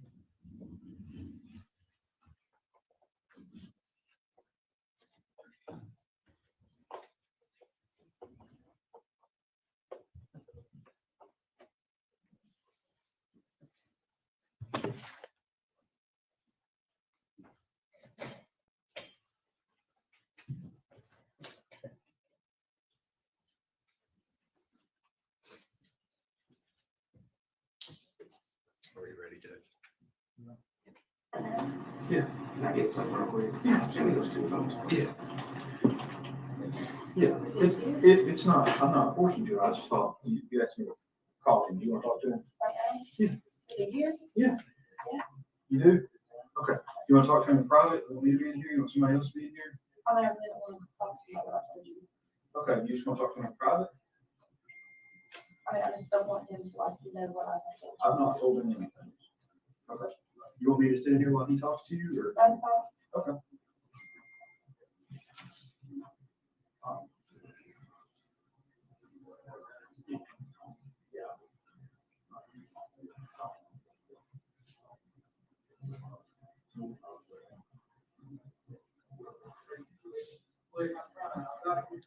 It's just right.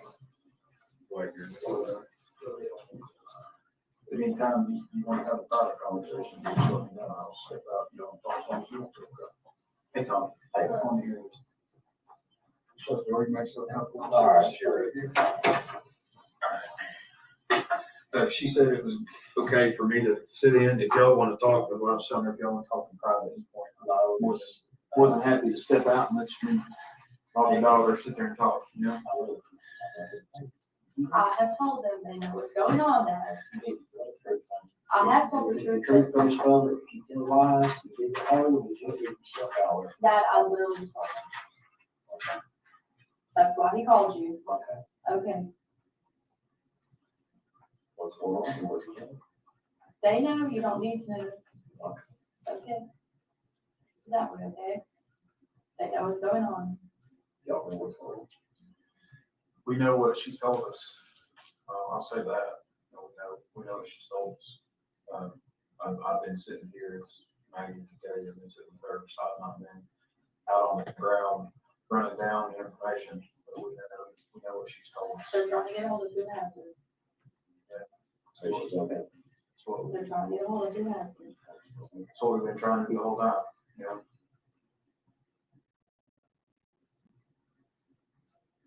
I got you, and they're gonna thank you for not going to school. I don't know if it's a mom, I spent time with that, but back here's my senior school. You come back, I'm like, oh, yeah, I'm coming to school, I could get 4 days, I was playing, if you don't show up for, they're gonna take you. You need to start listening, I don't know if you're. I did listen to you and I talked to you. I'm not throwing nothing against you, I'm not against you. Never been against you. And you tell them the truth, and Evelyn's all right, and the things. I'm after trying to find her. You passed the lie detector test, I'll hop the bar for a lawyer for you. They're trying to find her. Is that your mother's voice? Well, Where she's at or what? maybe. I didn't hear what you asked. I asked her if that's your mom was going where the baby's at or Oh, what. I do it, yeah. They're trying to I'm find a mom. country boy, I speak. They're Yeah, I know what I mean. They're trying to find mom. She's taking her off of everywhere she could possibly be with Evelyn. I've given them every phone number I have for her. They're trying to find her. Your mom's got it. Oh, she don't. She told me she does. All right. Your mom don't have it. What did she get? In December. No, your mom don't have it. No, she don't. That's who took her down. Okay. Okay. If you story, if you do, I'll do it, brother. The truth stands out. Keep telling the truth. I have that. I'm They're not trying to find mom. trying to argue with you. I'm hoping today, I let you Okay. tell this lie, that lie, before you know it. You don't know what she told you. And like I told you, I'm a professional player. Or we do grade, or do a driveway, or a park wall, or whatever, I can drink water, I can do whatever. That's my job. The customer calls up, and I'll do my job. Just like I can stand there and tell this man that I'm doing his job, he's a professional what he does. And anything I know, or whatever, I told you, and try to help, absolutely. Because I know they're professionals, that's their job. And you're fooling the best. You ain't fooling, I mean, you're not gonna sit here and try to tell them shit lies and get one over on you, that's not gonna happen. I'm not lying that. Okay. Everywhere where they can find her. Then, if you're just gonna sit here and do that, I don't want to talk to you. I'm not trying, I'm just, Then, okay.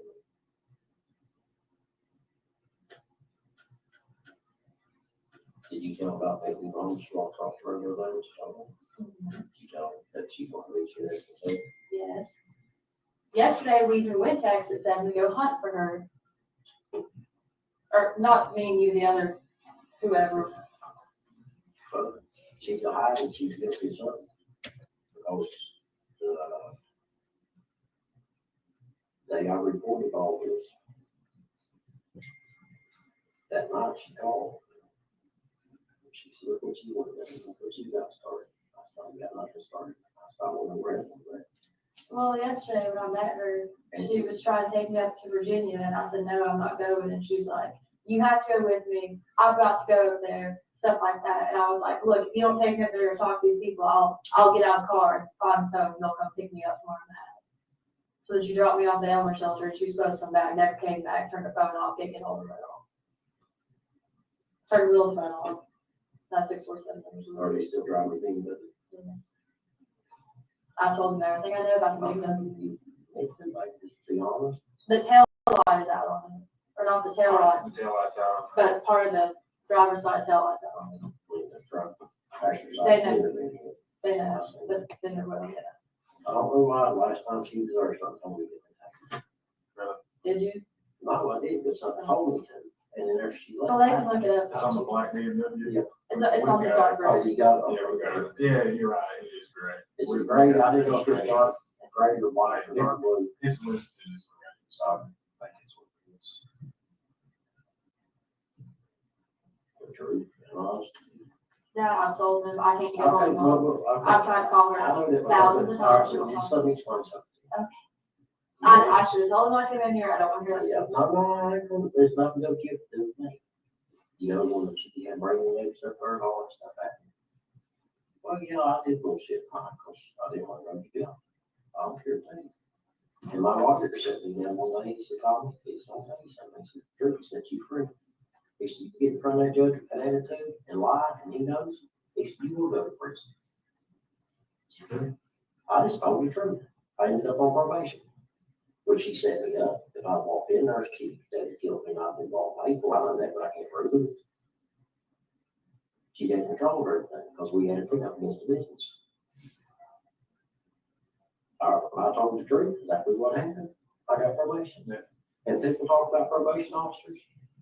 You give them respect, they give you respect. I can't say one thing bad about the people. Not one thing.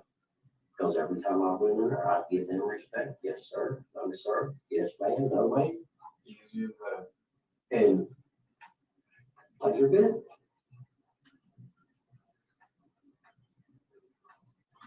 That's what I'm explaining to you. I mean, I'm not wrong, but somebody got like, I'm just trying to teach you something, because your mom puts all this crazy stuff. Okay, and after I talked to you, I told them, okay? That's what you need to do, is be honest. Did you take life protection? No. Why not? we just ended up not getting into that. Okay. Yeah, because she provided us with some information. The truth will take you further in this world. And I have told them, Thank you. and I told them to go everywhere I can, everywhere they can I find me. respect you for that. Yesterday, me and the other, whoever, the FBI agents were here, Jeff and Yeah. Todd, Maybe Todd, Kevin, maybe. no, not Kevin. It was just me and Jeff. There's a handful of them here. Yeah, okay, well, whoever I talked to, we literally went all through exit 7, they took me like every hotel trying to find her.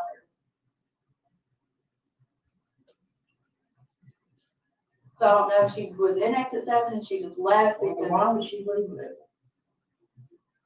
I don't know. I don't know. Since she's guilty, so where's she from? Hey, when's the last time you seen her with that? Couple months ago, in December. Was that when she was over in the trailer when she had the kids? Because I called talk Charlotte Wise every day and she babysitted there. I could hear her playing when I was talking. Yeah, I guess, I don't know. It was never house working on chicken shack. Well, however it is, Mom stayed a couple nights on the trailer with me and she took Evelyn. I know she was there because of Ashley told me that, she's guilty of something. That's never, that's not here or there at this point. It doesn't matter. Right, yeah. We're worried about that one. I had to tell her And I had to tell little fifty y'all that I didn't hear from Angel. I was going to get my son Elijah home. Yeah. Cause I know she runs, she take him. Oh, wow. And I told her, I don't like the lie. Yeah. But when it comes, I mean, something I had to, I didn't have no choice. Yeah. I said, they call the social workers. I said, you gotta have Elijah back there at 12 o'clock, I'm at 2 o'clock. Okay. She said, well, who called? I said, I don't know. I said, y'all said, Ashley called. Y'all, or Megan said Ashley called. I said, all right, Megan didn't call. I said, I don't know who's all they gonna tell me that. But anyway, to make a long story short, she was to her mom's and she started crying. She said, well, I'm just gonna have to leave from here. Now, are you happy with what you done? And I thought about it. And then when I met her, usually, you know, every time I pick the kids up, she's cussing and telling me what I've done or ends up to the block. We went her dingles. Well, you know, I was in the Eagles parking lot. I didn't know you was in the car. Not in her car. I didn't know you was in the car. When they met. The day I recorded that one, whenever, I've been up so long, I ain't got no sleep, man, I feel like a long time. Same way. I cried my eyes out over that baby, and I'll get up in the middle of the night and go back to the point. So you met Angel in Eagles Park Lot on Heights. She's supposed to be there. On the 17th. Yeah, I recorded that. She opened the truck door on my truck, and I told her we were sitting there, and Ashley was here. She pulls up, and I tried to get where the cameras could get us because I don't want to be lied on. Yeah, yeah. And I said, Ashley, I mean, I still deal with her. I saw her working at one tonight. And Ashley got out.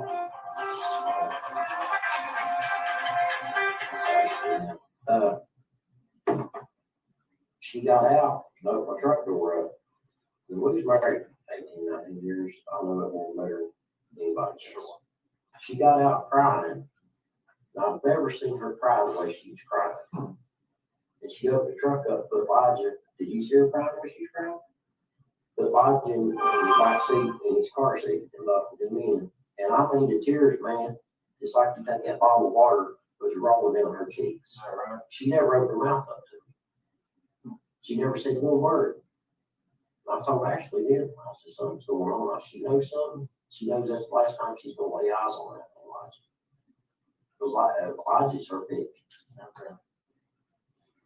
And I thought about it after I left me and Ashley got, and I meant to tell y'all, and I've had so much to run through my mind and try to speculate and do. And I told Ashley, I said, I've never seen that woman cry like that. And then it dawned on me, I said, she knows that's the last time she's going to see Elijah. Right. So I don't know what she knows or what she's done. But something like it never did happen. Now she'd come up and cry and try to get Elijah started, so he was going to. And you know anybody that she knows in Mendota, Virginia? That's where she was held in, taken to, that she was in Mendota, Virginia. Yeah, I didn't got some In Mendota? not Mendota, Close to it? no, Damascus? just listen to real fast.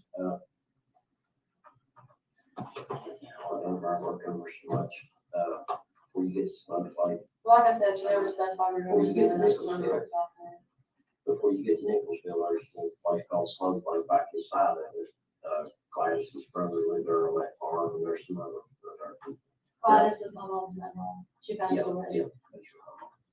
Yeah, maybe they have some people around her. Yeah. She knows so many people where she's been in and out of jail on what she does Yeah. that I don't know. Yeah. So, I mean, that, I don't know. Well, she wasn't at the 7. I don't think she's there now after yesterday. Like I said, me and the 2 other guys. Sorry, I'm sorry. Did y'all check it? The motels, was there any other register her register? I've checked. I called every single one of them. I think they checked every hotel. Did they go see if they did got somebody else? It was Todd and Jeff. Did you check under Michael with I didn't go out there with. that? Okay, well, you will get that. I'll just leave. But it was Todd and Jeff. We went everywhere. And exit 7, tried following her. Nothing. That's what I've been telling you from the get-go. You told so many lies, nobody knows to believe it. Like when Ashley first got together, she got me about anything. I hear on phone line here with him. I smashed her. That's your good reason why. She liked your memo one day, because where memo's driveway is, well, Tommy's truck's clean, and they've been going down the road, my truck's dirty, man, it's unreal. He don't want to bring up the driveway. I said, what are you talking about? My truck's dirty. I said, we liked your memo, she got the phone from. That's way back there, which I broke her for mine. I said, there's no reason why. Because if you tell this lie, you tell that. Yeah, I really didn't want to think they were looking into her because she took off yesterday when she got that idea. The point of trying to make my girl is shit don't trick me. I know. I'm telling you. You know something, just don't say the words, I'll get done. If accident happens, you need to tell it, because if something did happen to the baby, and they get it, you can go to prison for the rest of your life. Child molesters, and somebody hurts your babies, their life is living in prison. I told them everything I know. No, I'm telling you, I told them, am I right or wrong? You're right. I told them every single thing I know. Okay. Anywhere I think she can be. Do you have any other numbers for her besides the 3 that I might have gave them? Thanks on Ashley's phone, because I never call her off this phone, she harassed me so much, she would call and cuss me out. Okay, well, I have like Will's 647 number and then 375. When she was doing like her last, she called, that text now, whatever. Yeah, 375. She called from that one, and the last few times she could walk and remember, that's how I thought actually Ashley about talking. I said, well, we had that number, why would she be walking the number? And it dawned on me, she might be in a motel somewhere, and they won't know where she's at, Chris, she's walking the number. You know, I mean, I only have the 3 numbers for her. but if the accident happened, like, you know, you just need to tell them. But it's just at least this place, because when you try to find it, if something happened, and they're all types of trouble, no, you don't have technology, they're smart. And if you be honest now, right or wrong, you don't go along with it. She's been honest, we've talked about that several times. You know what I'm saying? Several times. I know, and I told you all clearly. I'm just agreeing. Well, we're just trying to, we're not one to argue. My girl, like, you're my daughter. I love you regardless. I might not agree with what you do, but that don't stop me from loving you, care about you, worrying about you. I know when you've already had her disagreements, but that don't stop what I feel about you. And if you be honest and go before the judge, they'll stand up to the judge and tell them she's honest. If you keep quiet and they go before a judge and tell them what she told us, tell that judge go from the Okay. just like I told you that day before we went to court. I know that, and I came clean to after I was going to be done on, and I was talking about after I was. Well, we think you come clean, we don't know. Yes. We hope you come clean. I did. But back to the fact, it's like that day before we walked in that courtroom, I was like, I don't want to, you mouth beat that judge, you're trying to overtalk. You try to overtalk the judge, so he's a little loud. Well, I told you to. So you better stop playing with her. Okay. The way everybody looks at it, that's your baby. You're the one responsible. I got Charlotte Ryan on it too. So I actually one of them. I'm responsible. There's nobody who's there than me. That's the reason why we're all working there too. So you just need to be straight up. Well, they don't tell me you don't tell a bunch of lies earlier. So how do we know you're going to believe you 100% now?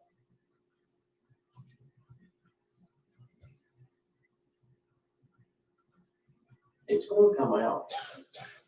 It's just a matter of time so they find out what went on. They got, how many times you got 40-some people working on this? We got like 40-some people working out of this specific location. Like, That I swear to God, I just told them the truth. I'm just telling you, I mean, it's just a matter of time it comes out. I told them the truth just now, or right before he called you. That's when I started talking. Okay, well, I'm just telling you, I mean, it's just, it's like a rock on that farm, it's sticking. But do you know where else mom would be? I don't know what you want, I don't hang out here long, and usually whenever, I don't know where she lived at over at Will, or to mom and dad's. Well, But I other than told that, do you know the exact address on Jenkins Hollow Road, or just that it was on Jenkins Hollow Road? I don't know what the address, I can take you there, but I didn't know if I wrote anything, you know, I'm not well, in days, I don't look at road signs, I look up, I'll mark something, so this church, or that bridge, or that store, or. There's like a river behind it, and the trailer guy was there. Yeah, if you go just a little ways on that road, there's a bridge across, so before you cross that bridge, you have a picture of it. It's kind of like a yellowy tan color trailer. And so, of course, it has like a stove sitting out front of it, and much motor job. There's a fence covered in between that, there's a little house, and there's two trailers, there's one trailer right in the house where he was at, because we went over to.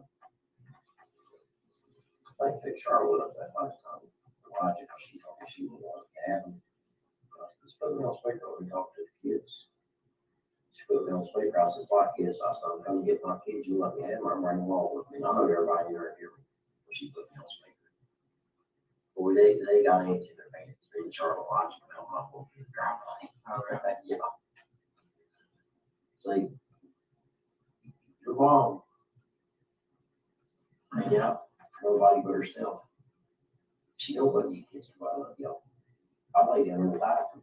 I die for any of it. And when we got about it, she's not that way, man. If you don't love her, something's wrong. She's for herself. Whatever benefits her, whatever keeps her out of trouble, she's for herself. And I try to explain it. Mikey knows that's the reason why I couldn't talk to her, what, 8 years. What do you think your brother's gonna talk to her for? She's not that statement. You don't cross your family like that, and think your family's gonna love you. You got this brother in prison. And then she says, "Oh, that's your fault. You done all this."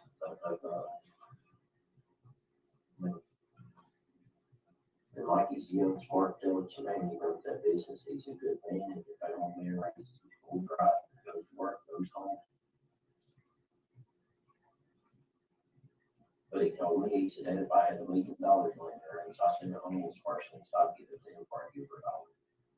I said, "So that's your mom." I said, "I give it all the day." I said, "That's the way you feel." I said, "That's what you do." I said, talk to her, do what you want." I said, "I'm not gonna be mad for saying what to you."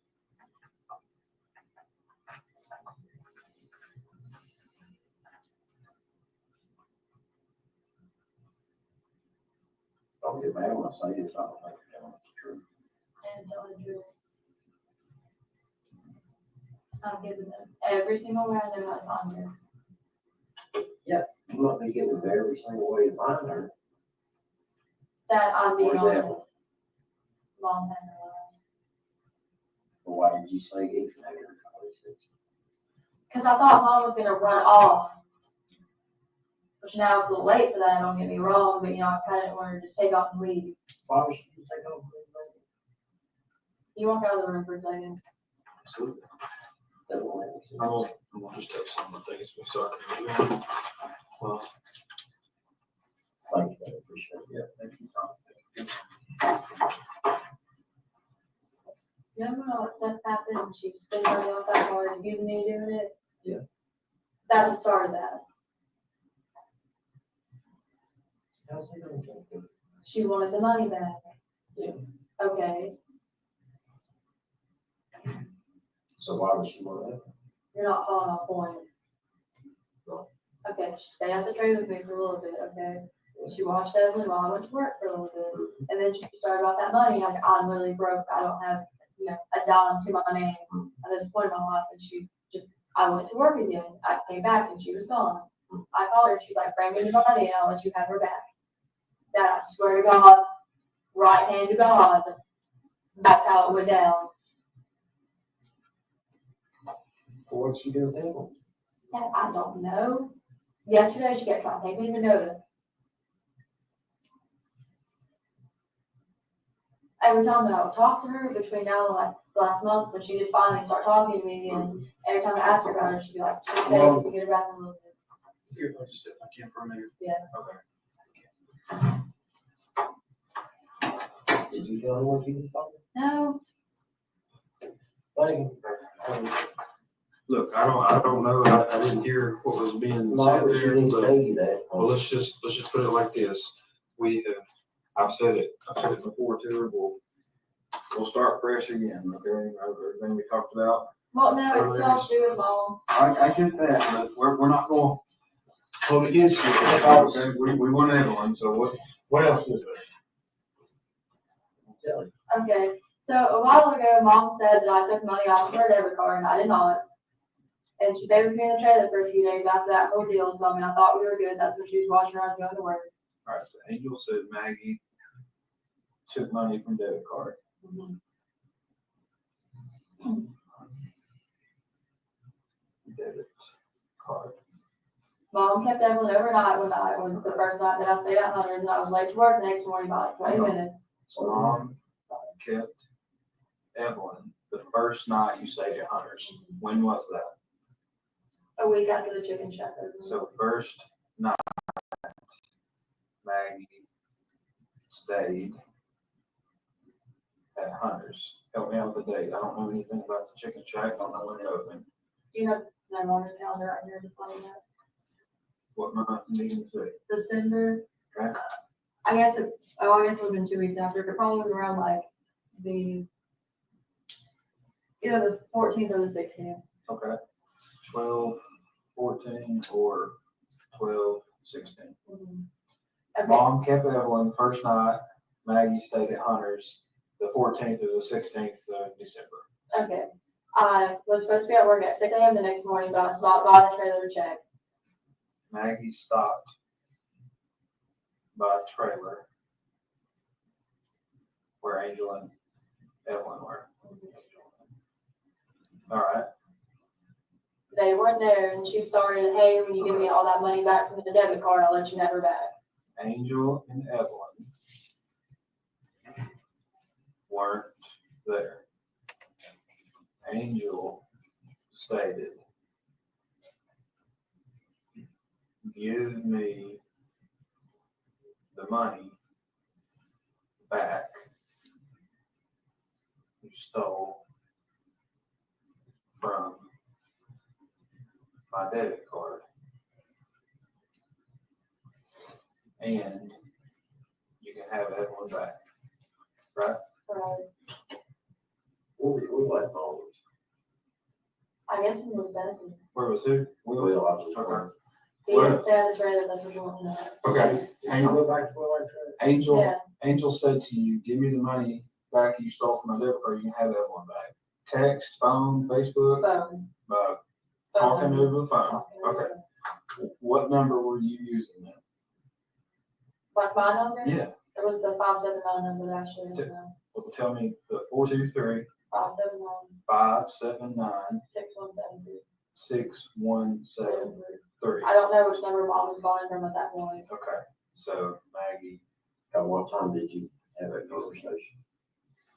Of the day? this, Well, I mean, like, It was early in the morning now, it was like that's fine. That's fine. before 6:30. Okay, I do know this.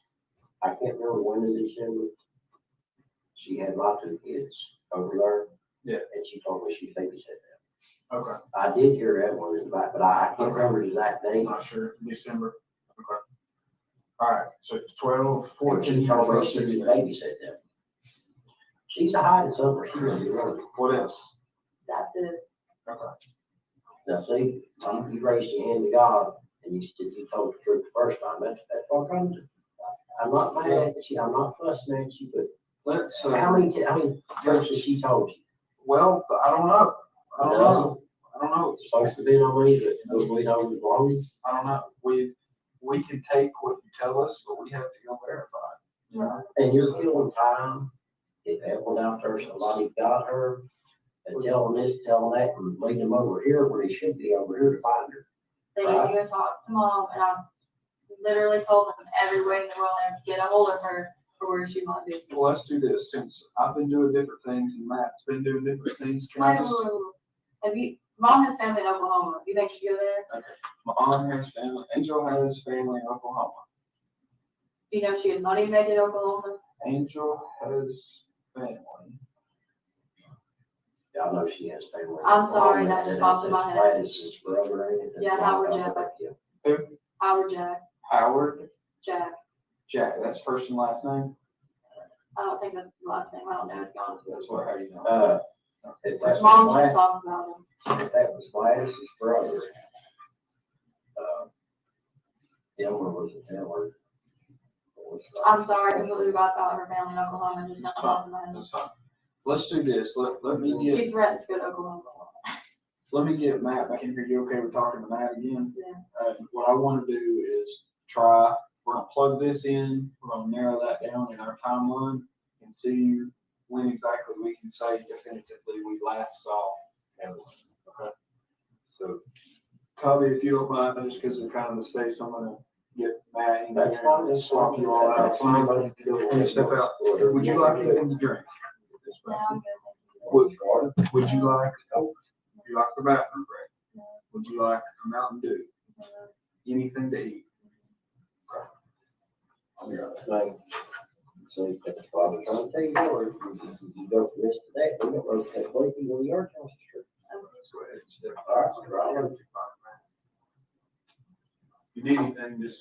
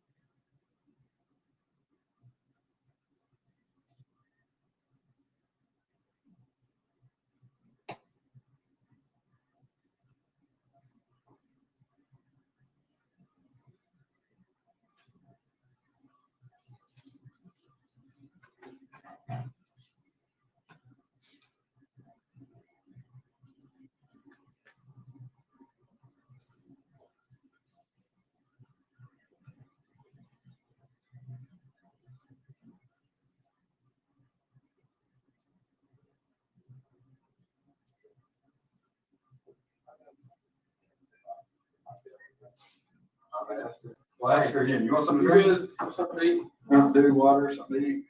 I'm hungry. I know you're hungry. You're not hungry? I bet I can find some more of those crackers. You sure? All right.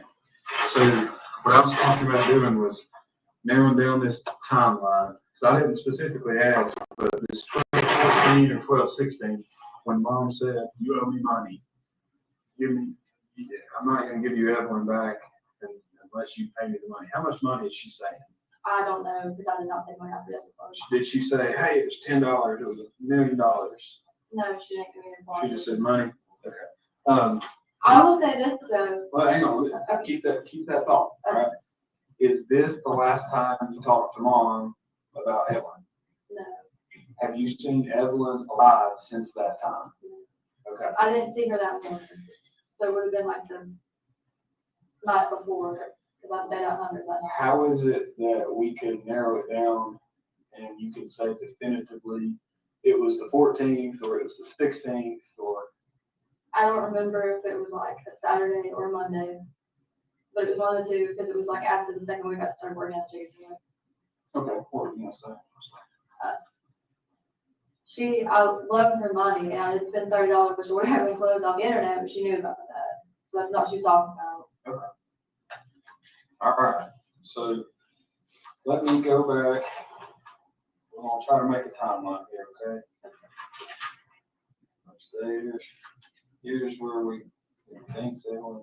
So then we have mom came and got her. Angel got Evelyn. You say 12/7. She started staying at my house. Okay.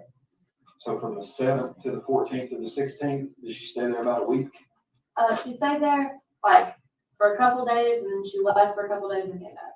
Is that all during that week time Yeah. frame? Yeah. Is it more than a week long? No. Mom got mad and left a couple of days after. Was that when she left? She got mad, Yeah. then came back. What's she mad about? I'm not missed that part. I wouldn't let Will come over. Okay. Don't hold back, something like that. That ain't no big deal. Okay. Angel called Chicken Shack In January. in January. That's the day you had court. Yeah, she asked for me. And you weren't there. Mhm. Did you talk to Angel that day? Yeah, What court was it again? Washington County? yeah, Washington County Session. What y'all talk about? Well, she was like, hey, can you come over later? And I was like, yeah, that's fine, you know what I'm saying? Yeah. She was on speaker, and like there were people out the windows. I really wasn't going into like details. Okay. All right. Is that the day you went over to Elizabethton? Mhm. Okay. Evelyn wasn't there. No. Okay. Hunter came with me, and me and Mom walked outside, and that's when we started talking about Evelyn. Hunter was with Maggie. All right. You walked outside and started talking about Evelyn. What are you talking about? Well, I kept asking her, and she was like, she's somewhere safe, don't worry about it. Like, Did you worry?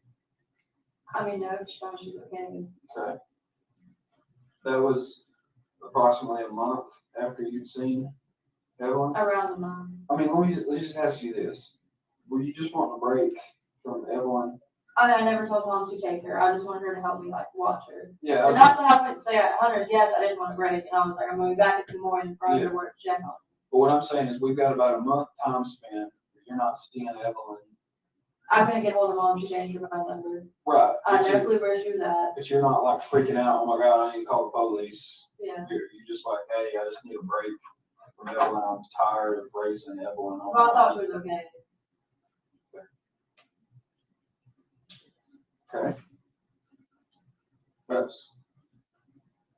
So let's say this. We've got as late as the 12th or the 16th. Never talked to your mom from that point to when she called you in January? I would try to contact her. I even called her parents and found out that they knew where she was at. And they told me that. So I didn't have like a current phone number for her. let me just ask it directly. Did you ever speak to your mom in person during that time frame? No. Did you text her? Facebook message? She didn't have Facebook. I tried to. Well, I mean, whatever like, number she had, but I couldn't get hold of just her. here's what I'm asking. Did you all have a conversation through text messages during that time? Snapchat, She doesn't do Instagram, anything like that. whatever. There's probably something I've never even heard of. She doesn't do anything Do like you that. do anything like that? I have Instagram. Okay. Were you messaging her on anything during that time? No. I tried to contact her, like I said, that phone number, like somebody else had at that point. Okay.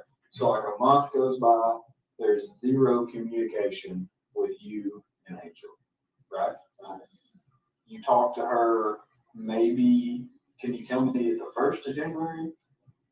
The end of January? I really don't remember. It was definitely in the first part of the month. Okay. You know what it was like? Yeah, we'll work on it. We can, yeah, we can do that. So it was your court date in Washington County Penitentiary? Yes. So Reckless driving. Reckless driving. Doing like 90 or 95 and like a 65. We don't even care about that. Well, I'm just letting you know so that way it's specified. Ticket was I mean, you got a bunch of tickets in January? Yeah. I'm asking you. I got it in December. I got the ticket in December. The Right. court date was in January. Yeah. And then that's when it was your from mom safety. and all of them? That's the day you talked to your mom? I remember that because she called while I was gone. Just got a blue, had talked to you a month, roughly. Yeah. Couple weeks. Well, she tried to call a mommy first, and a mom told her I was working at Chicken Shack. She tried to call where? A mommy. Dad's mom. Grandma. Okay. All right. Okay. How you calling? Oh, mommy. Oh, mommy. Yeah. I started calling her that when I was little, like old mommy. I just not heard She that. raised me. I just not heard that. Well, I'm not to say that because then Well, it's fine. it's I mean, confusing. well, as long as we know who you're talking about. Okay? All right, so month-ish goes by, you don't hear from Yeah. Angel. You hear from her that day, you go over to Elizabeth, and you can drive with her, or follow her, just to meet her there? No, me and Hunter drove over to the house she was at. Was she already there? Yeah. Okay. And that was the trailer, Jude's trailer. Okay. On the river, you can follow her. Okay. Well, you know which, well, we'll get to that later. Evelyn's not there. Right. What do you do? Well, me and her walked outside to talk, and I asked her, and she just kept saying to me, hey, she's in Mercedes, she's not here right now, it's fine, don't worry about it. What do you do after that? I mean, me and Hunter went home. Okay. And the next day, I asked her, I know. back up. Court date was when? In January. I had one in February, too. It got reset. Same speeding ticket. Yeah, I went to one day, and like, you know, the guy was like, oh, well, like, if you go in front of the court, like, if you don't get a lawyer, blah, blah, blah, like, I could give you, like, 70 days in jail, and I was like, I want this reset, you know what I'm saying? I was like, you know, it's a record, that's the first thing I got. Okay. And, they had it reset, and the second time I went, the guy was like, it's a $20 bond. That was on February 13th, the second time. And that's when I found this now, okay, Yeah. so you're able. My first court date was in January. We're filming. All right. So you and Hunter leave trailer and Elizabeth, and Evelyn's not there. Your mom says she's safe. Did you say, or did your mom show you pictures of Evelyn? FaceTime, phone call? Did you ask for a picture? Yeah. Okay. A few days later, she showed me one picture, but I couldn't tell if it was an older picture or not. Let's talk about that day. Okay, on that day, did you ask for a picture? Yeah. What did you I said, do you have any pictures of her? Like, has she been with you? Did you take any pictures of her? Like, you know, seeing? What did your mom say? She said, I'll show you one later.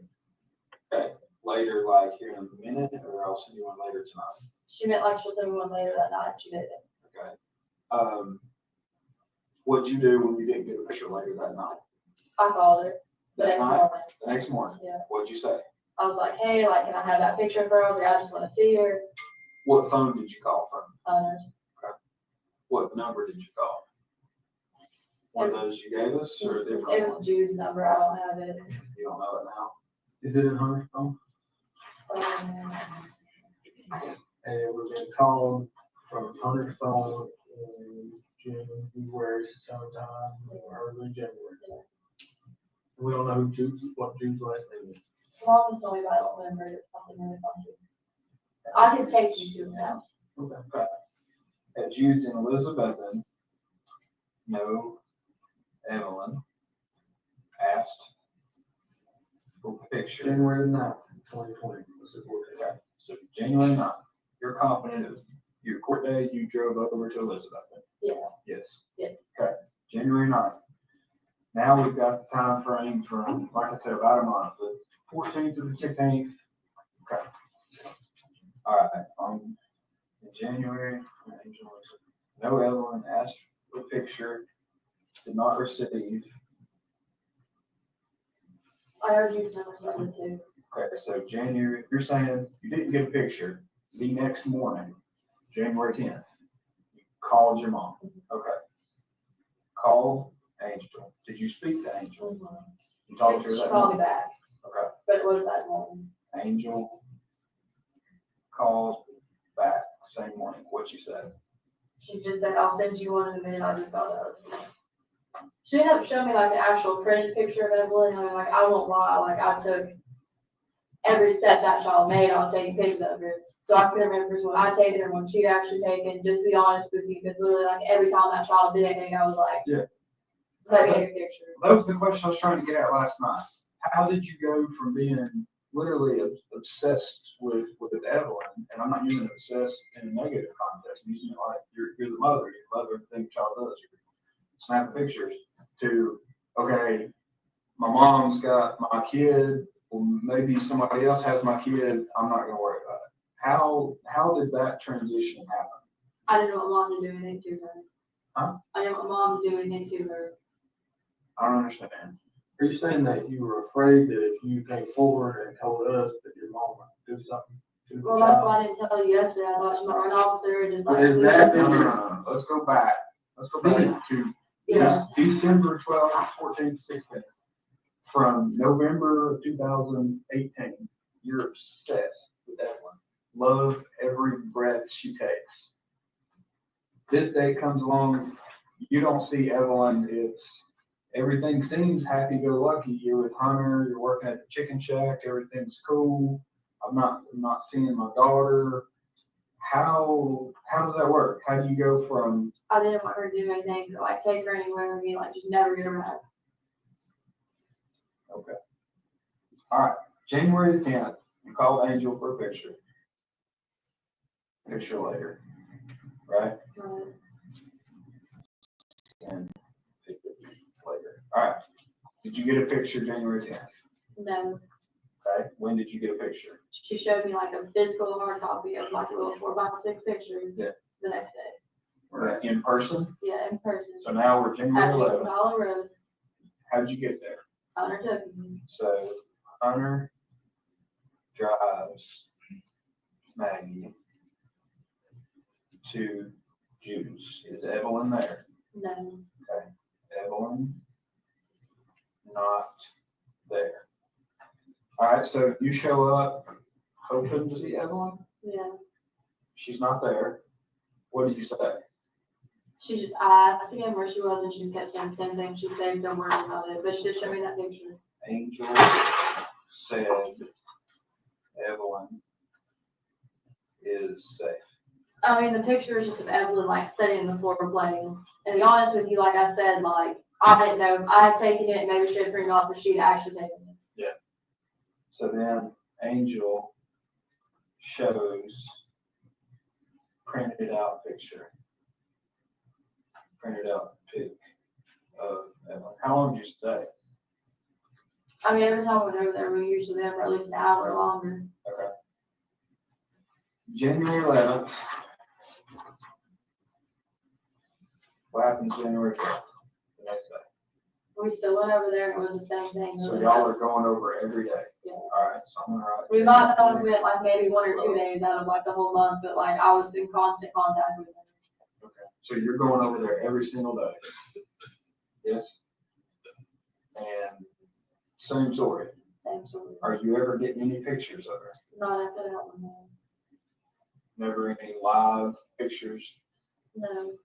Facebook, No. Instagram, chat, No. everything, like a FaceTime? No. Were you ever, Don't have anything like that. were you ever on the phone with somebody and hear Evelyn's voice? No. Okay.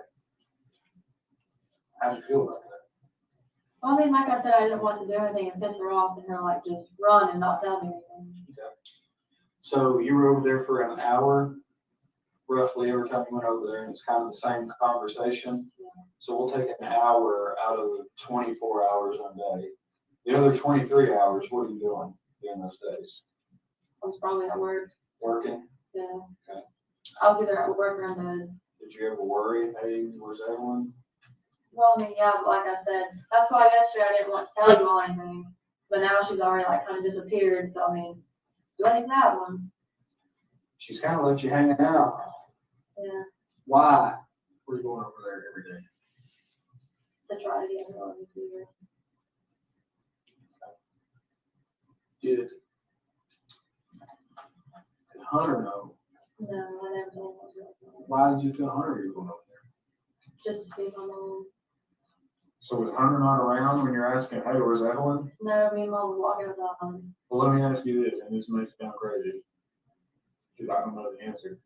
Did Hunter know you had a child named Evelyn? Yes, Okay. Did Hunter ever say, hey, where's your daughter? no. He didn't care. He didn't want to get babies around. I mean, I'm not saying that, we never really like got into the subject. Okay, what do you think of that? And Hunter didn't want no babies around? I don't think that. No. I'm just asking. I don't know. I'm just trying to figure it out. That, I mean, that's kind of what it sounds like. He knows you're his girlfriend, right?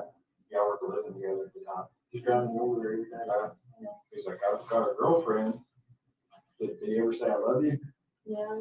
So I'm just trying to figure out what your all status was. So I love this girl. She's got a baby, but I don't care anything about it. Right? Okay. Did that have anything to do with why you weren't worried about Evelyn? No.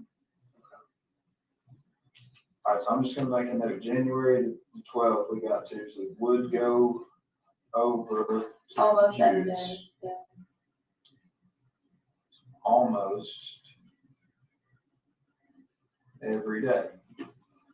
And then whenever she got that hotel in Wood Spring, she kept telling me she's only there for 2 or 3 nights. So it was like, oh, like the next night I'll bring her over and you can do it. She never had it. So hang on, let's get to that thing. Stay for roughly 1 hour. Go outside. Go outside. Or Hunter would go out to the car lot, get dipped, and then we talk about it. Away from Hunter. Then talk about Evelyn, right? Right. Did Hunter ever ask about Evelyn? No. Hunter never asked about Evelyn. During the time you had a phone, like, I mean, you know how generally how phones work. I've got a picture on the background line. Phones. Okay. Well, what was the background of your phone? But then there was on my cover put on Facebook, I wanted Evelyn like a little purple cherry, and she's wearing like a black long sleeve t-shirt. Yeah, the green thing. You can describe it to a T. There were leaves in the background. There you go. You describe it It to a was T. small, she had a little camo bow in her hair. It's just the one where she's like smiling, she's patting her hands on things. Well, let me ask you The this. same one I sent to you all. Okay. I remember that one. I remember that. The purple. Yeah. You can describe that to a T because you love it. Right? So you're around Hunter. She had a little bruise on her face because she was walking and fell. So I guess at some point, like you're It was like sitting, probably like right around here on her cheek. It was kind of like up around her cheek. really. So like if you and Hunter would be sitting next to each other and you had your phone, something like this, looking at it, text or something, that picture, was your phone bigger than mine? A bigger phone? It was the iPhone phone. So that's pretty good size phone, right? That's I'm not not the sure. big Not the one. big one. Anyways, but that picture is prominent, right? Did Hunter ever say, oh, there's Evelyn, oh, she's a cutie, oh, I'd like to meet her, I'd like to hold her, I'd like to, if you ever miss her, you never asked that? Okay. All right, so stay for roughly 1 hour, go outside, talk about Evelyn. Or Hunter would go outside. Right, either way. Hunter never asked about Evelyn. You said at some point your mom got a motel hotel room. Yeah, at Wood Spring Street. When was that? She dropped the government check, but Which springs? where's February? Yeah, that was on a Saturday, so I guess it was on January 31st that she wrote it. So roughly I was just checking. to see. January 31st, Angel moves Johnson said, yeah, Wood Spring Street. here, Johnson City. How many times do you go over there?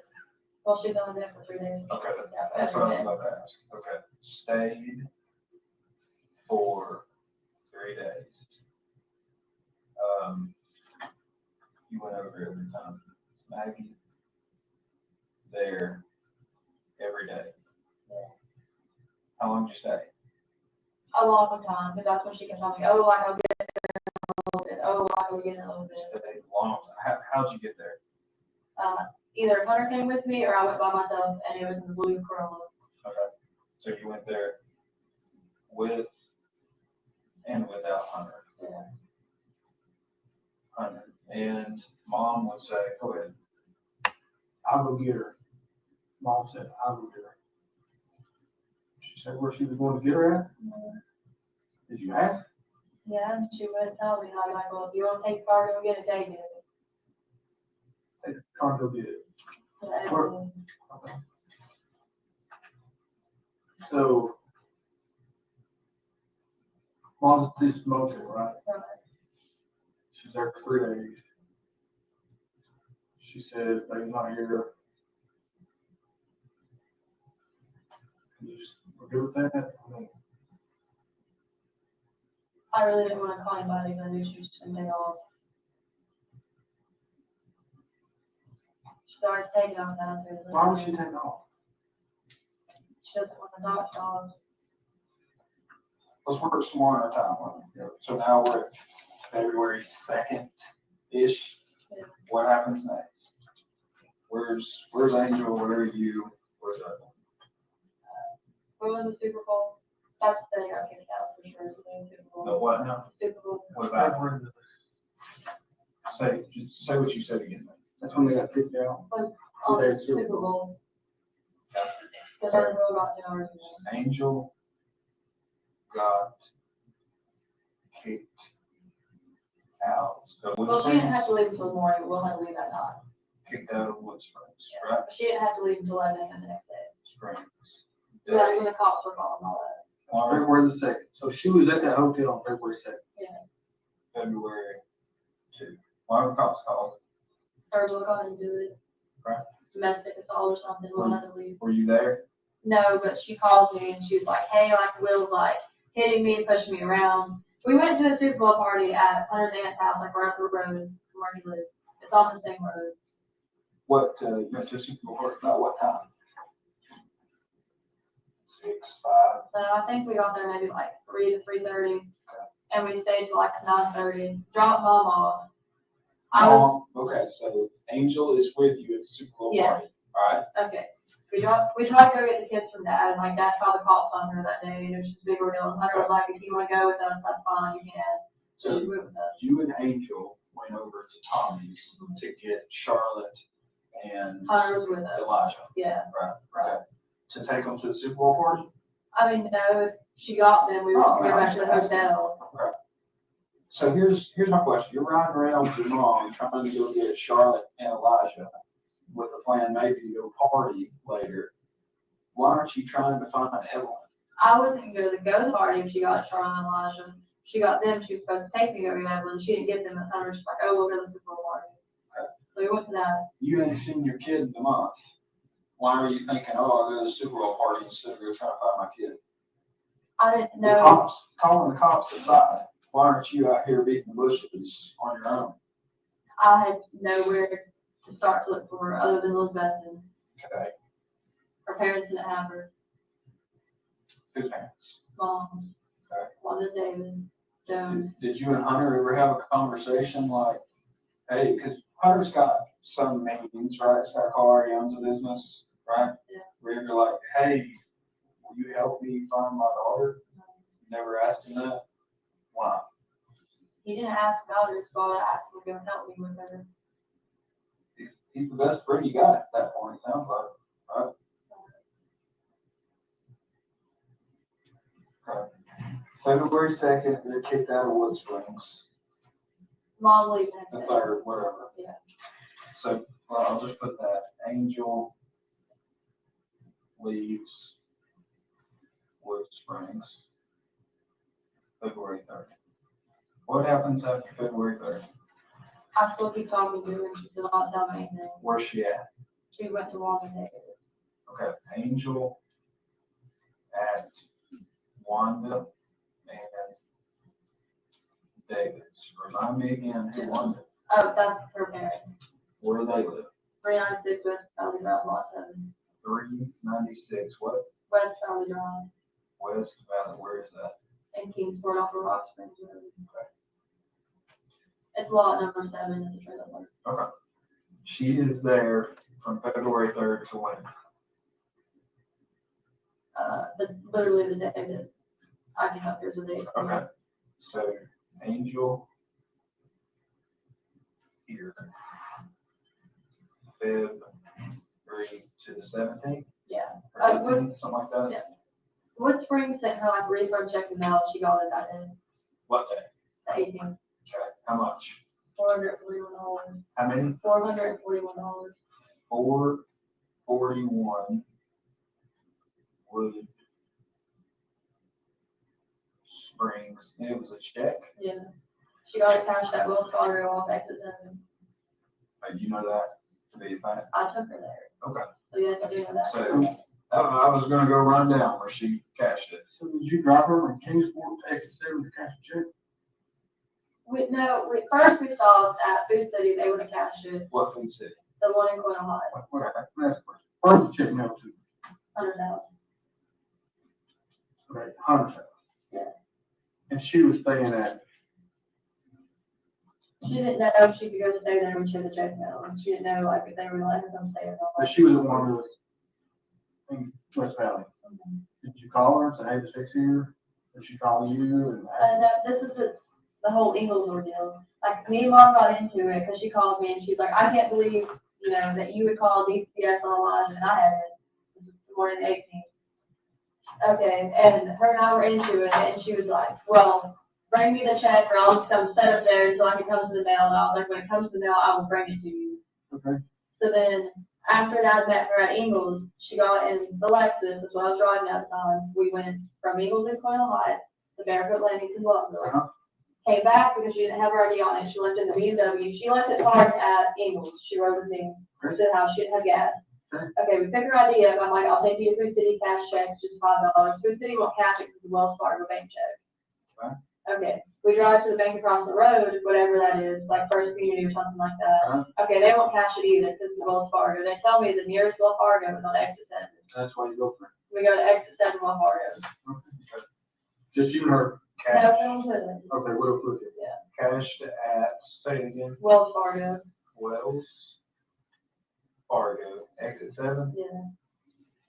Exit 7. All right, let's go back to you sitting at Food City. You might have missed this earlier as me and Tommy in here.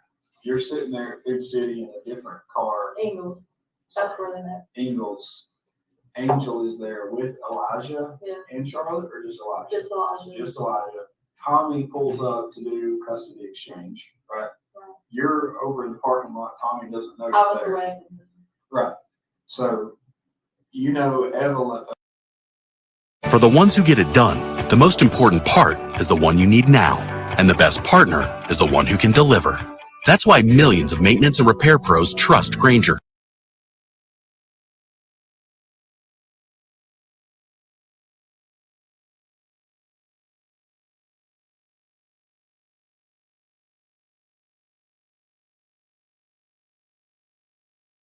I didn't want her to like leave or do something to it. What do you think you should do? Not sit back and wait? I mean, yeah. For how long? How long are you gonna wait? That's a really good question. I don't know. How long are you gonna wait? I mean, it depends. Last time you started when? December 17th? 16th? 14. Okay. So it's been 1 month and 6 days. 36 days since you've seen your child. And you're okay with that? I mean, no, like I genuinely not know what to do. And yes, I know you're gonna tell me, oh, you should have called us, like, Well, that's neither here nor there. Whatever. I'm just trying to understand.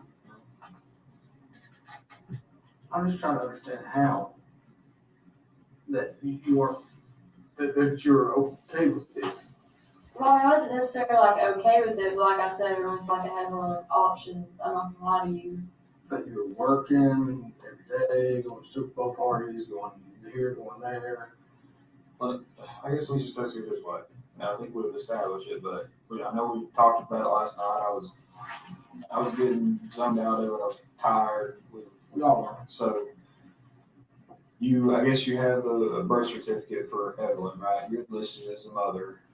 No father is listed, right? We talked about that. So you would be the primary parent. You are the mother. You're her legal guardian, right? your natural guardian, natural mother, I mean, I know you have this extended family that loves her, but you're her go-to, right? And you have no idea about her well-being for how long? A while. What's a while? A while could be 20 minutes. The only time I saw that picture was on January. So. Okay. So we're talking, you have no idea about her well-being. You don't know if she's safe, alive, well-nourished, flourishing. You don't know anything about your child since December the 16th, right? So, okay, this timeline, is there anything you've left out? No. Is there anything you've lied about in here? No. Just this? No. Okay. Do you have reason to believe that Evelyn is not alive? No. Okay. Well, let me ask it the opposite way. What reason do you have to believe Evelyn is still alive? Hope.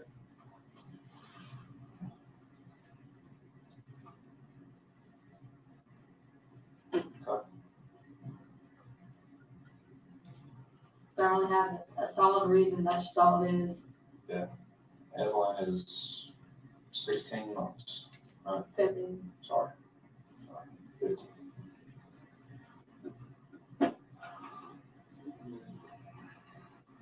What would you now? Right. I don't know how you go about finding her home. I would have known where to find her that day at Ingles. You would have called and said, she's at Ingles, come help me. At the hotel. At Wood Springs. Hey, she's staying over at Jude's. Hey, she's, hey, one of the police, I know the police are on their way to Wood Springs. I know that's where she's there. Why don't I just go there and tell the police what's going on? You know where to find her then.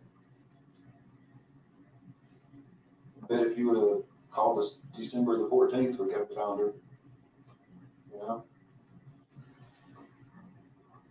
So, I don't know. Can you check with the family that's on there? Do what? That's a lead. I promise you, we'll run down. I've told you there is no extent to which we will not I go. completely forgot about to that, so like going on about like why is the family that my mom has family That's that's fine. on We can run that down. That was always her go-to, like anytime she violates probation or anything, I'm just going to Oklahoma. Okay. So let's say this. Let's say we find Angel later today. You've seen Angel almost every single day since December 14th. She's never had Evelyn. No, we didn't talk until January. Okay. No, because that was what they was. I forgot about that lapse. All right. During that entire time, you don't know that Angel ever had Evelyn. So let's say we find Angel. Let's say they've got her right now. We just don't know about it yet. How do we find Evelyn? Ask her. Think she's gonna tell us? Maybe. Maybe. She ain't been beating down her door so far, you know. Well, maybe if you have to like in person. Maybe. Well, what do we do if she says, I don't know where Evelyn is? She's the last person who mentioned. A month and a half ago. What if she says something really bad happened? And what do we do then? I don't know.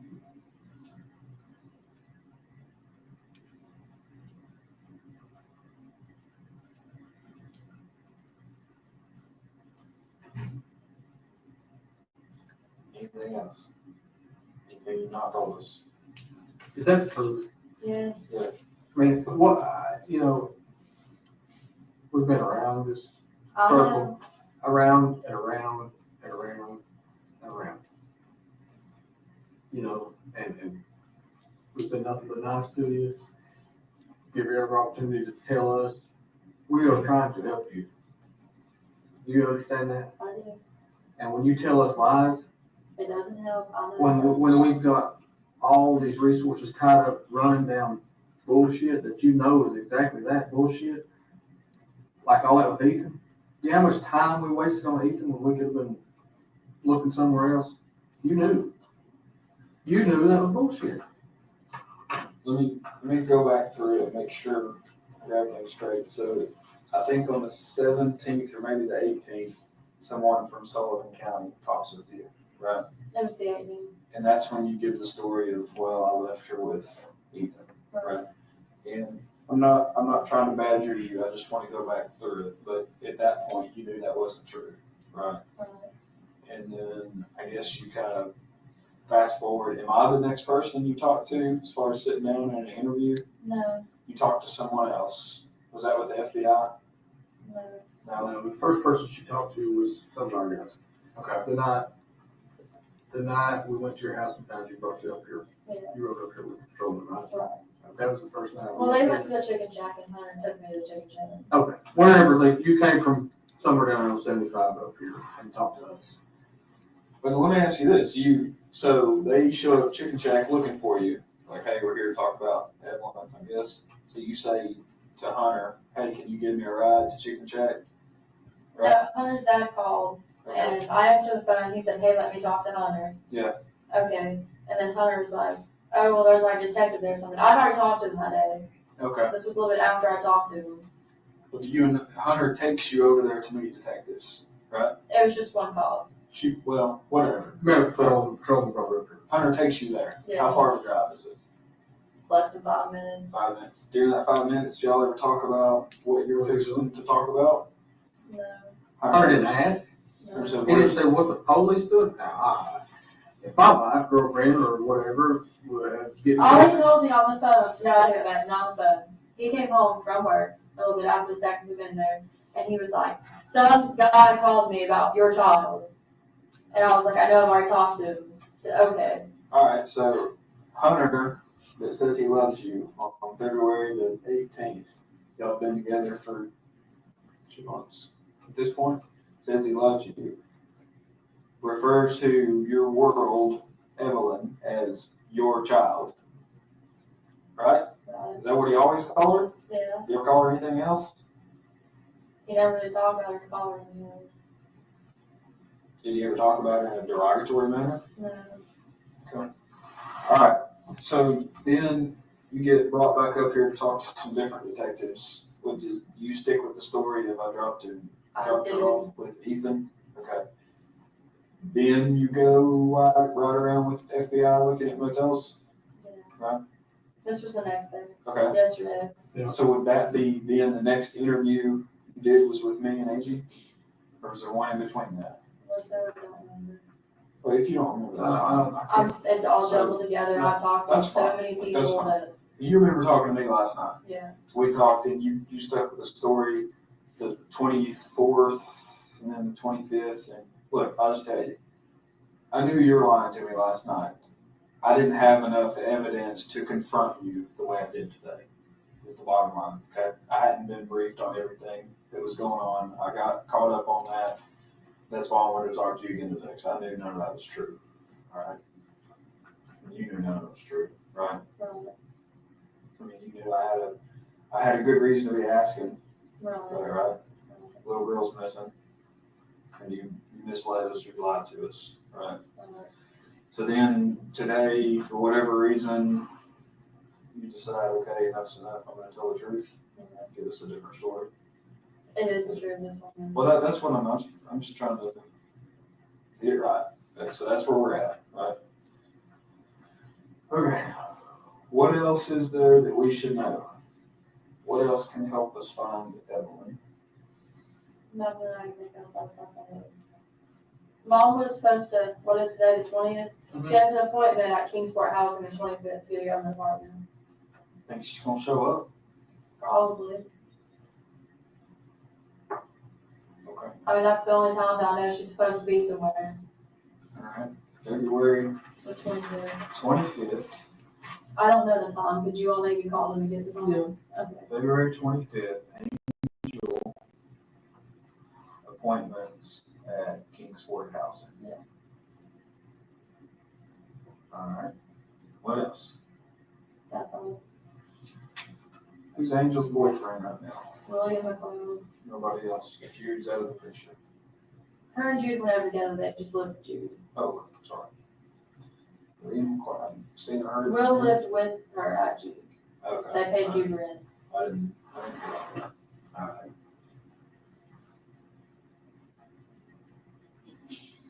What else? That's all.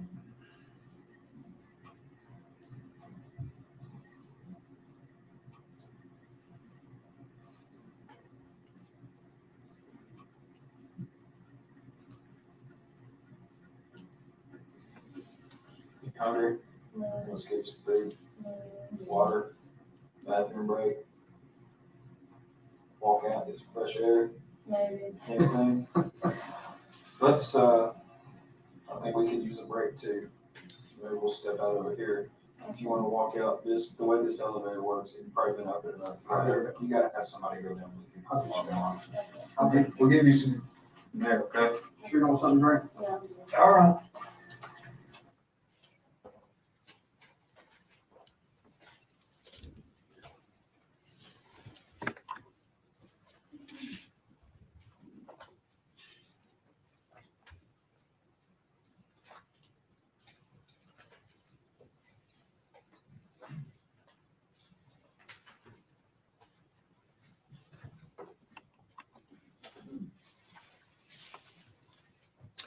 All right, Lieutenant Price. So this is the first time Megan has told you this story about her mom Correct. possibly having a child. Is that right? Yes. Now, did you all go looking for Angela Boswell, and William McLeod? Yes, we did. And were you all able to locate them? They were located, yes. Where were they? Wilkes County, North Carolina. Were you able to locate Evelyn with them? We were not. Okay. Did you, in the course of your investigation, didn't find any evidence that Angel Boswell had ever had Evelyn? That's correct. So there was no evidence? None. Okay. Any evidence during your investigation that Angel Boswell had ever taken Evelyn? None. All right.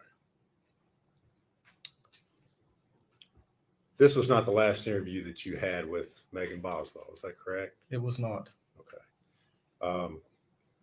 After you learned that the information she had told you that day was not correct, did you all come up with another strategy as far as how to get additional information from Ms. Boswell?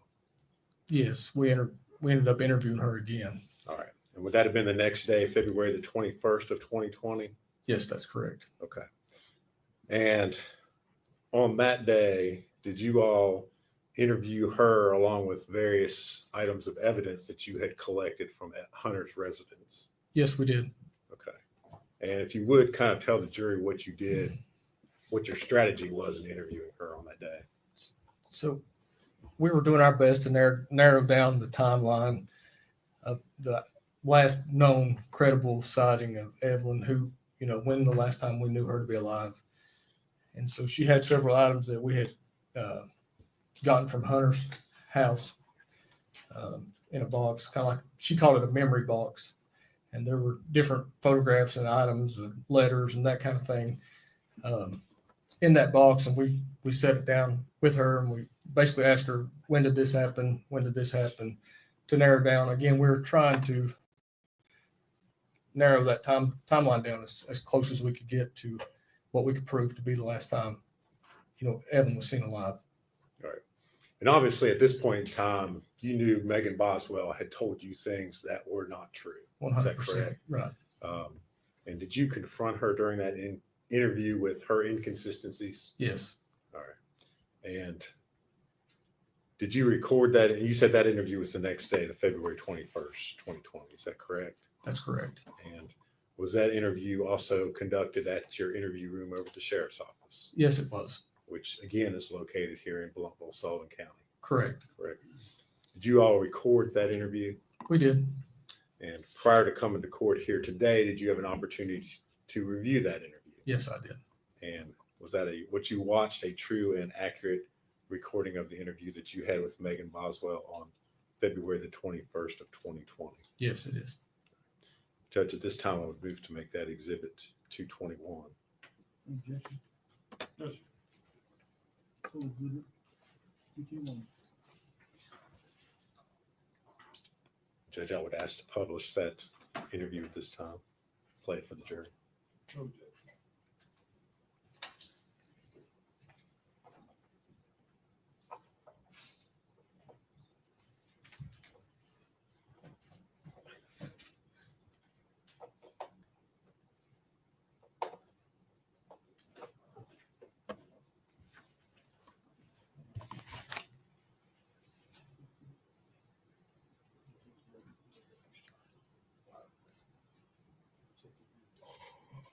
Let me your price for a second, Judge.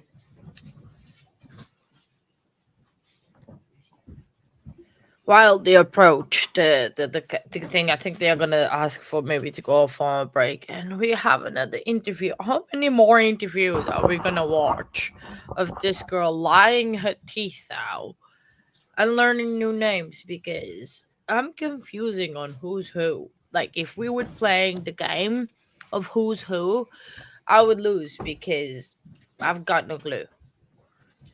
Because her timeline. They just told me this video is a long one. So we're going to go ahead and take our afternoon break. I thought that was I think that would be awesome. I'll say about 15 minutes. Everyone stand. Yeah, they are gonna go on break, y'all, because it's apparently a long one. Not surprised that it's gonna be a long one. The way that she lies and the way that she invents things. Yeah, it is. She is. She's naming the entire family and friends and cities and states and like so. This interview, by the way, everyone, case one, everyone, was done on February 20th, 2020. Right. This one that we're gonna watch after the break is gonna be February 21st, 2020, so the day after. So that's the thing. Why do they make them wear glasses? Like, it makes you smarter. Like, no, it doesn't makes you smarter. That's just the conception. That is just like, I hate when people do that. Okay, I can take the headphones off for a minute because I can see the screen because my ears are hurting because this girl, her timeline is all over the place. So mom's ex-boyfriend, like, who was Jude? So Jude was the one that where William was living? William McLeod, mom's boyfriend? Is that it? And then who's Jack?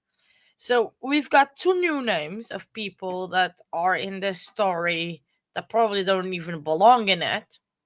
So Jude and Jack. I did not catch who Jack was. Jude, I think it was somehow related to mom. Not related in terms of family, but in terms of boyfriend.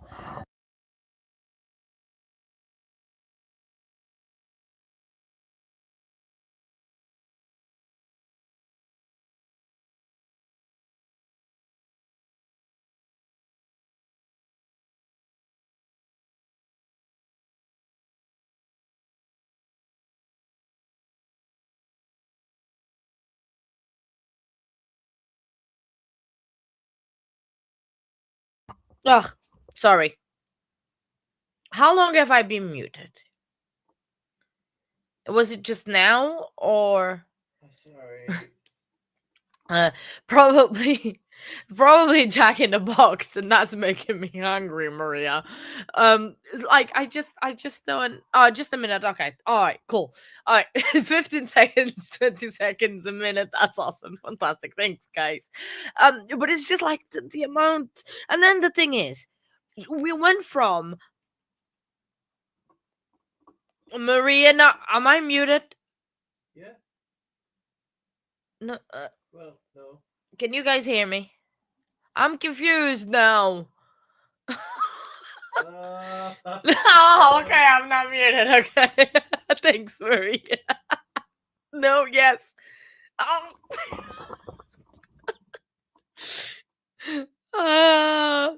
Oh my days. Maria, I think they're just funny. That's fine. Oh my days. I was like, now I'm like, after Jack. Yes, I was. Oh, I was muted after Jack. Oh, okay. Thanks, Maria. Um, oh my days, definitely.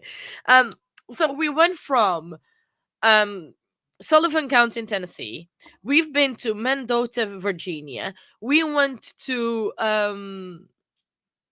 Rachel. Ah, who's Rachel? Oh, Rachel. Oh, hello, Rachel. Hi.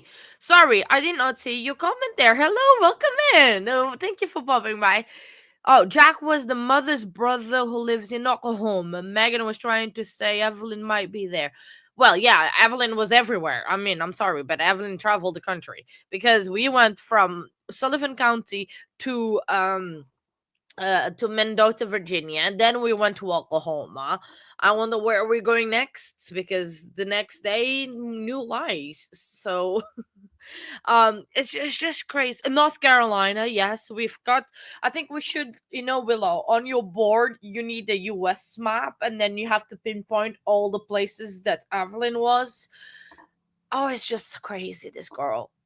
And I don't know how she keeps track of her lies, because she's just blaps things. And even though true, they don't make sense, like one after the other, they completely don't make sense, and I can't absolutely understand all the lies that she's saying. Because then she said that the week after the chicken shack opened, she stayed for the first time at a Hunter's while Angela was babysitting, and I don't believe that. I believe that Evelyn was not here anymore. In this, I don't think she was there anymore. And also, that's one thing that the detective asked, right? If she truly had, and I don't think that she had Evelyn on her background on her phone, right? I don't believe that. I think she lied about that. She knows the picture, yes, because probably she was the one that took it. Not saying that she's lying about the picture. Well, it wouldn't be new that she would be lying, but she is lying about Evelyn being her background picture. Because if it was, um, I think Willow is regretting her decisions now, Maria, of making the board. I would, not to be fair, but like I would be like regretting my decisions of doing the board. But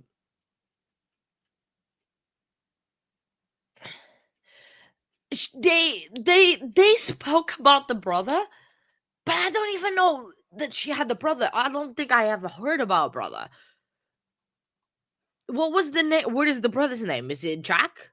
Is that the brother? Um, because yeah, Willow, I think you can back it down. You don't have to do it. But it is gonna. That's why I said like we can talk about it after the court is the trial is finished to give you a bit time. Um, yes. Jack is the thank you, Rachel. So Jack is the brother. So I there's another person that I need to search for. Jack Boswell. I'm assuming he has the same surname. Who was he like? An angel putting him to jail. Wow. So who was Elijah then? Yeah, so that's where she was. So this baby was with Ethan. This baby was with Angela. This baby was with Jack in Oklahoma. Angela in Mendota, Virginia. Ethan in the army in the barracks.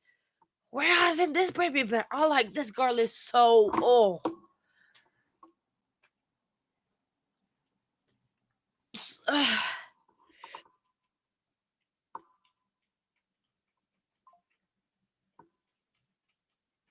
Elijah is the child. So, oh my days. Honestly, so she literally put everyone in a big boiling water pan and just throw them everyone in, and the one that would survive, they would what she was expecting to people to believe in those incredibly lies. Oh, sorry, I still have a comment up. um I was like absolutely crazy. Sorry, I have to go up and I don't know how to do this. Hang on. There, it's out. Sorry. It's just Jack is so, but which side? From mom's sides or dad side? Elijah. Okay. Uh, so Elijah. I'm just writing it down so I can try. Not me, tree. Is the brother. Jack is the uncle, but which side? Mom's side or dad side? Because like we need a family tree of this family. Because oh, she was stalling. Absolutely. Oh, I 100% agree, Willow.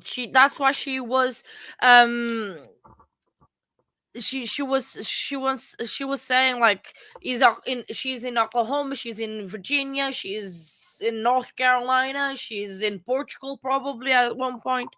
Um like no, she can't. She definitely cannot play that game because she will be way too good at it or too bad at it. But it's like the thing is, the detectives at this point when they are interviewing her, they know she's lying. The dad that we saw on the other interview earlier, he knows that she's lying. Everyone knows that Megan is lying. The only one that believes her stories, it's herself. So Rachel is saying, so Angel got her brother Jack put in jail in Oklahoma. Tommy and Angel still have a child, Elijah, that they share custody with. Well, Megan not anymore because she's older. Oh, my days. This woman. The only person I think believed their own lies, it's her. Because I don't think no one in that room believes her for 1 second. I don't. I would literally like I think in June of 20 was in June of the 24 of 2022 that they found the cause of death for E, because it probably took a while because of the state of the body or anything to actually come up with but the timeline I don't know. We are waiting for DME to come, because then that will prove someone's theory. My theory is that she unalived the baby after Thanksgiving, but shortly before she met Hunter. I don't know. That's my in that like timeline there when the dad saw her at the playhouse with the car, because then the car mysteriously in the middle of December disappeared, got repo, but did not get repo. William McLeod had a car.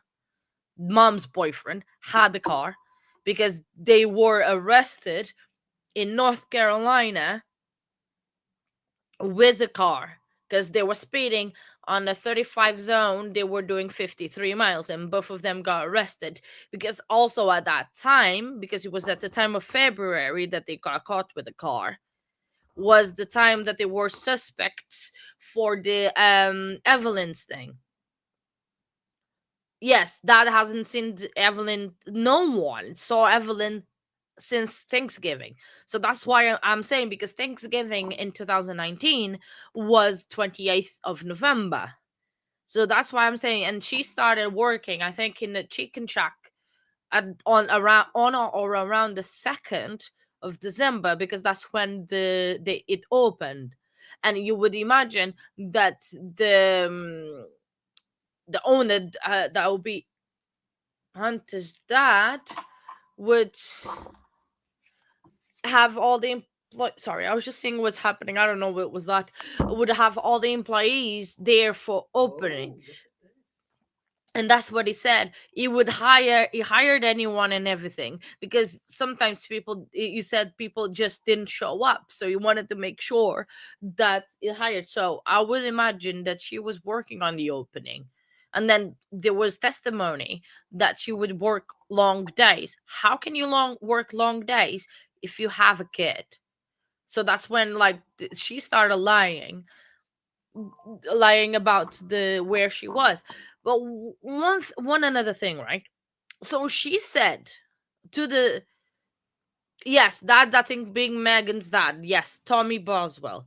So one thing is what aside. So she was saying to the judge is back.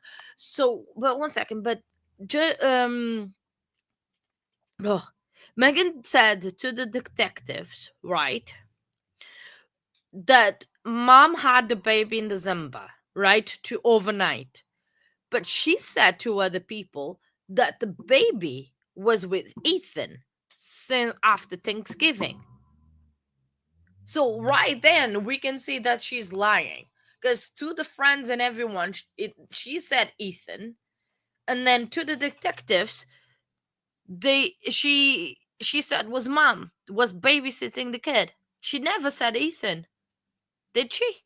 Or at least on the interviews, I did not hear that. She was always saying mom, wasn't it? Correct me if I'm wrong. Originally, it was Ethan. Yeah, I know. Originally it was Ethan, but she said that to the friends. But to the detectives, she only is speaking about the mother. She's not speaking about anybody else. And she said that Evelyn was overnight with the mom in December, 2 weeks or a week after the chicken shack opened. So she was she had two lies at the same time. Oh, I can't. My brain is fried. Y'all, my brain is fried. I don't know if it was because I've been awake since 4 o'clock in the morning my time, or I'm absolutely fried because this story and this line it's absolutely crazy. Um, let's see now what this new interview brings because apparently it's a long one, so we might be listening to this one right until the end of the day and not have the baby daddy today. It might be tomorrow. Gonna have to come up for another day of maybe we'll find out who the baby daddy is. We'll see. I think that would be the hand clip, the house. How do you say it? What do you call it? That what's the name? My English is failing me, man. Uh,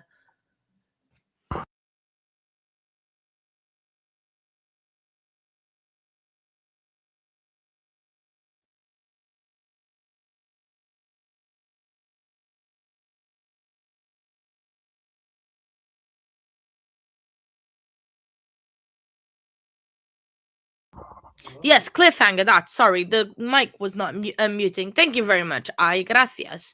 Yes, that'll be the cliffhanger for tomorrow. Is who is the baby daddy? Yet again, let's find out. Because if she had short interviews, that would probably we would find out. But I don't think we will have shorter interviews because it's Megan. She likes to lie. So we've already found that out. Oh, but it's just incredible that she can invent lies from left, right, and center and just be so calm.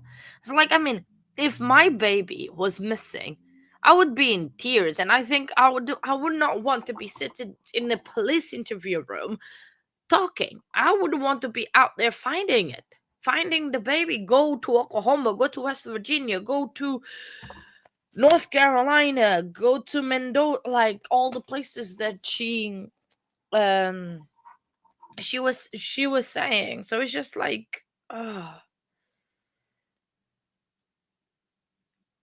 so it's just like, yeah, I would be absolutely going crazy if I did not know where my baby was. You know, she she was like talking, chilling, looking at the calendar to remember dates. She was just having a laugh, talking, inventing stories about mom, about everything. Just no word. Like, and the thing was, right? She might not been the detective, and they were. She never asked about if you found anything about Evelyn. Have you heard about anything from my mom? Because she might not have been able to get in contact with mom, but detectives would. They have the possibilities of just grabbing the car, drive. Well, I don't know if you can drive to Virginia, Mendota, Virginia from County Sullivan, but they would take a plane to go there. They would have the resources. You would ask if there's any updates. You know, it's like exactly case one. Absolutely, it's like she didn't care. So, oh yeah, I think like she was inventing things on the fly as they go, because as they were asking questions, she was trying. What it seems more plausible. Oh, I'll lie about Jack in Oklahoma, or Elijah in North Carolina. I don't know. It's just crazy. I think the judge is back now, and I think we are gonna have the jury. I mean, it's just crazy the amount of lies that this girl came up with. The Oh yeah, I think so. Obviously, and the fact that she showed up and you wanted an interview to talk about blaming other people instead of asking about the whereabouts where Evelyn was, and ask about how the search was going and everything, that must have been another big red flag to them. But here we go. Let's find out more lies, I guess. Strung out everywhere over there. We'll bring this, let me go get, oh my gosh.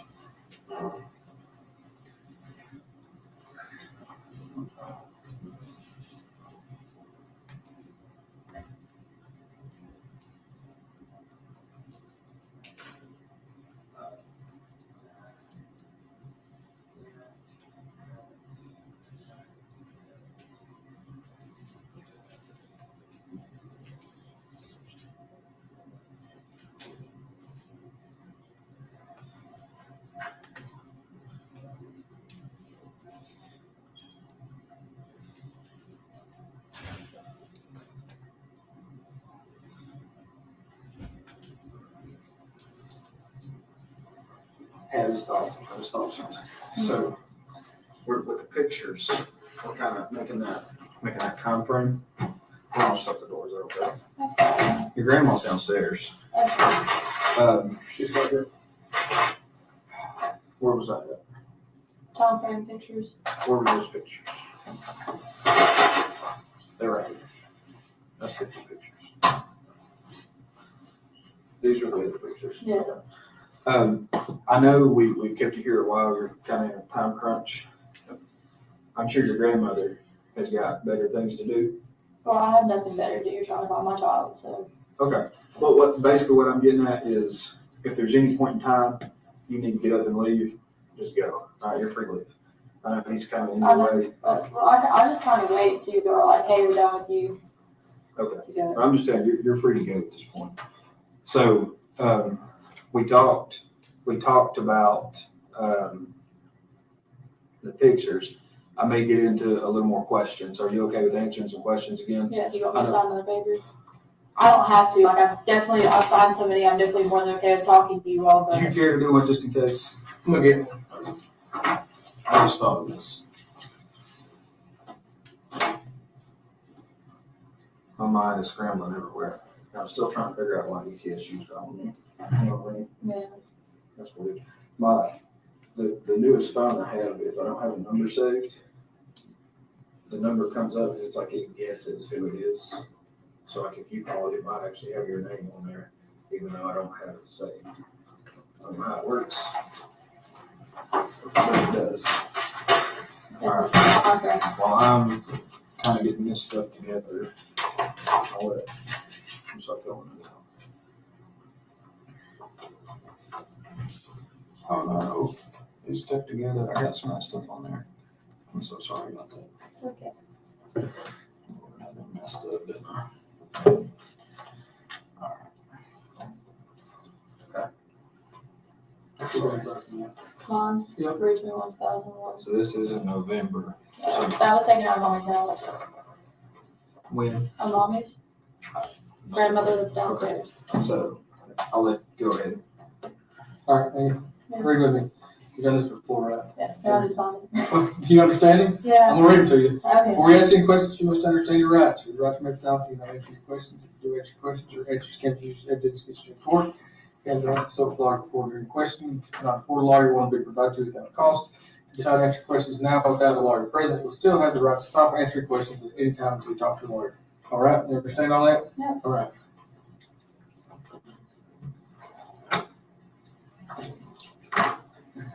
Apple. because we don't know when. Okay. Is this the same trip? Yes. They're all What day was this on? the 21st. This picture, I think, if it would have been warm in November, I think it would have been sometime in November. 21st, we're all from the same, I'm wearing the same clothes as those two.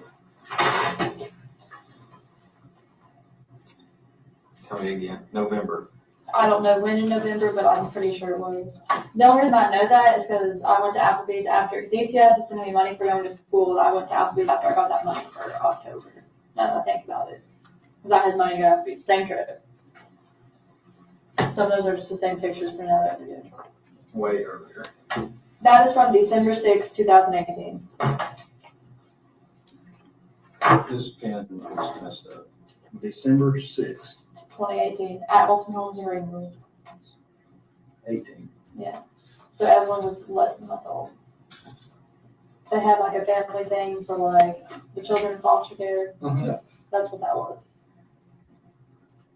That's great. Wait, how about I turn these around? I just realized Like, I that. can see. This picture was taken on the day that she turned 4 months old, to my 18th birthday. The 3/21/2019. Like I So said, now some days we're I remember really specific. 12/6/30. That one comes after that one. That was more recent if you're going from. Sorry. Okay. Yep. When was this one? My dad has the pictures. It was from sometime in February 2018. So we're like, way back here. Well, this one was December 6th. No, that was in February 2019. I'm sorry. Forgive me. Because, yeah, Evelyn was with us on that trip. My dad has the pictures of like me, him, Ashley, Lodge, Charlotte, Mikey, Sarah, Evelyn. What about this one? Where's the first birthday come in? That's not first birthday. That's Christmas. I'm so That was after that. right there. First birthday would have been somewhere between these two. Like right, yeah.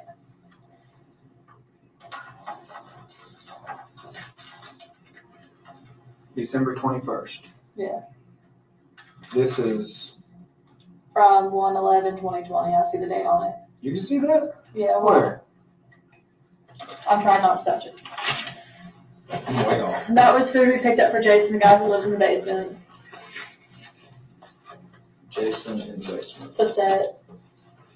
That's fine. We're just making.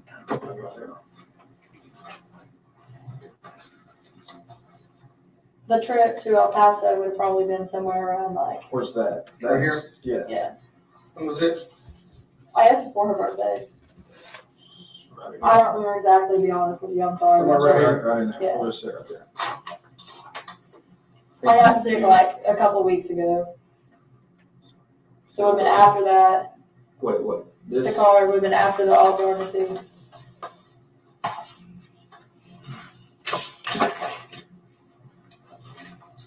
This is. Hunter's insurance. So just put it down here.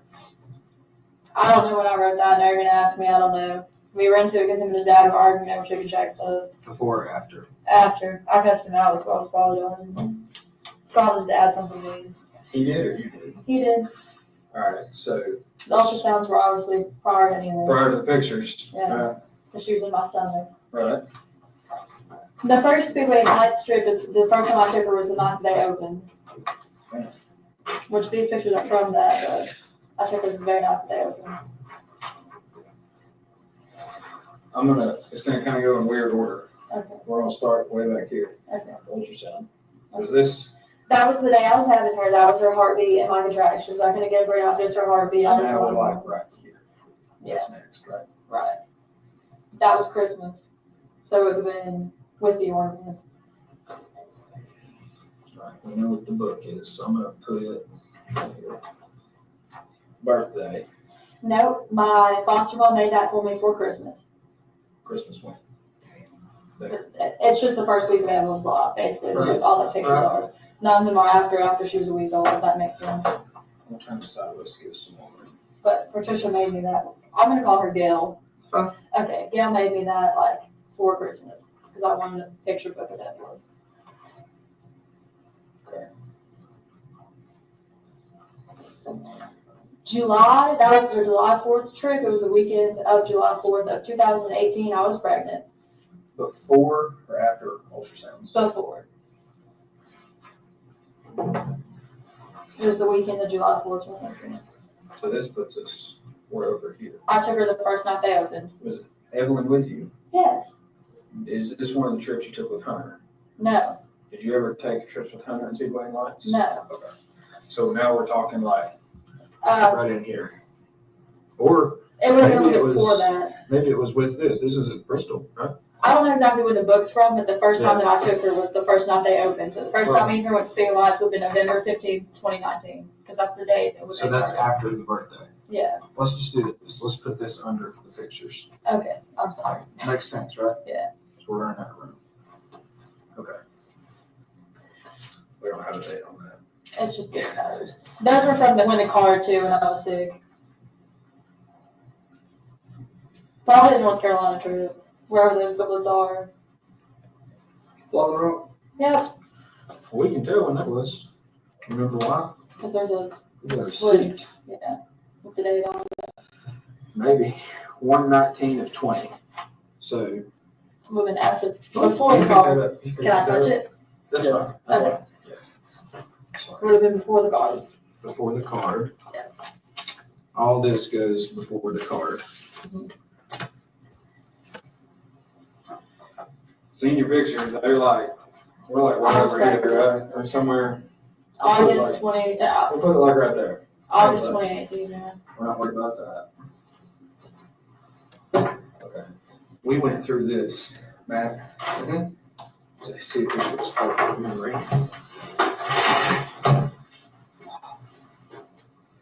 That's you. Ethan.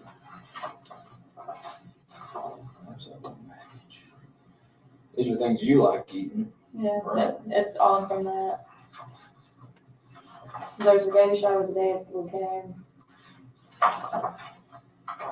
The pictures of her, like of me and her at the Christmas party, Yeah. they were way in the back.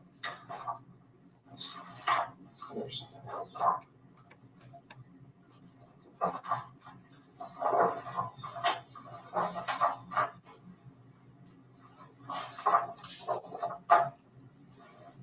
We'll get the pictures. Come back to that.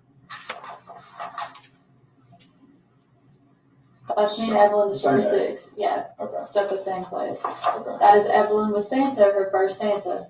First time she met Santa, and that was the same day, at the same Christmas party, at Okay. Holston So Home. then there's all kinds of. It started at 6 p.m. All right, well, we know you didn't have the first birthday party really, No. but I mean, I got her a little cake and let her smash it out in my trailer, but it was just me and her. Yeah. Like, I didn't mind if you like wanted to do it one day, the other can do it that day. I just couldn't for every day, and I said, well, just screw it. It's my child's first birthday. I'd rather it be just me and her anyways, and not arranging around you all the time for her first birthday.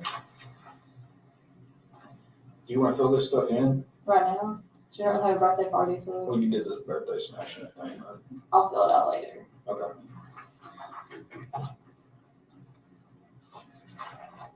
What are we gonna put here?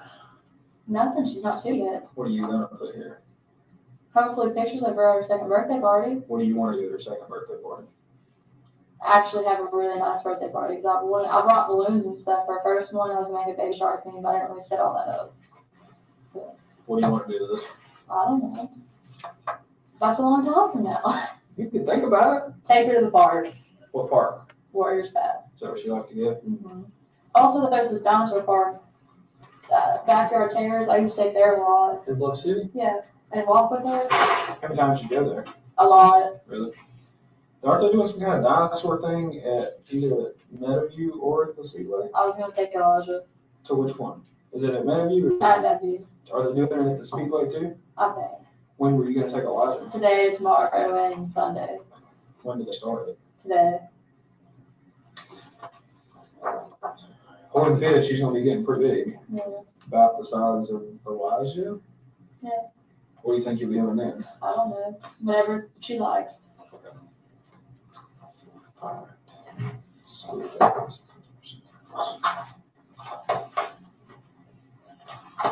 Okay. So, let's go back. That was before the ultrasound. Which I see. Yeah, You're we're going going, there. yeah, we're going this way. Okay, So sorry. we've got basically, 4th of July. wait, did you have like, oh, I know. I've got stuff to do like that. It's over there. Okay.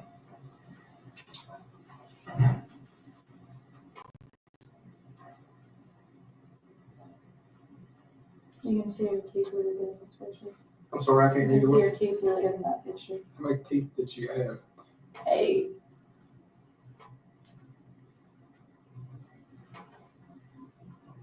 And I was taking it along you. Hey, where? Along you. Where's she live at? I was on the hill with my dad. Okay, I'm Rough Muddy Creek. It's like from the. That was Amanda. Yeah. I don't know if you noticed most of these pictures of her. Yeah. I didn't want to cut it because, if you look, you can see it in her eyes, and I essentially cut it. I balled my eyes out. I was like, Where's she 6 months old in this timeline? she's 4 months here, so it was. Sorry, I don't want to touch it. Okay. Because this ear infection, she was 6 months old. Yeah. Right?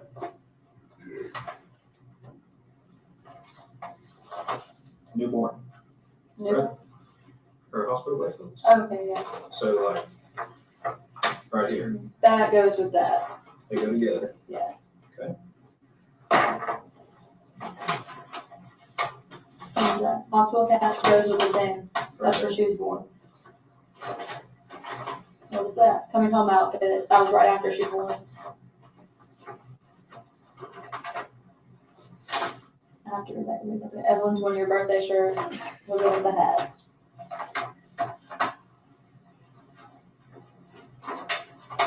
What was that thing?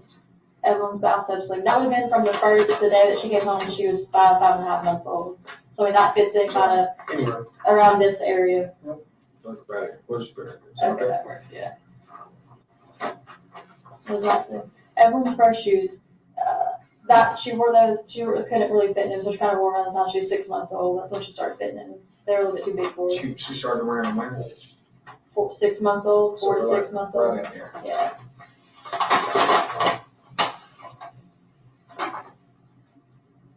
Okay. So it's 10.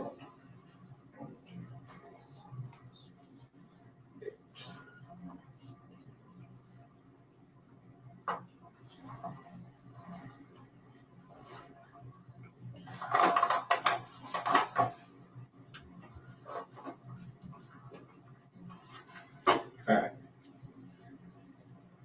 So, we'll just count this as one. So from the time we've got like ultrasound pictures, we've got 27 things that were in that box. Yeah. Plus this, and we can count that as one or a dozen, whatever, 28. Then, let's see, let's go to the last thing. Her birthday was on the 21st. Yeah. That's kind of where this stops. Yeah. On the 21st. Did you have this birthday cake smash on the 21st? Yeah. No, it was on the 22nd. Take that back. Why? I'm just curious. Because we were trying to have a birthday party on the 21st. My dad and mine, he ended up being at work late. So Yeah, no, then they wanted to wait till this weekend. I was like, no, it's my child's first birthday. I really didn't want to have you on here anyways, because I want to spend it with her, to be honest. So. That's understandable. Okay. So we got like 28 some things. If you count these, makes it like 30 something. And then this one. Those are all from one trip. Some of the pictures are the same. I meant to give those to my dad, and I never got around to it. That's from the same trip. And this one was taken when? December 21st. It was after December 20th. You're so sure of that. Yeah. You're so good with all of these other dates. Yeah. So. Is that a bad thing? No, it's great. It's a great thing. So we've got all this stuff about Evelyn. Yeah. Leading up to December the 20th. Yeah. And then it becomes. That would have been about like either 4 to 6 days after Mom took her. Okay. So then we got. Hunter put that stuff in baby bottles. Well, I didn't put it in there. Hang on a second. Okay. So we got the trip, Ripley's here with Evelyn. And the trip with Hunter, we've got 1, 2, 3, 4, 5, 6 pictures. Yeah, so, like, 4 of those pictures are these same pictures. Okay, but there's 6 pictures there. Okay. All right. And then, I have pictures of Evelyn from this trip, but Dad has them. okay, all right. They're not in the baby box though, right? And then the 21st, No, that's the 11th, 11. Evelyn's missing, Mhm. and you're out getting shrimp Alfredo for who? Jason, Jason. that's it. And Evelyn's missing on, this one has the receipt. Mystery. No. Evelyn's missing on the 19th.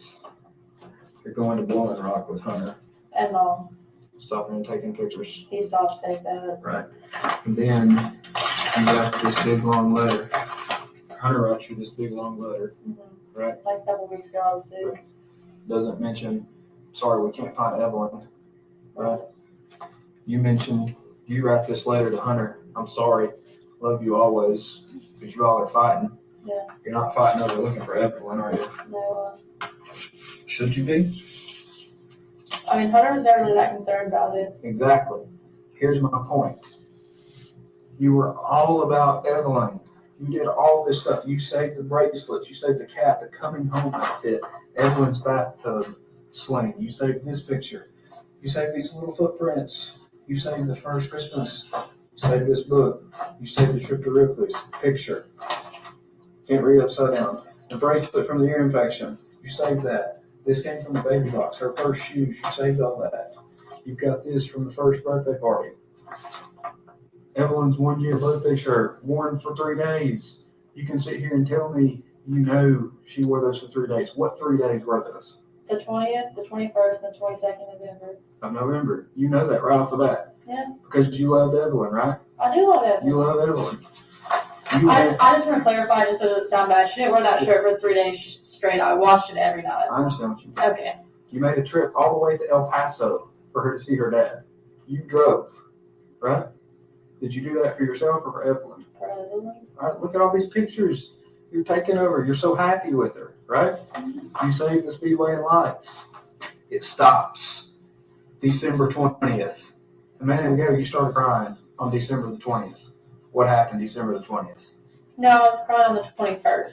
Okay. Because that was the day she would have been 1 year and 1 month old and Mom had her. Okay. I didn't have her with me. On So I was December, sad. on December 21st, you were upset because you didn't have Evelyn with you. What efforts did you take on that day to go find Evelyn? I went to my grandparents' house. She was not there. I tried to contact my mom, couldn't get a hold of her, and I actually rode around for a little bit trying to find my mom or Will, the place where they'd be, because this is when I still had my road cruise. But when the cruise got taken, when did I go to court? January 9th for that ticket, right? Our road cruise got taken on the same day from court. So I still had it on that point in time, so I rode trying to find mom. Okay. So, you're saying in I had planned the trip to the Caribbean like free ahead, and her, she's like, oh, well, we'll go. So So you we went. you did all that on the same day. You all drove from this area Yeah. all the way down to Gatlinburg. How long does that take? An hour and a half. Hunter drove, and Hunter speed's really bad. I'm not So gonna lie to that's you. you're saying that's a 1 hour trip? Yeah. I can't make it to here from Morristown in an hour. How are you getting to Gatlinburg in an hour? Hour and a half. An hour and a half. Okay. Let's say you get there in an hour and a half. You have to drive back in an hour and a half. Right. So that's 3 hours. Yeah. How long did you stay at the aquarium? 30 minutes or less. 30 minutes or less. And got your picture taken? Yeah. There's 4 hours. And what part of the day did you spend looking for Evelyn? Earlier before we went. We didn't get up there until probably like 3 or 4. Okay. I don't even, now I take it back, I really don't think we left until probably about 3. So up until that point, that's what I was doing. January 11th. I was trying to talk to Mom that day, and I was trying to get her to meet me in Kingsport, and actually I eventually gave up on it, and Jason had called in with food, so I brought him some back on the way back. Okay. Didn't get a chance to buy anything for Evelyn that day, right? Mm-hmm. Why not? And she wasn't with me. Or was she? With Mom. Did you see her January 11th? No. So she was missing January the 11th, Yeah. right? That would put her, how many days? What did you tell the news that where you dropped off Evelyn? I didn't. You didn't say it to the news? No, I didn't. Or where. What did you tell the news? I haven't seen it. I've been up here working. I mean, they asked me what was going on, and I'm like, well, they're trying to find the person and stuff like that, you know, I mean, that's about it. I didn't tell them anything specific. Okay. I told them I couldn't tell them any specific details about the case or nothing like that. Was I supposed to tell them something? I'm not the one that asked to talk to the news. I'm not talking to the news. Hunter, I'm sorry and love you always. How many love letters did you write to Evelyn while she's been gone? No. Why? Why would I write her love letters? Are you going to talk to her when she's older? Remember that time that you were missing? Every single day, I wrote you 10 letters. I was out beating the bushes trying to find you. I'm going to be honest with you. Let's go back and talk about the plane. I don't think you were in there for this. I told you we had a plane, right? I said that 3 days ago. I said we put it in there if we needed to. Somebody walked by and just said something about a plane, and she looked at me, right? And you realize I was being honest with you, right? I'm going to be honest with you right now. Do you know why I think you ain't been out looking for Evelyn? Why? It's two things. They're kind of one and the same. You know where she is, okay? I don't know exactly where she is. Or you know she's dead. No. Now's the time to talk. Is Evelyn dead? Not that I know of unless mom has done something. I would never hurt her. She was my daughter. Okay. You're not out here doing all that you can to find your daughter. It's two reasons. You know where she is or she's dead. And another thing, some of this is bullshit that you're saying right here. Say you can't find mom and she won't tell you where she's at. You're not looking for her, but you just, after all this, you're with her, right? You, Hunter, and your mom go to the Lone Rock, North Carolina, and you said this receipt is from where you and your mom and Hunter were there. So where's Evelyn there? I don't know. Mom didn't tell me. Where is she? Mom would not tell me. I told her about So that. you went along with her? I mean, You yeah. went with your mother on a trip to Blowing Rock to go pass her around, and your little girl, you don't know where she's at. Is that what you want me to believe? I'm being honest. That's not what I asked. You went, you've got detail after detail after detail after detail of this little girl. Her whole entire life. Basically, daily, you can tell us specifically to the day, to the hour of what was going on in your child's life until here. Look at me. Is everyone ever going to get to wear this? Yes. Unless she doesn't fit in it. It's 18 months. You know what I'm asking. Yes. I'm listening. There's no way. There's no way. I'm a parent. There's no way. No way you don't know. It's impossible. I honestly thought she was my mother. Okay. Every time I'm being honest, every time I ask my mom, she'd be like, she's in a safe place, don't worry about it. I don't know what else you all want to know.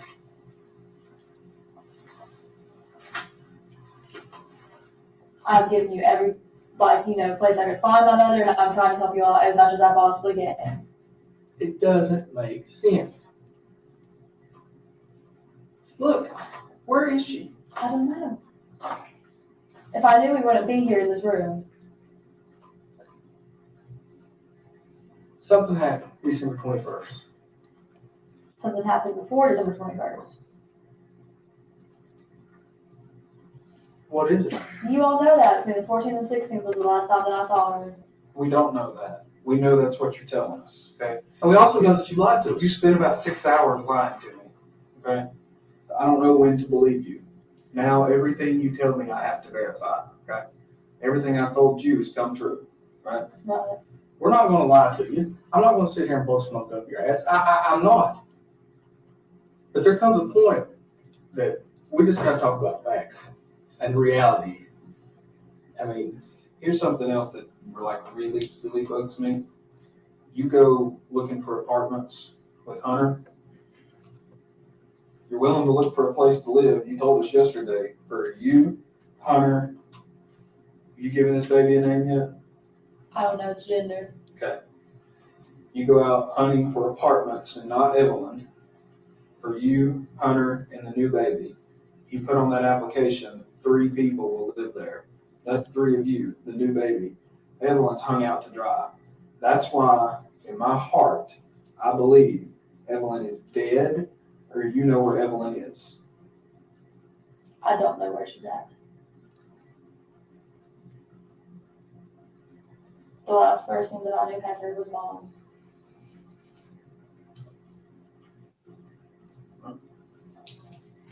Did Mom ever call you back?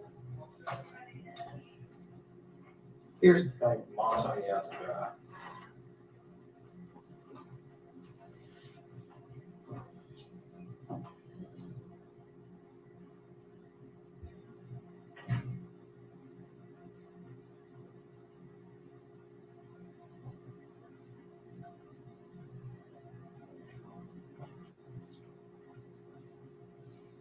There's something else you're not telling us.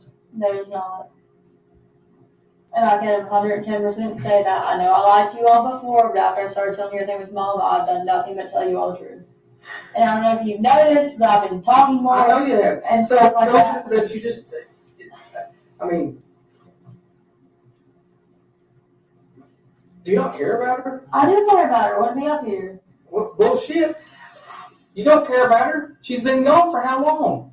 You never picked up the phone.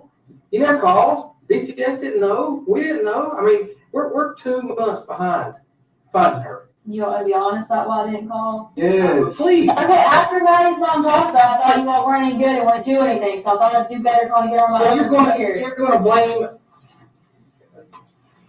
Maggie. That's not even believable. No. Okay, that's a lie. Okay, whatever. I mean, I know Maddie's mom, and she may not like us, but do you, like I said, do you believe everything you told me a minute ago? You didn't believe everything she told you. Not only she said that, but literally everybody else. Who's everybody? Steven, Buck, Lacey, Dana. Have you ever talked to law enforcement before in your life? No. So you're basing everything on what? 3 or 4 people that are always in trouble with the police, dope head, drug dealer, overdose victims. And guess what? Guess what? Just in a second, I'm gonna walk over and grab my work phone. Christy has been blowing my phone up. She's done more to help Evelyn than you ever did. So if that excuse you just told us is true, which I don't believe, it's insane. Because Christy's daughter died, and the police investigated it, and for whatever reason weren't able to solve it. She still has hope that the same police, this man right here, can find your daughter. Do you want me to show you all the stuff she's been sending me?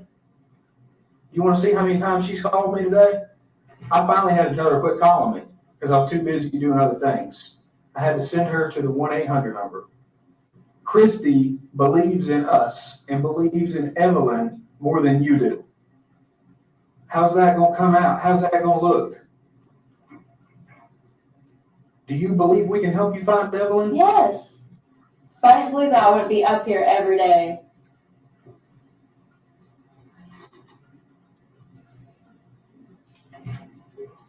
Do you believe me about Christy or you want to see that? I believe you. I dare say she's called again since I've been sitting over here. But if you go on Facebook, all she did for like months was trash talk like every I don't give a damn about Facebook. Okay. I think Christy's crazy, okay? But she's trying. In her mind, she is trying.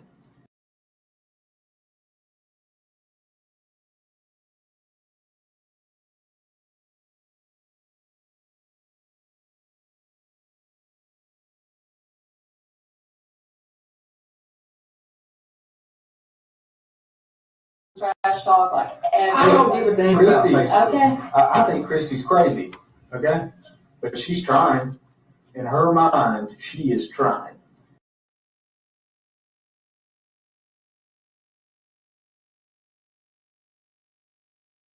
There's there's nothing more. There's nothing more we can do for you. You're gonna go home while we're looking for your baby and not care. That's all we can do. Well, you're saying I'm not really being here, so I think you're not being 100% truthful with I us. am being 100% truthful with you. Okay. Do you want to go home or do you want to help us? I'm trying to help you all, but you all are That like, wasn't the question. Do you want to go home or do you want to help us?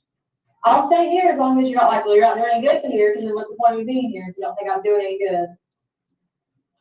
You're not. Are you gonna give us any information other than what you've already told us? That's the only information I know to get to you. Do you know why Matt and I are the two that keep talking to you? Because I talk to you all more than anybody else.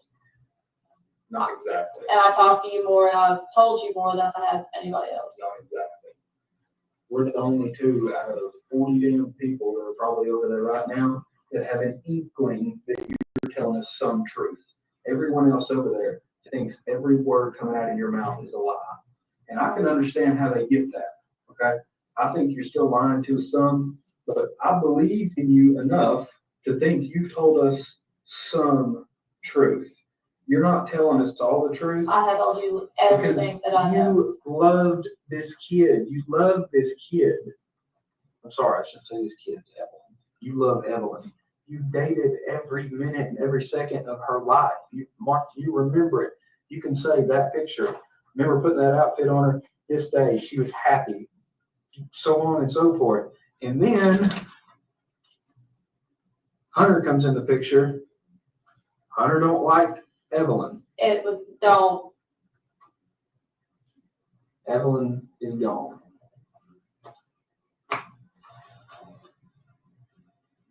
My mom had already taken her at that point. The 14th through the 16th. Okay, look. That's what you started dating Hunter December 2nd or December 1st. Okay, I know that to be a fact. That's when I started working at Jig and Jack. I didn't start going to his house over a week later. Okay, so let's say a week later, December 7th. The last credible sighting was not from you, because you're not credible anymore. The last credible sighting was around December 7th. Now finish your story. Okay. You start dating Hunter December 7th, you're going over to his house, no one sees Evelyn. It was after that. When? Probably around the 9th or 10th. Okay. When my mom started coming to help me babysit her. 2 or 3 days later, boom. That's when my mom started coming to help me babysit.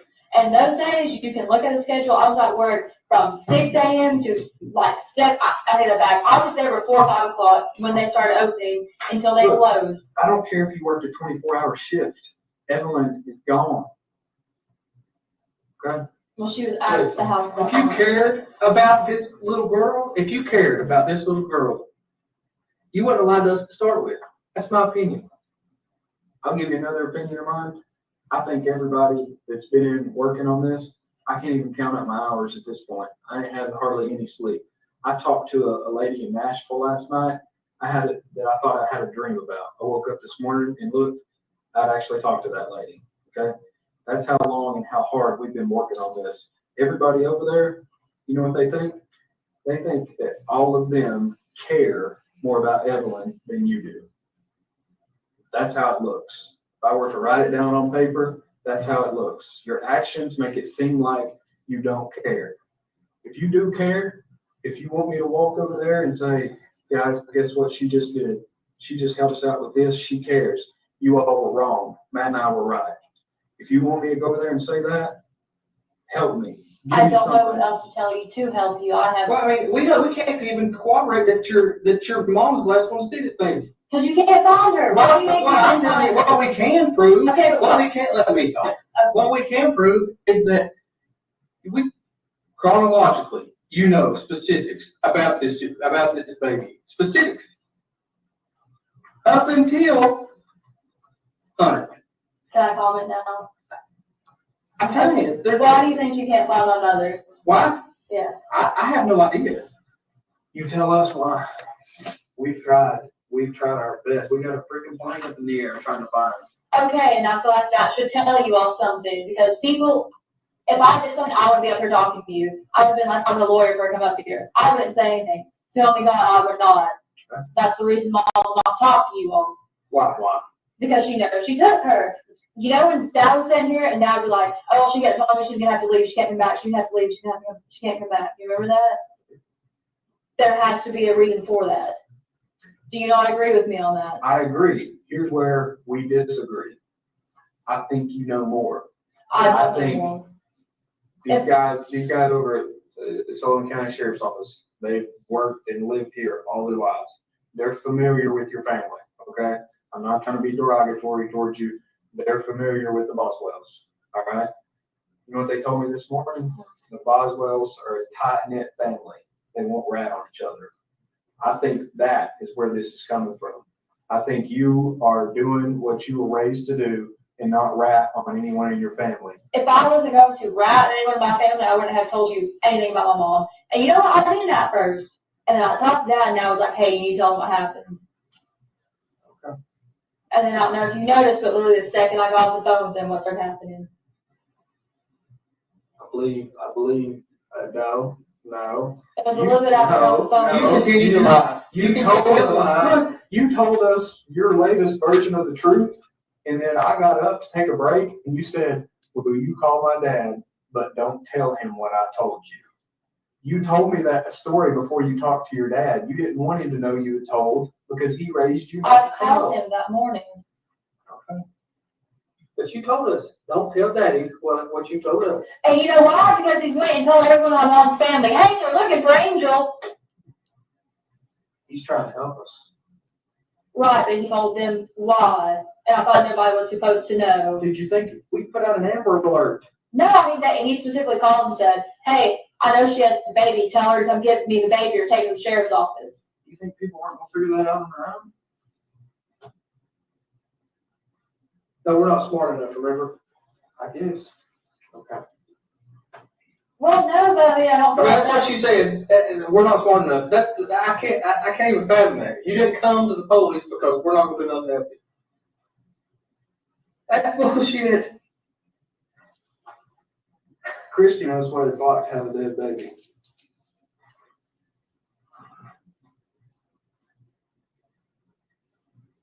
Okay. She's trying to help us. She don't want you to feel that. At this point, I can't tell if you know how that feels because I don't know. I don't know how it feels, and I hope I never have to know how that feels.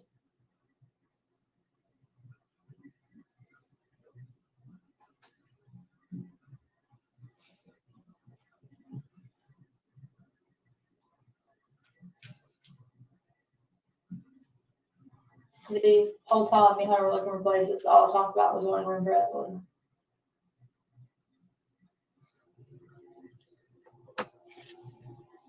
How do I feel about that? He just didn't really comment on it. That's literally like, if you talk to the lady at the apartments we looked at, you can ask her. You think we already done that? I talked about my daughter. She knew that. She said she had 2 kids. Do you remember us showing you that card? Yeah. I filled out? Yeah. I think we got that. From her. Wolffield. No extent, we ain't gonna go. And look, we're not trying to be mean, hateful, jackass jerks, but we're getting to the end of the line here. And I have told you everything that I know, Listen to and me. I'm trying to help you. Let me talk. Okay. We're getting to where there's not much more than you're helping us with. Because I don't know anything else to tell you all. That's what you say. I don't.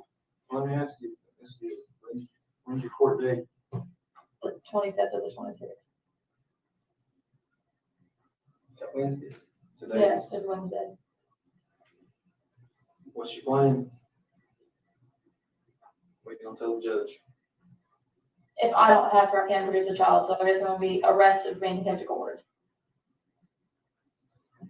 Okay. How does that make you feel? I mean, not great, but Have you ever been in jail before? No. I mean, it's no place to be. I mean, newsflash. Okay, well, I want to go to jail, but if I don't have anything else to tell you all, why not? I can't tell you yet. I really told you Here's what everything I know. I think you're at peace. Whatever happened to this little girl, you're at peace with it. I'm not at peace with it. Well, you don't act like you're not at peace with it. That's what I think too. I think you pull it up. It's on December 21st. That's when you started crying about it. But there has been 2 months to process it. You're at peace with it. I'm not at peace with it. Well, why is it that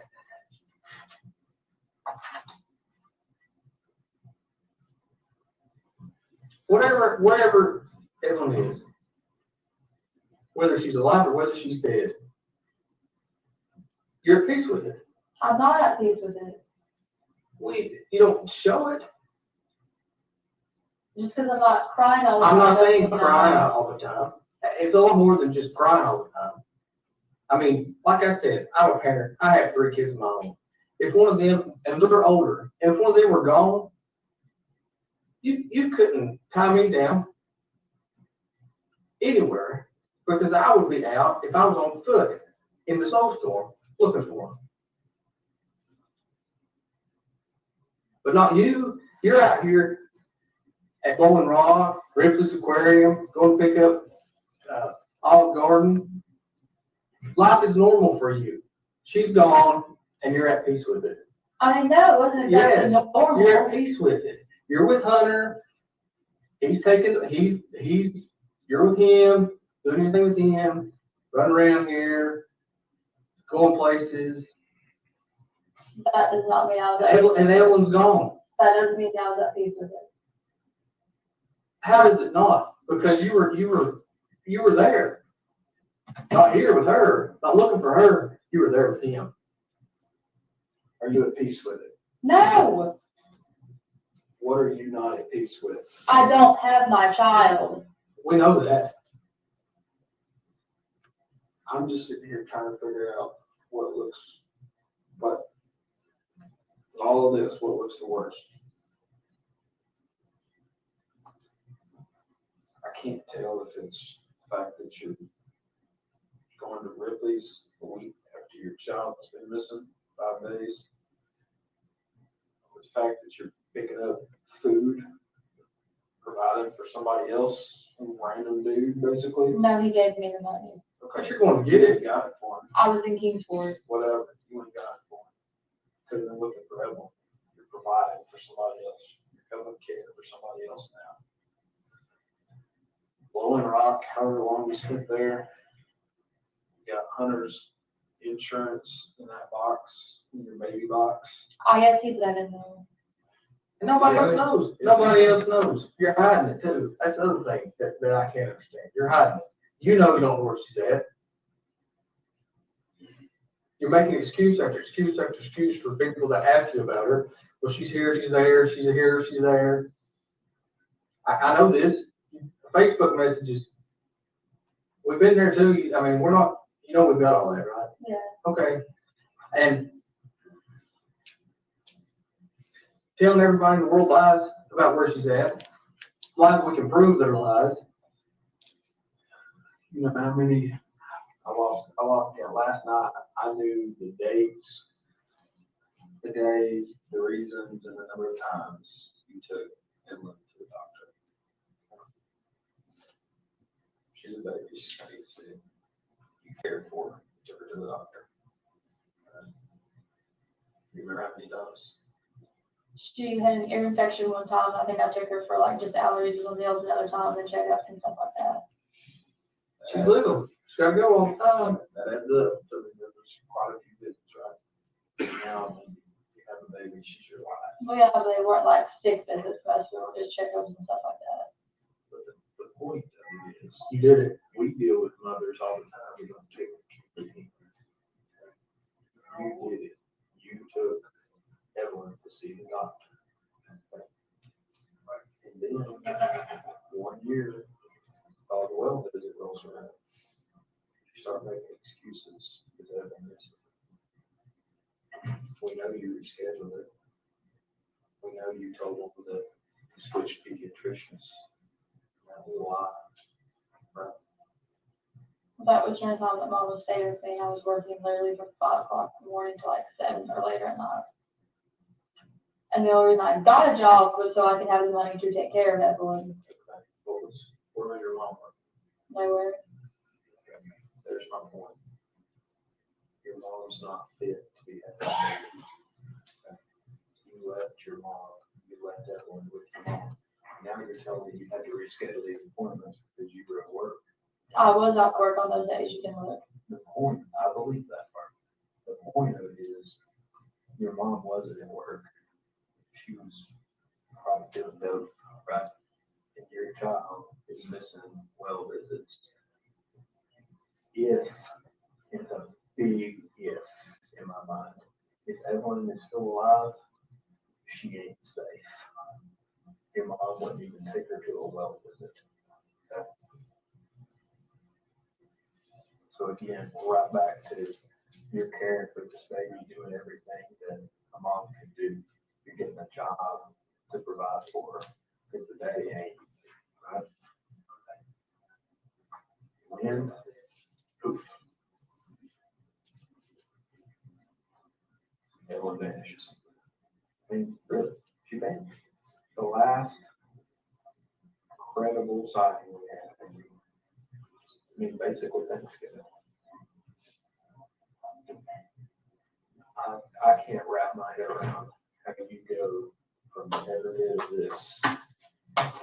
This was after Thanksgiving. Look. Married literally was after Thanksgiving. Listen, that's not credible now because it only comes from your mouth. I have no way to verify that. Okay. Swearing on lots of cameras. Look, that stuff erases. Have you talked to Bailey? Who's Bailey? She went with me and Evelyn to Speedway Live. When's the first time you told me that? Just freaking now. Don't you think that's important? Did we not tell you 1,000 times you got to tell us everything you know? Here's the point. Bailey Hawkins went to us. She was there in this picture taken. She was, I touched that. Can I touch it? Look, She was there at Applebee's. I guarantee you Bailey will be able to help us find this baby, right? But we're going to track her down. She can verify that. Okay, She can verify most of what I'm telling you. I can verify that Evelyn's alive in that picture. I ain't doing so good right now. Okay? Let's go back to what I'm trying to wrap my head around. You do all of this stuff with your baby. You go above and beyond. You're as good a mother as there ever was. Okay? And it stops. Something happened. I had told you why it stopped, and I'm not repeating that again. Okay?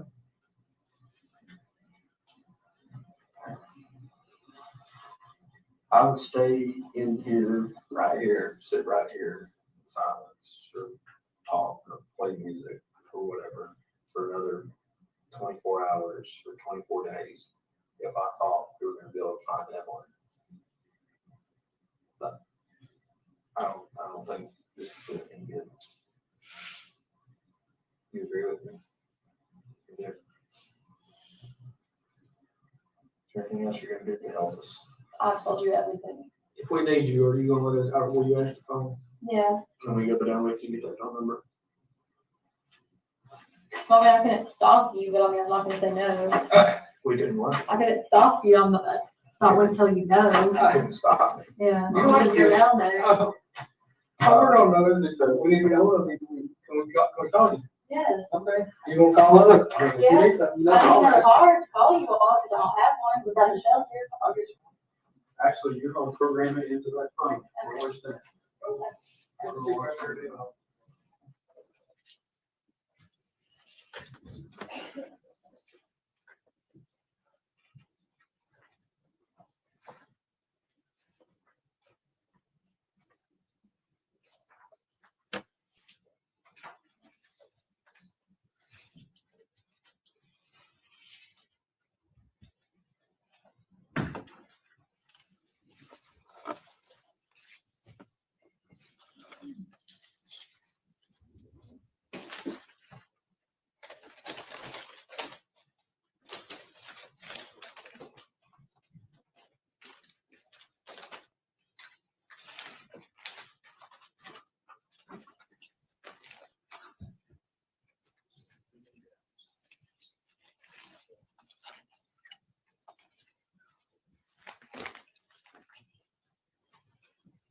Detective Price, earlier I had you identify various items that you all collected the night that Evelyn's body was recovered there from the scene.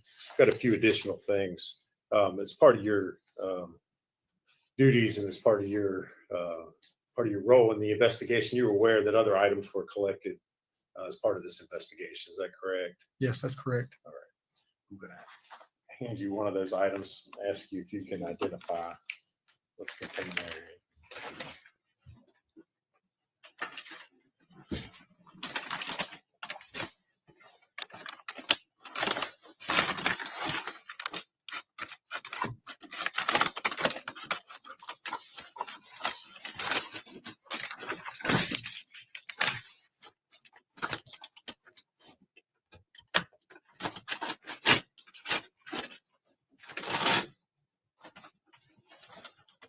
Yes, I can. You recognize it. What is it? It's a pillow. All right. And is there any identification or any writing on there that tells you where that was collected from? Yes, it was recovered from 976 Sugar Hall Road, lot number 4. All right. And did you all secure that in an evidence bag so that you could send it off to the TBI lab? Correct, we did. All right. Judge, I'd move to make that exhibit number 222.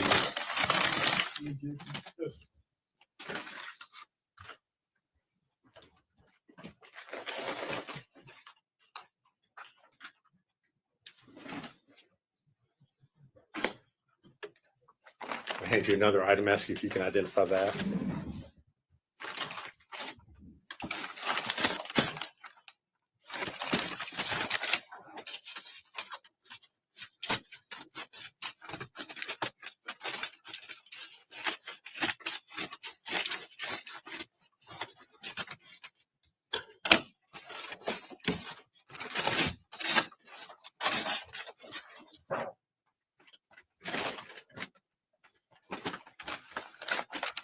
You recognize that? Yes, What is it?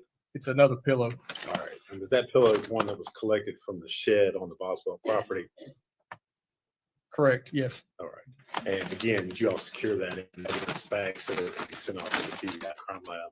Yes, we did. But that movie make that exhibit 223.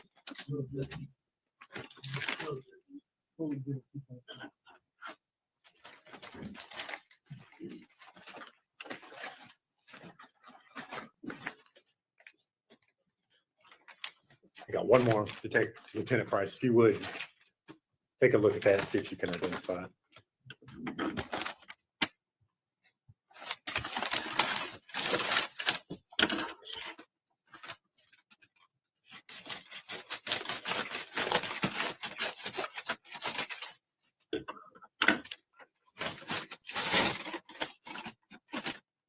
Yes, I can.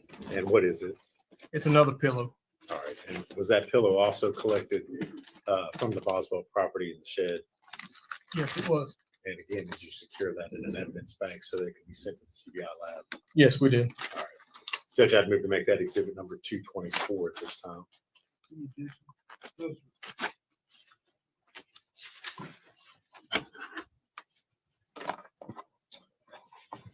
Thank you, Lieutenant Price. If you would answer any questions that Mr. Scott has.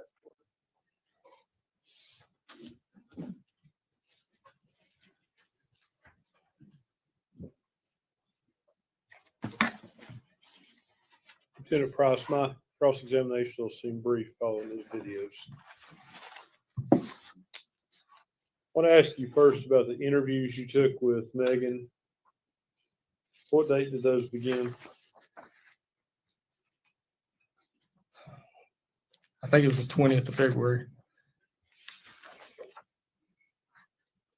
And on the 20th of February, how many times did you talk to her? Twice. How far apart were those interviews? There was probably, from the time we left the room and came back, there was 15 to 20 minutes. Would it be fair to say the second interview is a continuation of the first interview? It was another interview. We were still trying to find. Continuing the interview about the same subject matter. Correct. I'd agree with that, yes. Are you sure it was only 2 times you talked to her, or was it 3 that day? Without looking at my notes, I think it's just twice that day. And the last interview we just did was the following day.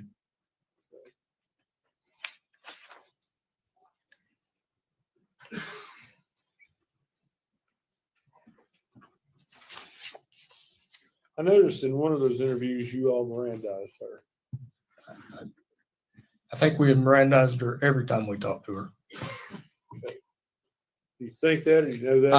I have it all written out on my notes, yes. Okay, She was Miranda. I don't have it up here, but yes, she was Mirandized every time that Agent Gratz and I spoke with her, yes. Okay, it wasn't on the video, just why I'm asking. Okay. It was probably before she came in there. Before she came in there. Could have been in the lobby, could have been in another office. Would it have been done in writing? Yes. You think you have those forms somewhere? I believe they are here somewhere, yes. Now, the interview on the 21st, still talking to her about the same thing. We are. Another interview, continuing the interviews you've been having for several days. Again, we're looking for Evelyn, trying to get any information whatsoever to help us find that child. How many times have you been to the Boswell property? Let me clarify that. There's a Boswell trailer park, and it's on Sugar Hollow. Is that right? Yes. And then there is, for lack of better words, Tommy Boswell's compound at Muddy Creek. On Muddy Creek. I don't ever recall being on the property at Sugar Hollow during this investigation. Okay. I don't think I went there. I have been to the Boswell property on Muddy Creek several times, but I think the only time I was ever there during this investigation was the night the body was recovered. I did go back after that, and I helped do the drone video that was shown. That drone video provides an overhead view. Is that correct? Yes. Would it be safe to say that from a different perspective, that stuff may look just a little bit closer together if you say standing looking flat as opposed to looking down from the drone? The buildings. I think that'd be open to interpretation. I think the drone video is an accurate representation of what we saw that night, or what that property is. From a bird's eye perspective. Well, even, the drone flew low. We flew the drone low. I tried to make it walking height. Did you take measurements at any point of the various buildings? For instance, the dollhouse where Evelyn was found to what's been described as Mommy's house. Did you take a measurement for that? I personally did not. Do you know of anyone taking I'm not aware if anybody did, but I did not. Do you know what the distance is approximately? I do not. Did you take any other measurements there? I did not. I would like to go back to those statements a little bit. I assume it'd be fair to say that you and Agent Gratz were honest with her the entire time. Yes. Did you have some inkling she was telling you the truth? No. Well, Agent Gratz said that in the video, so I was asking that you and he were the only two. I think what he said was she told us pieces of the truth or parts of the truth or something like that. But as far as being 100% honest with us, no, I did not think that. No, but he indicated that you all were the only two that believed that she might be telling you some of the truth. Was that a true statement? He did say that, yes. Was it true? I do think that she was telling us pieces of the truth, yes. Some truth. As part of this investigation, did you have any interaction with Hunter Wood, Preston Hunter Wood? Very little. I know he was in our office a few times. Did you talk to him? I don't think I took a formal statement from him. I can't remember. I spoke to him. I don't remember taking a statement or anything from him, though.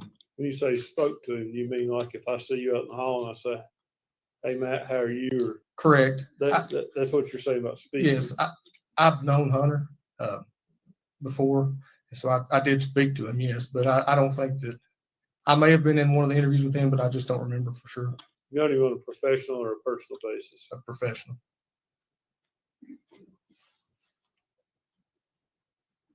Did you or you didn't attempt to ask him for his DNA?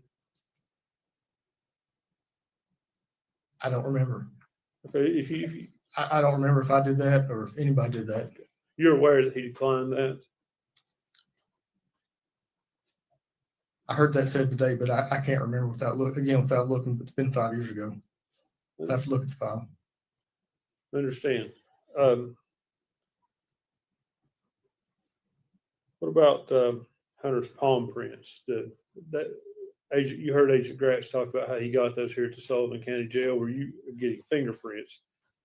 Are you aware of whether the Sullivan County Jail, when someone's booked in, do they take fingerprints or palm prints, or is there a difference? I I don't know how that works. I worked in the jail in 2003, so I don't know how they do it now. Okay, so that would be something. Somebody from the jail A could, detective would not be familiar. correct.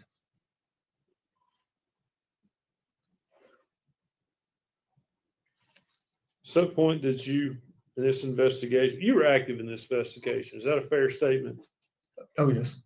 At some point, did you become aware of Hunter Wood's mental health problems? I don't know if it was actually during the investigation or after, later, at a later time.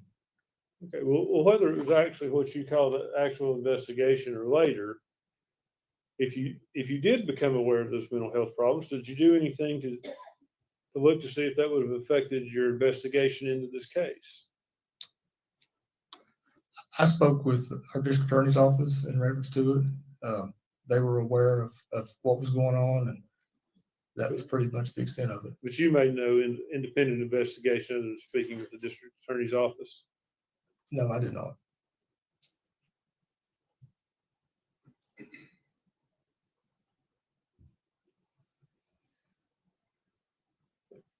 When did this investigation begin? It was in the evening. I think it was February the 18th, 2019. So it did not, the investigation in this case did not begin until February of 2019. 2020. 2020? Yes, I'm sorry. Okay. Yes. So prior to that, there was no pending investigation. About a missing child? Yeah. No. There's no investigation whatsoever. No, as soon as the DCS referral came in, that was our first knowledge of it.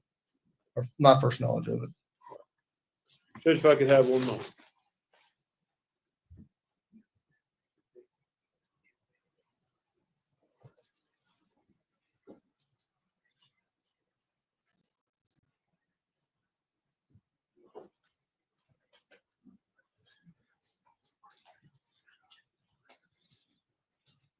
Lieutenant Price, were you there on February the 23rd when Mr. Boswell's property was searched with cadaver dogs? I was not. Thank you.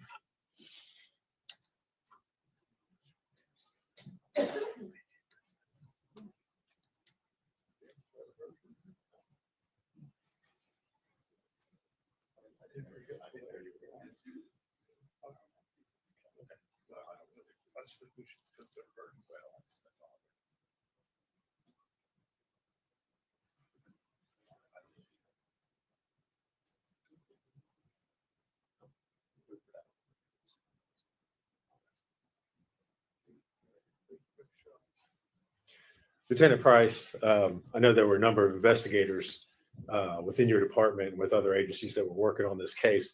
Mr. Scott asked you about the distances that between different buildings on the Boswell property.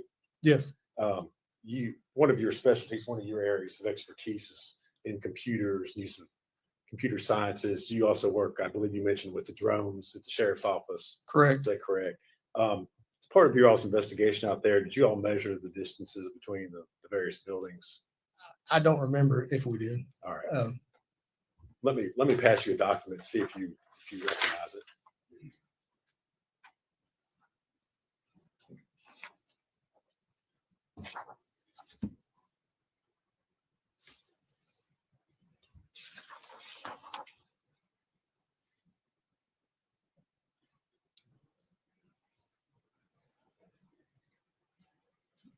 Yes. Okay. What is it? It's a Google map photograph of the Boswell property, measuring distances, showing distances displayed between buildings.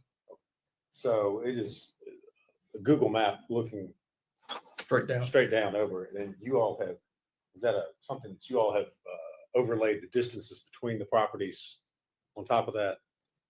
Correct. Okay.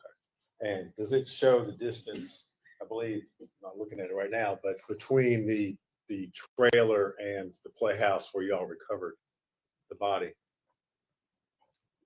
It does. And what does it indicate the distance is?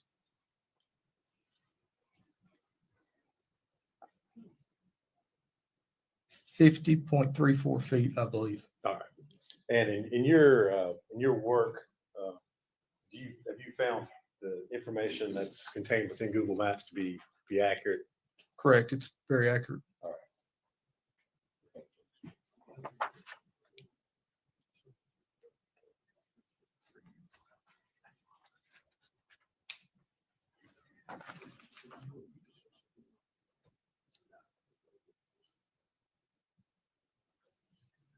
I don't have any objection to it. It's just hard to read. I would, Judge, I'd maybe make that exhibit 225. Before exhibit 225.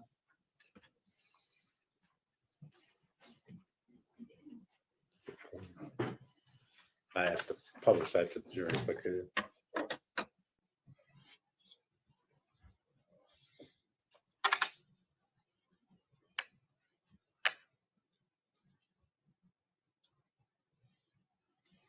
Give the laser pointer to Lieutenant Price. I do.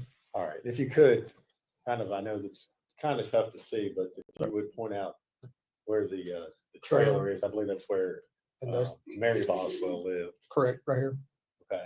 And then if you would.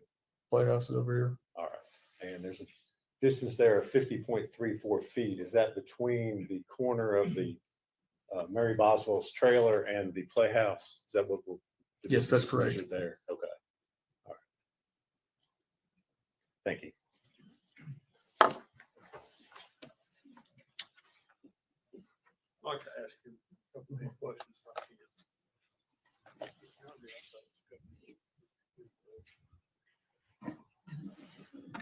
Agent Price, I saw in the video at some point though, y'all were giving Megan a cell phone. Is that right? We did at one point in the investigation, gave her a phone so we could communicate with her. Okay. That phone could also be used to track her too, I assume. Yes. Okay. Did you track her with it?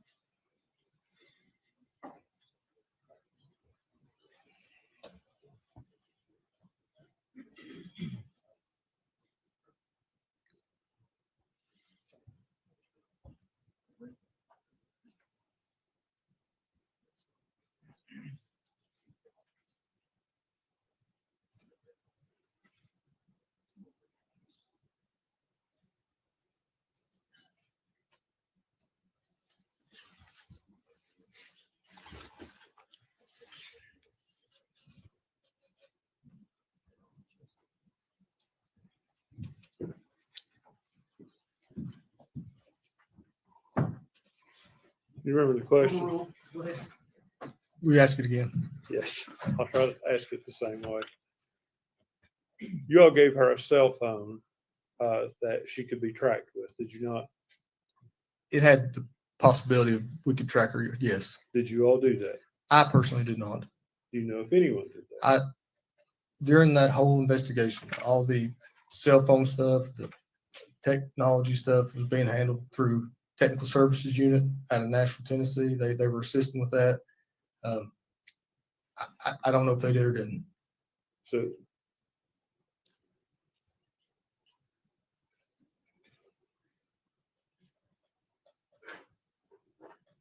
I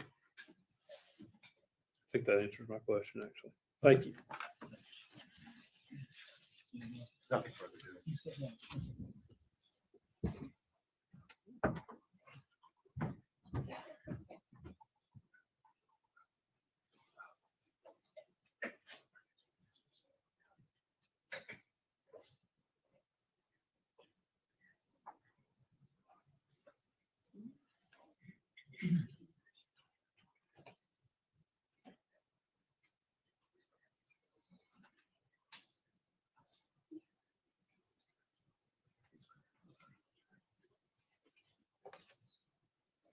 You ready, Judge? State would call Jay Quaintance.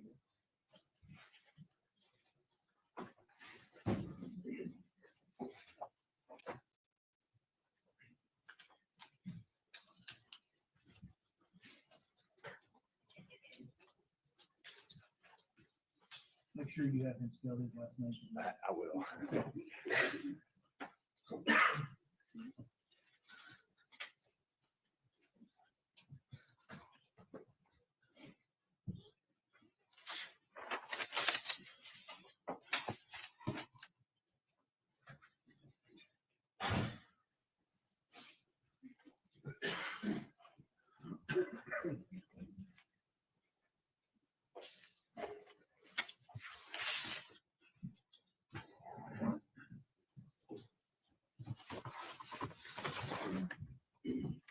Raise your right hand, sir. State your name. Jay Quaintance. You solemnly swear or affirm this testimony you're about to give to be true, the whole truth, and nothing Yes.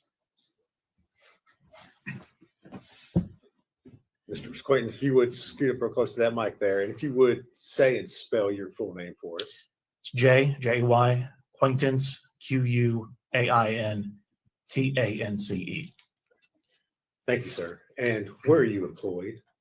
WJHL. All right. And is that one of the local news stations here in the Tri-Cities area? It is. All right. And you, of course, are familiar with the story and the investigation into the disappearance and subsequent recovery of Evelyn Boswell. Is that correct? That's right. And this occurred back in February of 2020. Did your news station cover that story as it was happening? We did. All right. And on February the 24th of 2020, did one of your reporters interview the defendant, Megan Boswell? We interviewed her. I don't recall the exact date, but we interviewed her. All right. And does the news station maintain a copy of the raw footage of that interview? We do maintain a copy for a time being. All right. And at some point in time, at the request of law enforcement, did you turn over a copy of that video to law enforcement? We did. All right. And would that have been a true and accurate copy of the interview that you all recorded with Megan Boswell? Yes. All right.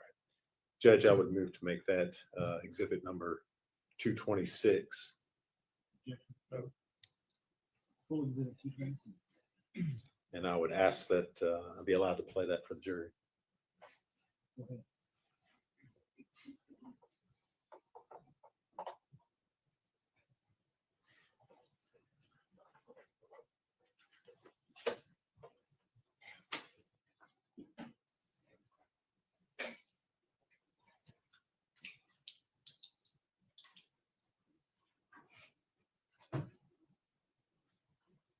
Oh, if nobody comes up, we'll hand. You don't worry. Okay, we'll just see. You guys just You're on. relax. All right. We're on. honey. So, We're on. I guess. Whoops. Like, I'll look at yours, I'm looking at hers, just say hi. all right. Hello. Hello. All right, perfect. So, please say and spell your first and last name for us and tell us your religion. It's Maggie Boswell, and I'm her mother.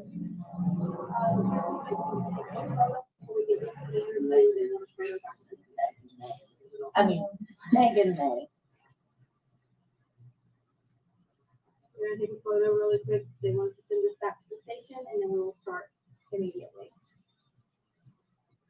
Well, legally, my first name's Megan. I go by Maggie. Does that matter? Her middle name's Meg. Would you want us to put you super? So we have supers, and would you want us to put it as Megan or Maggie? It doesn't matter Okay. either Well, one. we'll go with wait, I'll put Megan and then do Maggie and parentheses and then Boswell. So this your last name is Boswell, right? Mhm. And it's BOSWELL. WELL. Perfect. All right. All right. So obviously today we are seeing videos of Evelyn. Mhm. First off, tell me what kind of little girl she is. She's very sweet. She loves everybody. She's never been mean ever, which I'm very thankful for. She's just a really good-hearted baby in general. Like textbook, how you want a baby to be like, has every milestone early, you know, I mean. And speaking of that, tell me what kind of things does she like? What kind of milestones has she been hitting recently? Well, when she was 6 months old, she actually put a bottle on her own and went straight to a sippy cup. She started walking probably around like 10 months. That was kind of hard though, because she's like not like small as in like underfed, you know what I'm saying? But like she was a preemie when she was born. She's like a smaller baby and she kind of had trouble like balancing her weight, but she finally got a hold of it. She's starting to say a lot of words and, you know. Tell me what kind of things she likes to do. What kind of is she into any sort of TV shows? Only Baby Shark. And riding in a car. Yeah. She loves to be in the car. We went to Texas to see her dad, Ethan, and she slept the whole way there. Like I had to make her wake up to eat and stuff like that. And that's like a 24-hour drive there. So let's get into the last time you saw her. Tell me what that time was like and when that was. Well, actually, I want to talk about that. I've told TBI where to find her in Mendota. My mom took her to a campground and a silver camper, and if they don't go tonight, I'm going to go find her myself. Because I've told them, and they're not really like taking it seriously. And if they don't go tonight, like I will go myself and go get her. Tell them once you go. Don't get into that. Cut. Stop. They can Stop. edit it. Stop. No, you need to defend yourself. That's all they need to know. Quit. Quit. They already know, Megan. So let's kind of go back into. Sorry. Sorry. Okay. Can you edit that? I will. Absolutely. Okay. Yeah. We'll take care of it. So tell me about the last time though that you saw Evelyn. Tell me what you guys did and when that was. We went to go out to eat, and then my mom came and got her. She was wearing a little hot pink tracksuit with the matching bow, little matching shoes. And was this December 20, like right after Christmas? A little bit before Christmas. So this was before Christmas. Okay. So tell me what you know about her situation. Obviously, you just revealed that you know she's where your mom took her. So tell me what all you know about that situation. That's really all I know. My mom, like you can ask her, is a very vindictive, manipulating person, and she basically like threatened me the whole time that she was gone. She's like, seriously, I don't care to say it. She's like the biggest sociopath I've ever seen in my life. So she was with your mom, but obviously your mom is being at the moment extradited back to Tennessee right now. Do you know who has Evelyn right now? She dropped her off somewhere in Mendota at a silver camper. That's what her mom told me. So that's all you know. You don't know who she's with. But my mom would always say the person, not like people, plural. So there is a person that has her in Mendota. Tell me, obviously you said you just know that she's just been naming like the persons that you have. Do you know what their name is? Not at all. Can I say something like that? Can I talk to something real quick? Off the record? I don't know. Listen to me, sweetie. You want the baby found? You need to be honest with yourself. We're not taking you seriously because you've been trying to protect you. They're not taking me seriously. TBI isn't, because I've not fully told them. I've been like, hey, like my mom camped out in Mendota. You want to go check them out? But I've never been like specifically, hey, she's like your silver camper. Because my mom did threaten me, like, you know, if I told anybody. I'm not gonna get that, but she did. So your mom has had Evelyn the whole time, or the whole time, Or the person that is in Mendota has had her the whole time. So you believe that your mom took her to Mendota?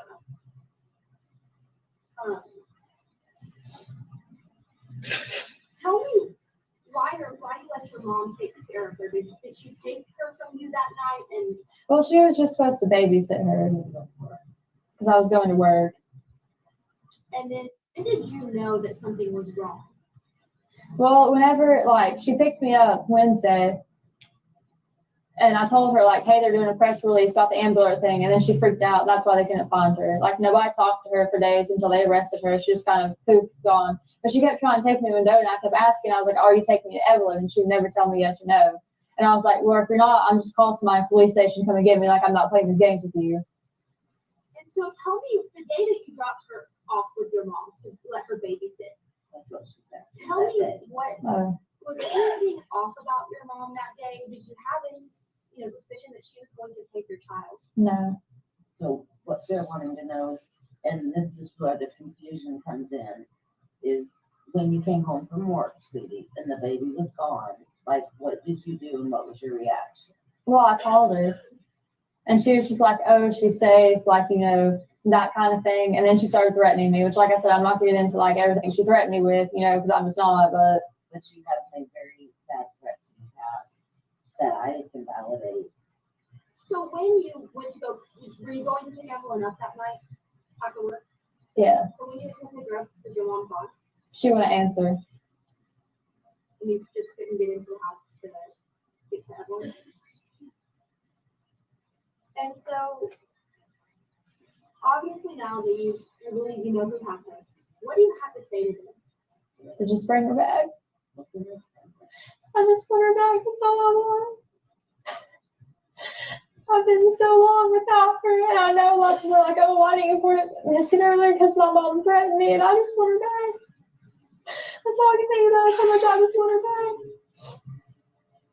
I can say watching her grow up, she has tried, Megan has tried repeatedly to have a relationship and trust her mom. And her mom, every time, let her down. This girl's been raised to be like a maid, a cleaner. She was a babysitter for her younger siblings. And Angela is only out for Angela, not the grandchild.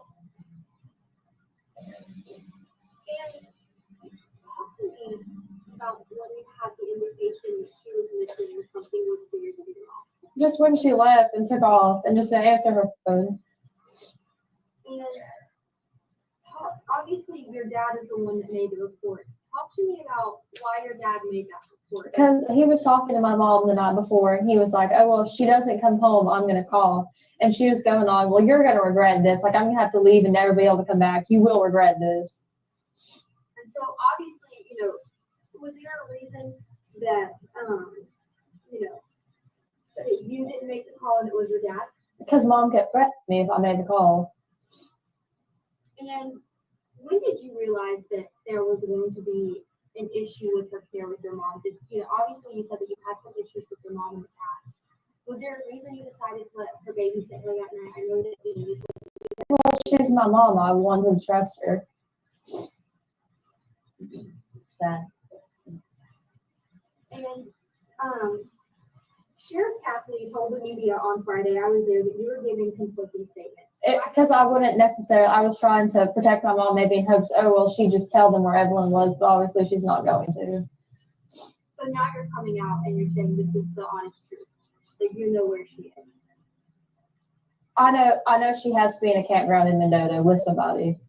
And mom told me that they had a silver camper, and that's all she would tell me. Are you cooperating as much as you can with TBI and Fulton County Sheriff's Department? I am. We were there till 1 a.m. last night. Can you tell me, you know, maybe how so? Just you don't have to go into deep detail, but just tell me, you know, how so are you, you know, constantly on the phone with them? Tell me, you know, about the tips, anything like that. Yeah, and I've looked into stuff online myself. Like, you know, people are like circulating pictures around me, like, oh, this is Evelyn, you know what I'm saying, and like that kind of thing. But no. And like Saturday, nobody would answer me, and I blew all their phones up. And every chance they've let me be up there, I have been up there.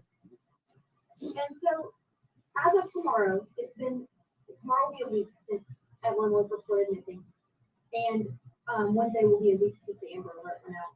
Tell me what you're thinking right now. I just don't know if the person who has her is like maybe scared that they're going to get in trouble, but they won't. They just bring her back. What are you thinking about her current status right now? Do you think she is okay? Do you think she's being taken care of? And what is your message to authorities right now? To the TBI, Sullivan County, and all of the sheriff's departments and any authorities working on this case? Just that if they don't take it seriously, what I just said, I will go find her myself. They need to. They've told me before they'll arrest me for tampering. They'll arrest me for tampering with evidence. And I told them on my phone, I was like, I don't care if you arrest me for tampering with evidence. If you go up there, I'm going to deny it. Also, I got and was ready to organize a search party, as a community does when a child, right? And I called CBI because, well, where do we search? And they were like, no, they did not want any search parties at all, period. I don't know what the reason was, but they didn't. And can you tell me, do you have a message to the public? Obviously, so many people are, sharing photos, sharing these videos of your daughter trying to bring her home. What is your message to those people? Don't stop until she's back. Please. There's a reward out there. That's over $50,000. But this false Information, yeah, like, like, they need to stop reporting, like, psychics, for one, like, come on. You know what I'm saying? Because that just wastes the TBI's time, and they could be actually trying to find my daughter. Instead, people are like, oh, well, this lady did tarot card reading, like, I mean, I feel like that just takes away from the time of, like, them actually searching for my daughter. But let's also turn the table on the other side. There's a large amount of money that you just mentioned Yeah. being donated as a reward in efforts of finding Evelyn. There's also been a huge outpouring of support from the community. We've seen several prayer vigils and things like that. Talk to me about how this makes you feel. I'm just happy that people are coming together to try to find her. Because the main important thing right now is the baby. And people across the nation are talking about the story and looking for your daughter. How does that national attention make you feel? I'm just happy that people are trying to find her. Also, we did want to attend The prayer vigils. We just didn't have a ride. We did not have. And I didn't know about the one in Bristol because, We did not have transportation. Yeah. Now, people did offer. My daughter tried to Uber for us, but we were told that her safety would be at risk if she attended a prayer vigil or any type of thing because there's so many people that are against her. So she didn't go. And let's talk a little bit more about Evelyn and your relationship with her father. Have you been in contact with your father recently? yeah. He's actually trying to get leave approved right now to come up here and try to, help find her. What is her relationship like with him? She's only been around him a couple times because Mary's in the army. And what is your relationship like with him? Do you keep in contact with him? Well, yeah, we have a kid together. What I mean? Yeah. Right. So he, did you notify him when you knew something was wrong? Mm-hmm. And just to kind of help you clear out your name, we're going to go through a couple of other questions. And if you don't feel comfortable, let me know. But the first one is, why do you have multiple social media profiles? It's one that we begin. Because I break phones a lot and I forget the password. I'm not going to lie to you. I'm really bad about remembering passwords. Now I have them all set to one, but, up until that point, I just couldn't remember the password to them. So I'll just make a new one when I got a new phone. And talk to me about what your relationship with Hunter Wood was. I don't want to get into that. Breathe. I think it's fair to say breathe. And a couple of people have asked if you aren't expecting again. I'm not getting into that one either. And let's talk about why we're here at East Lawn Cemetery. My best friend is buried here. And Do you want to talk about that? And so is there a reason that you wanted to be sure that we did this interview? Yeah.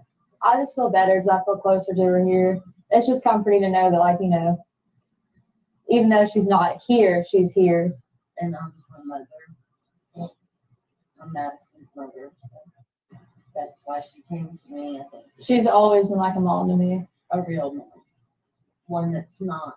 And especially in this time. Kind. One that will tell you that you need to hear, Especially in this time, my second family, them, has been way more supportive of me than my real family has. And let's, one more thing is obviously I've seen you once before. I know that you spoke with them.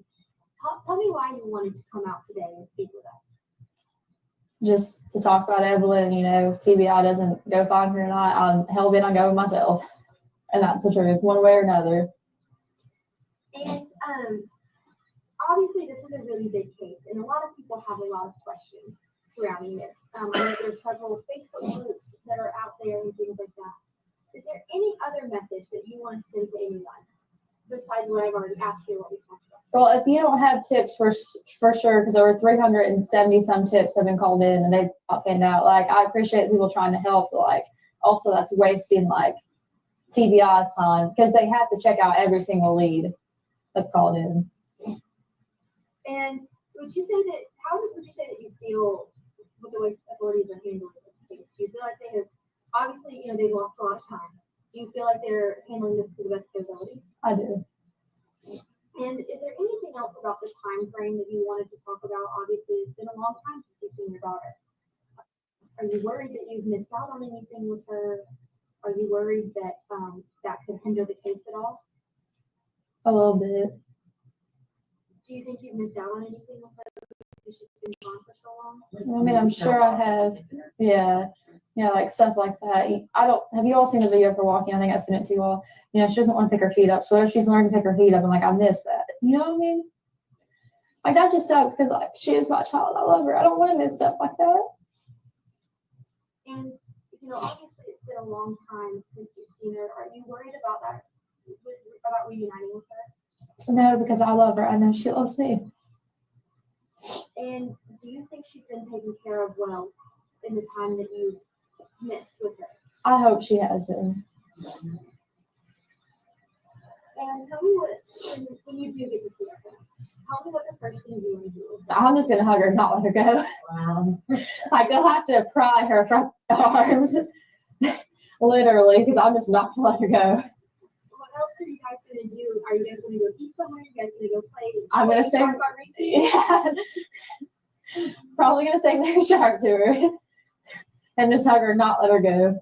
My favorite thing is the first time she kissed me, Lord, I cried for over a week because she would pull my hair and I would just let her do it, because I love her. Like I didn't want to make her cry or be upset in any way. And she would pull chunks of my hair out. And she was in her walker one night and like she dropped her sippy cup and I bent down to pick it up and I was like, oh, she's going to pull my hair. She walked face close to her and she kissed my cheek and I just like cried about it for over a week. So I was like, oh my God, I'm the first person that she's kissed. You know what I'm saying?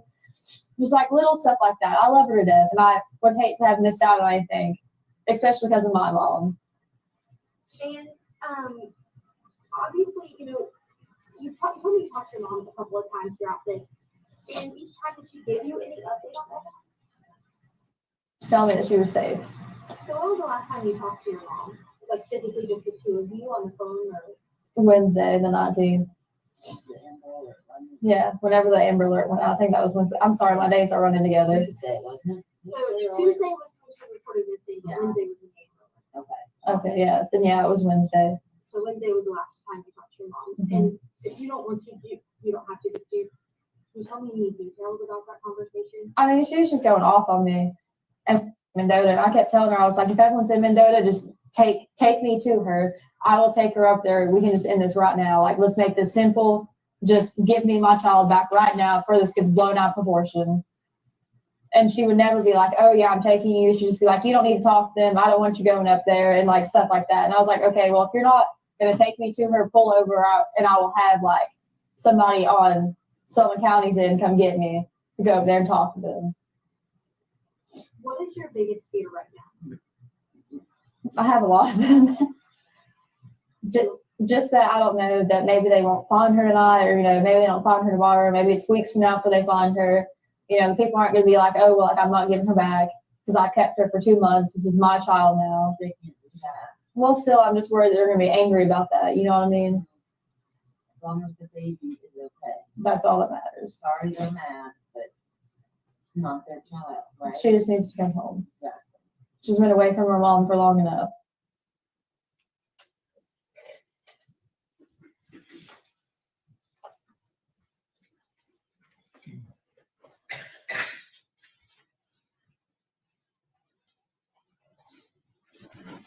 Thank you, Mr. Quaid. No questions. He's free to go. Yes, he is, Judge. Mr. Quains, thank you for your testimony today. You've released from your subpoena, so you're free to go. Thank you. All right, next. State called Keith Weiss. Let's go to the last name. Weiss.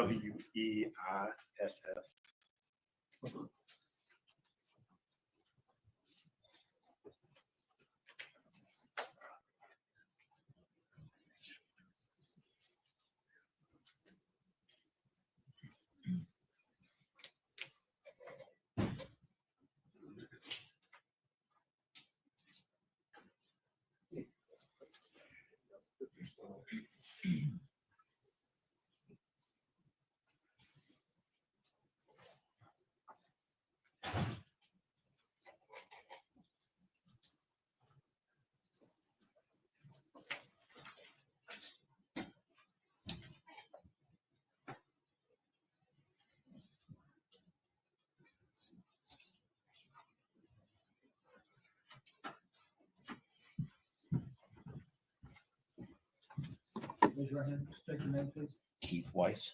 Mr. Weiss, you solemnly swear affirm testimony you're about to give the truth, the whole truth, and nothing but the truth. Yes, Your Honor. Thank you. Good afternoon, sir. Good afternoon. You're Keith Weiss, is that correct? Yes, sir. And Mr. Weiss, where are you employed? WCYB TV. All right, and that's one of the other news stations here in the Tri-Cities, is that correct? Correct. We provide news for the NBC affiliate. We're the NBC affiliate for the Tri-Cities region and also produce news for the Fox affiliate here. All right. You are familiar with the story regarding the disappearance and subsequent recovery of Evelyn Boswell, is that correct? Yes, sir. And was that a news story that your TV station covered back in February of 2020? Yes, sir. And as part of your news coverage, did one of the reporters there for WCYB interview Megan Boswell? Yes, sir. And that was an interview that took place over here outside the sheriff's office, is that Yes, correct? it did. Yes. And do you at WCYB maintain copies of the news footage that you all record? Yes, we do. And did you provide a copy of that footage to law enforcement at their request? Yes, we did. All right. Judge, I would move to make that exhibit number 227. The objection. No, sir. Full exhibit 227. Judge, that is all the questions that I have for Mr. Weiss. I don't know if Mr. Scott has any. And only the other thing I have to do is play the video. No questions, Judge. So I don't know if you want to excuse him or if you want him to sit in. No, he should sit here while you're. Okay. Since the exhibit came in. That's fine.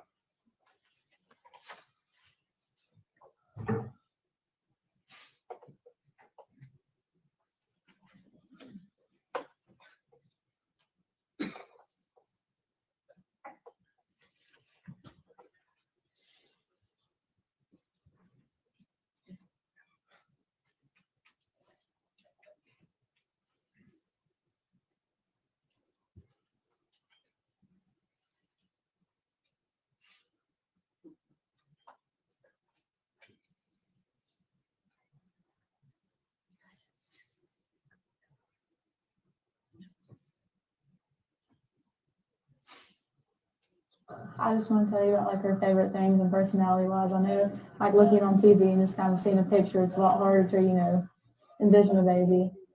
Like her favorite food is like sweet potatoes. She's really sweet. She loves to give people kisses.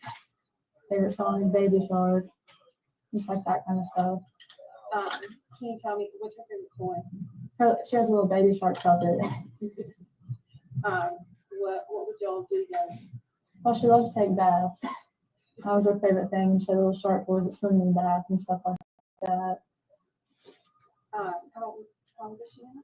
She's 15 months today, actually. Can you tell me a little bit? Like, so you said she's very sweet. Is she sweet with everybody, or just she is? She loves everybody. Can you tell me a little bit about like, how you're feeling? Do you miss her? Are you worried? Of course, I miss her, and like, I can't tell anything about the ongoing investigation, but I'm sure you all have released an article about the car and stuff like that, so we have a pretty good idea of who has her. I mean, if they're watching, I just want you to bring her back. Is there anything you'd like to say to them? I just want her back. Yeah, that's my child. I'm sorry, I know this must be hard. Why don't you tell me a little bit more about her? Do you have any pictures of her? Have you been looking? Not on me, no. Not on you. Have you been looking at photos and stuff of her while you're? How are you coping with all of it? I just want her back. If you could tell her anything now, what would you say to her? I love her and I miss her, and I'll be with her as soon as I can get to her as much as I can.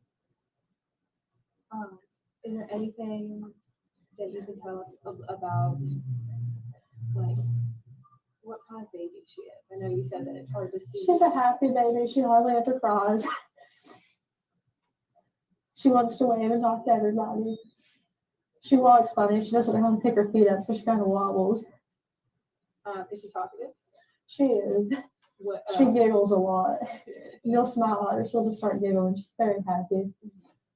And so you said she's She is talkative. Is full sentences? Like, what milestone did she met? Like, is she a smart little girl? She is. She hit every milestone early. She's not, she can almost say I love you. She's not fully got the sentences yet, but she does say a lot of words. You must be so proud of I am. When baby shark plays, she tries to like dance with them and sing it. You said that's her favorite song. Do you do the puppet with her a lot? And I know all of this is very hard. Can you tell me like how you're feeling? I just want her back. That's all I want. Are you feeling worried or anything along those lines? Yeah. Can you tell me about that at all? Well, the reason I didn't report it or anything is because I knew the person who had her, and I didn't want them to run away with her. As soon as they thought anything was going on, they just kind of vanished. So I'm just worried about, you know, like where they're at, what they're doing with her at this point in time. So you do know who has it?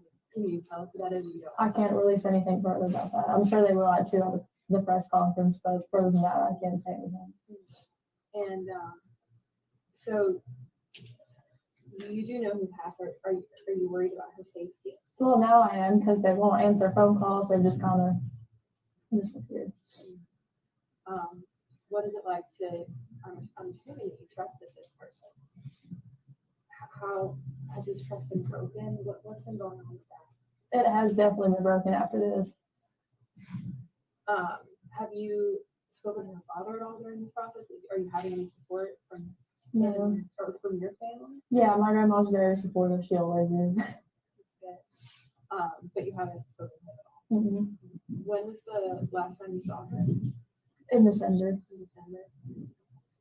And what was that last day like? Was it a good day? I think it was about around Christmas, right? Can you tell me about that? It was a good day. She had a little pink bow in her hair, a little Puma tracksuit on, was hot pink. And what?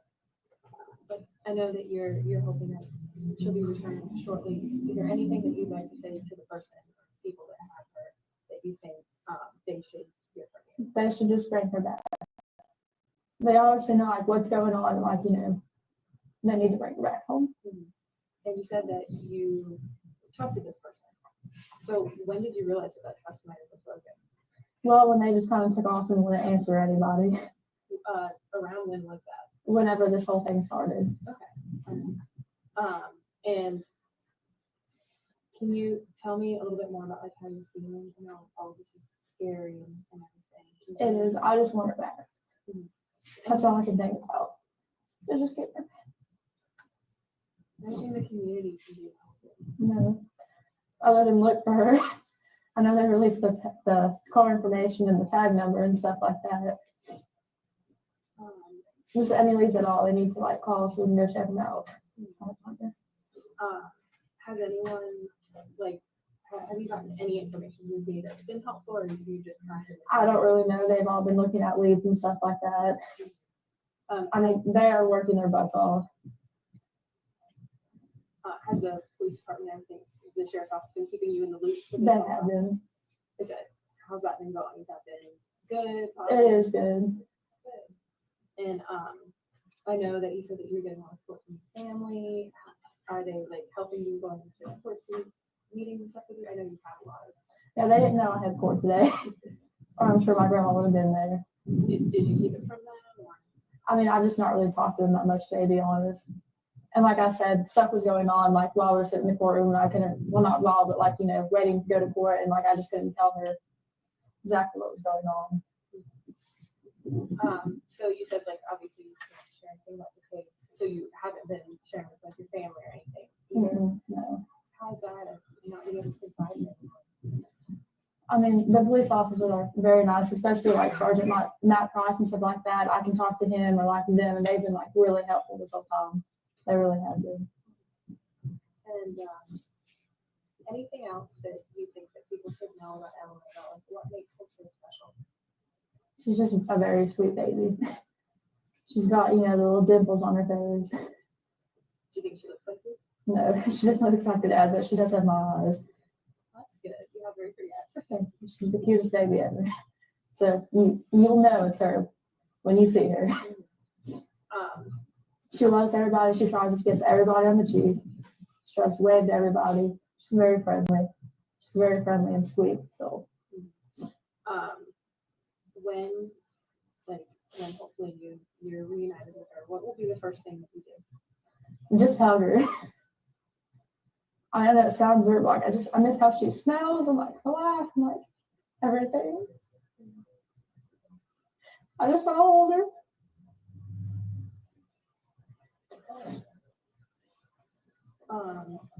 So I know that this must be, you're missing your baby. And then there's been trust broken, right, as well. Are you worried about her safety? I mean, in a way, yes, just because we can't find, the car or nothing like that. But they have exhausted almost every option, you know what I'm saying? They're working around the clock. They have a whole room of people if they're like dedicated just finding her, and I appreciate that. Do you think that they are going to find her? I do. I have full confidence. You do. Are you feeling hopeful? I am. Can you tell me about that? Like what keeps you going? What's giving you hope? And The team up there is just honestly really good. They're all really good. And I can like confidently say that, like when I'm not up here, I know that they're doing their best to find her. I'm not worried that when I'm not up here, they're not like, just sitting around and twiddling thumbs. I know that they are trying genuinely. Do you have any regrets about not involving police sooner? I know that. Well, sort of, but also in a way, I knew that as soon as anything went down, the person was going to just disappear. And they have. And they've tried to find them. They are going to find them. And I know they'll bring her back to me. You feel fully confident. But if you could do this all over again, is there anything you would do different? Yeah, I probably called the first day. I should have. But I just didn't want them to run with her. Like they have now. Did you ever expect them to run with her? I knew that if anything really happened and I think anybody got involved, they probably would. Can you tell me why she was with them if you were worried about this? They were watching her for me while I went to work. So it was like a babysitting kind of childcare situation? Yeah. But you thought they might run with her? No, until they took her, no. Then after that, I was like, well, if anything happens somewhere, they will run with her. And to be honest with you, I won't lie, I didn't know how good the team was up here. And if I did, I would have called the second that I realized. They are very good. Like I said, they are doing everything they can. I'm very confident in that. And that makes the situation a lot easier. And so you said that, when did you realize that they had completely disappeared? Like I said, I can't release anything like specific. I'm sure they will at the press conference, but. So anything else you'd like to add? Anything that you want to tell me about Evelyn? Her favorite food is sweet potatoes. She's allergic to carrots. She's allergic to carrots? What else does she like? She loves those little applesauce pouches. Yeah. She's very smart. Like, even she quit her own sippy cup at 6 months old. Or not a sippy cup, but she won't put a bottle, I'm sorry. I went straight to a sippy cup. And like, I would leave her snacks in the floor, like in the little containers. And she'd open them up herself and like get one at a time. Like, she's a very smart, very good baby. And I just want her back. You just must be so proud of her. I am. Is there anything that you would like to say to her? That I love her and that I will find her. She'll be back as soon as humanly possible.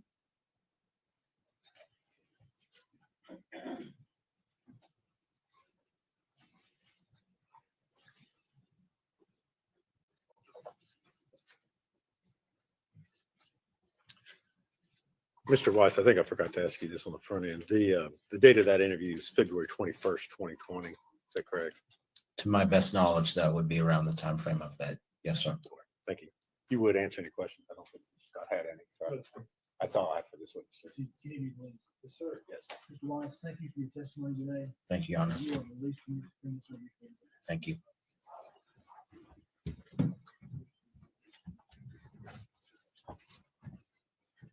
We approach Judge.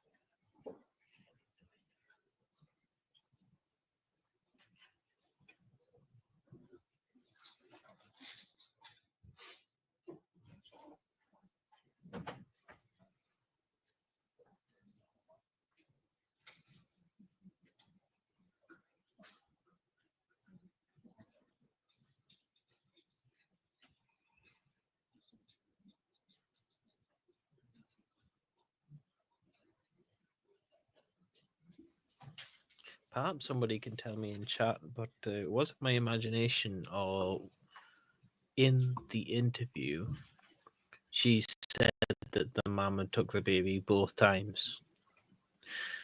In the first one, where it was cut out in fear of her scarpering or getting away, and then the second time she admits on camera. Just a weird point.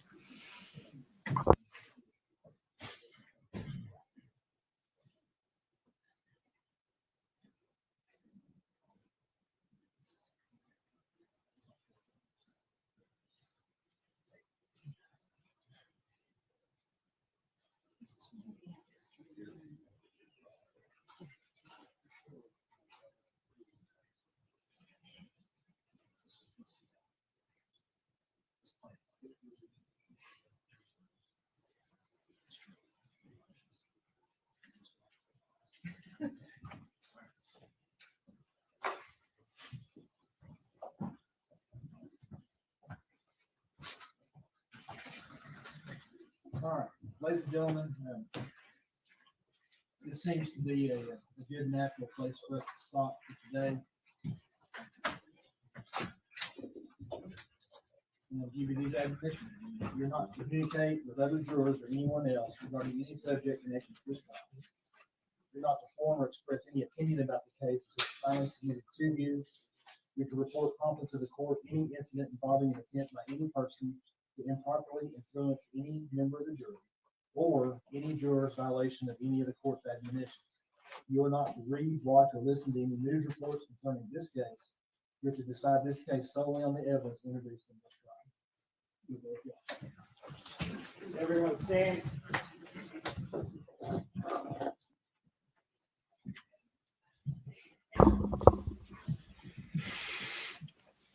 Right, well, that was an end to an exciting day, wasn't it, folks? We get to see shot by shot of how her lies just do not work, which is amazing because of all the information came from her. She controlled it all. Yeah, and I better stop this other trial from coming on. Right. Let's see whether I can do this properly again. No, I'm just going to leave it like that. So, wow, what a day. I mean, visibly you can tell that all her lies are just don't add up. She's not focused on hunting the baby down because she knew. She knew where it was the whole time, and she was pointing towards places that she wasn't there. And yes, it was a lot to follow, but I trust in TCA Original, or Katya. She's got it all timelined. Apparently so.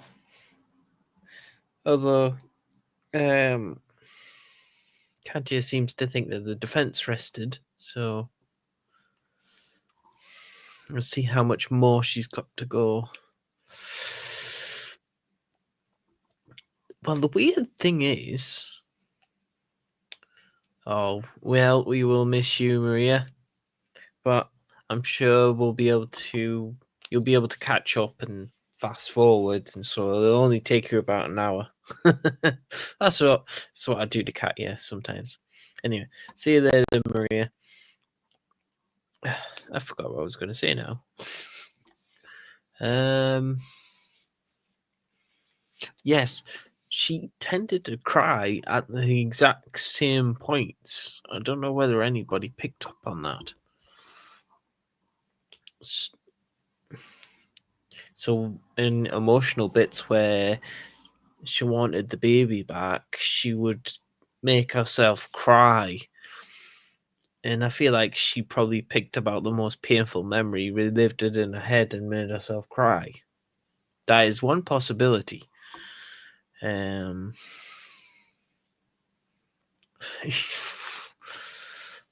Yeah, cue cards, and then she talked about the memories as being the happiest thing. She switched from one extreme to the other. There was no balance. I mean, normally you would be done with an interview after a crying fit.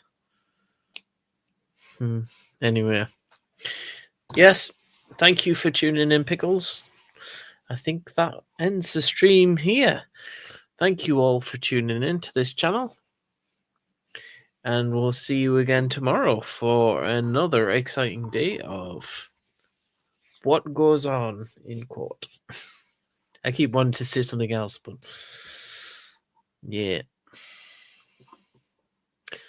We'll see you tomorrow. Danielle, thank you for Daniela. Thank you for tuning in. Just gonna end it there.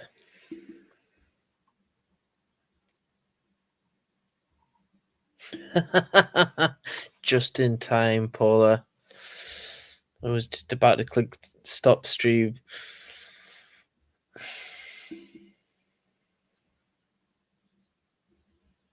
See you there, Lois.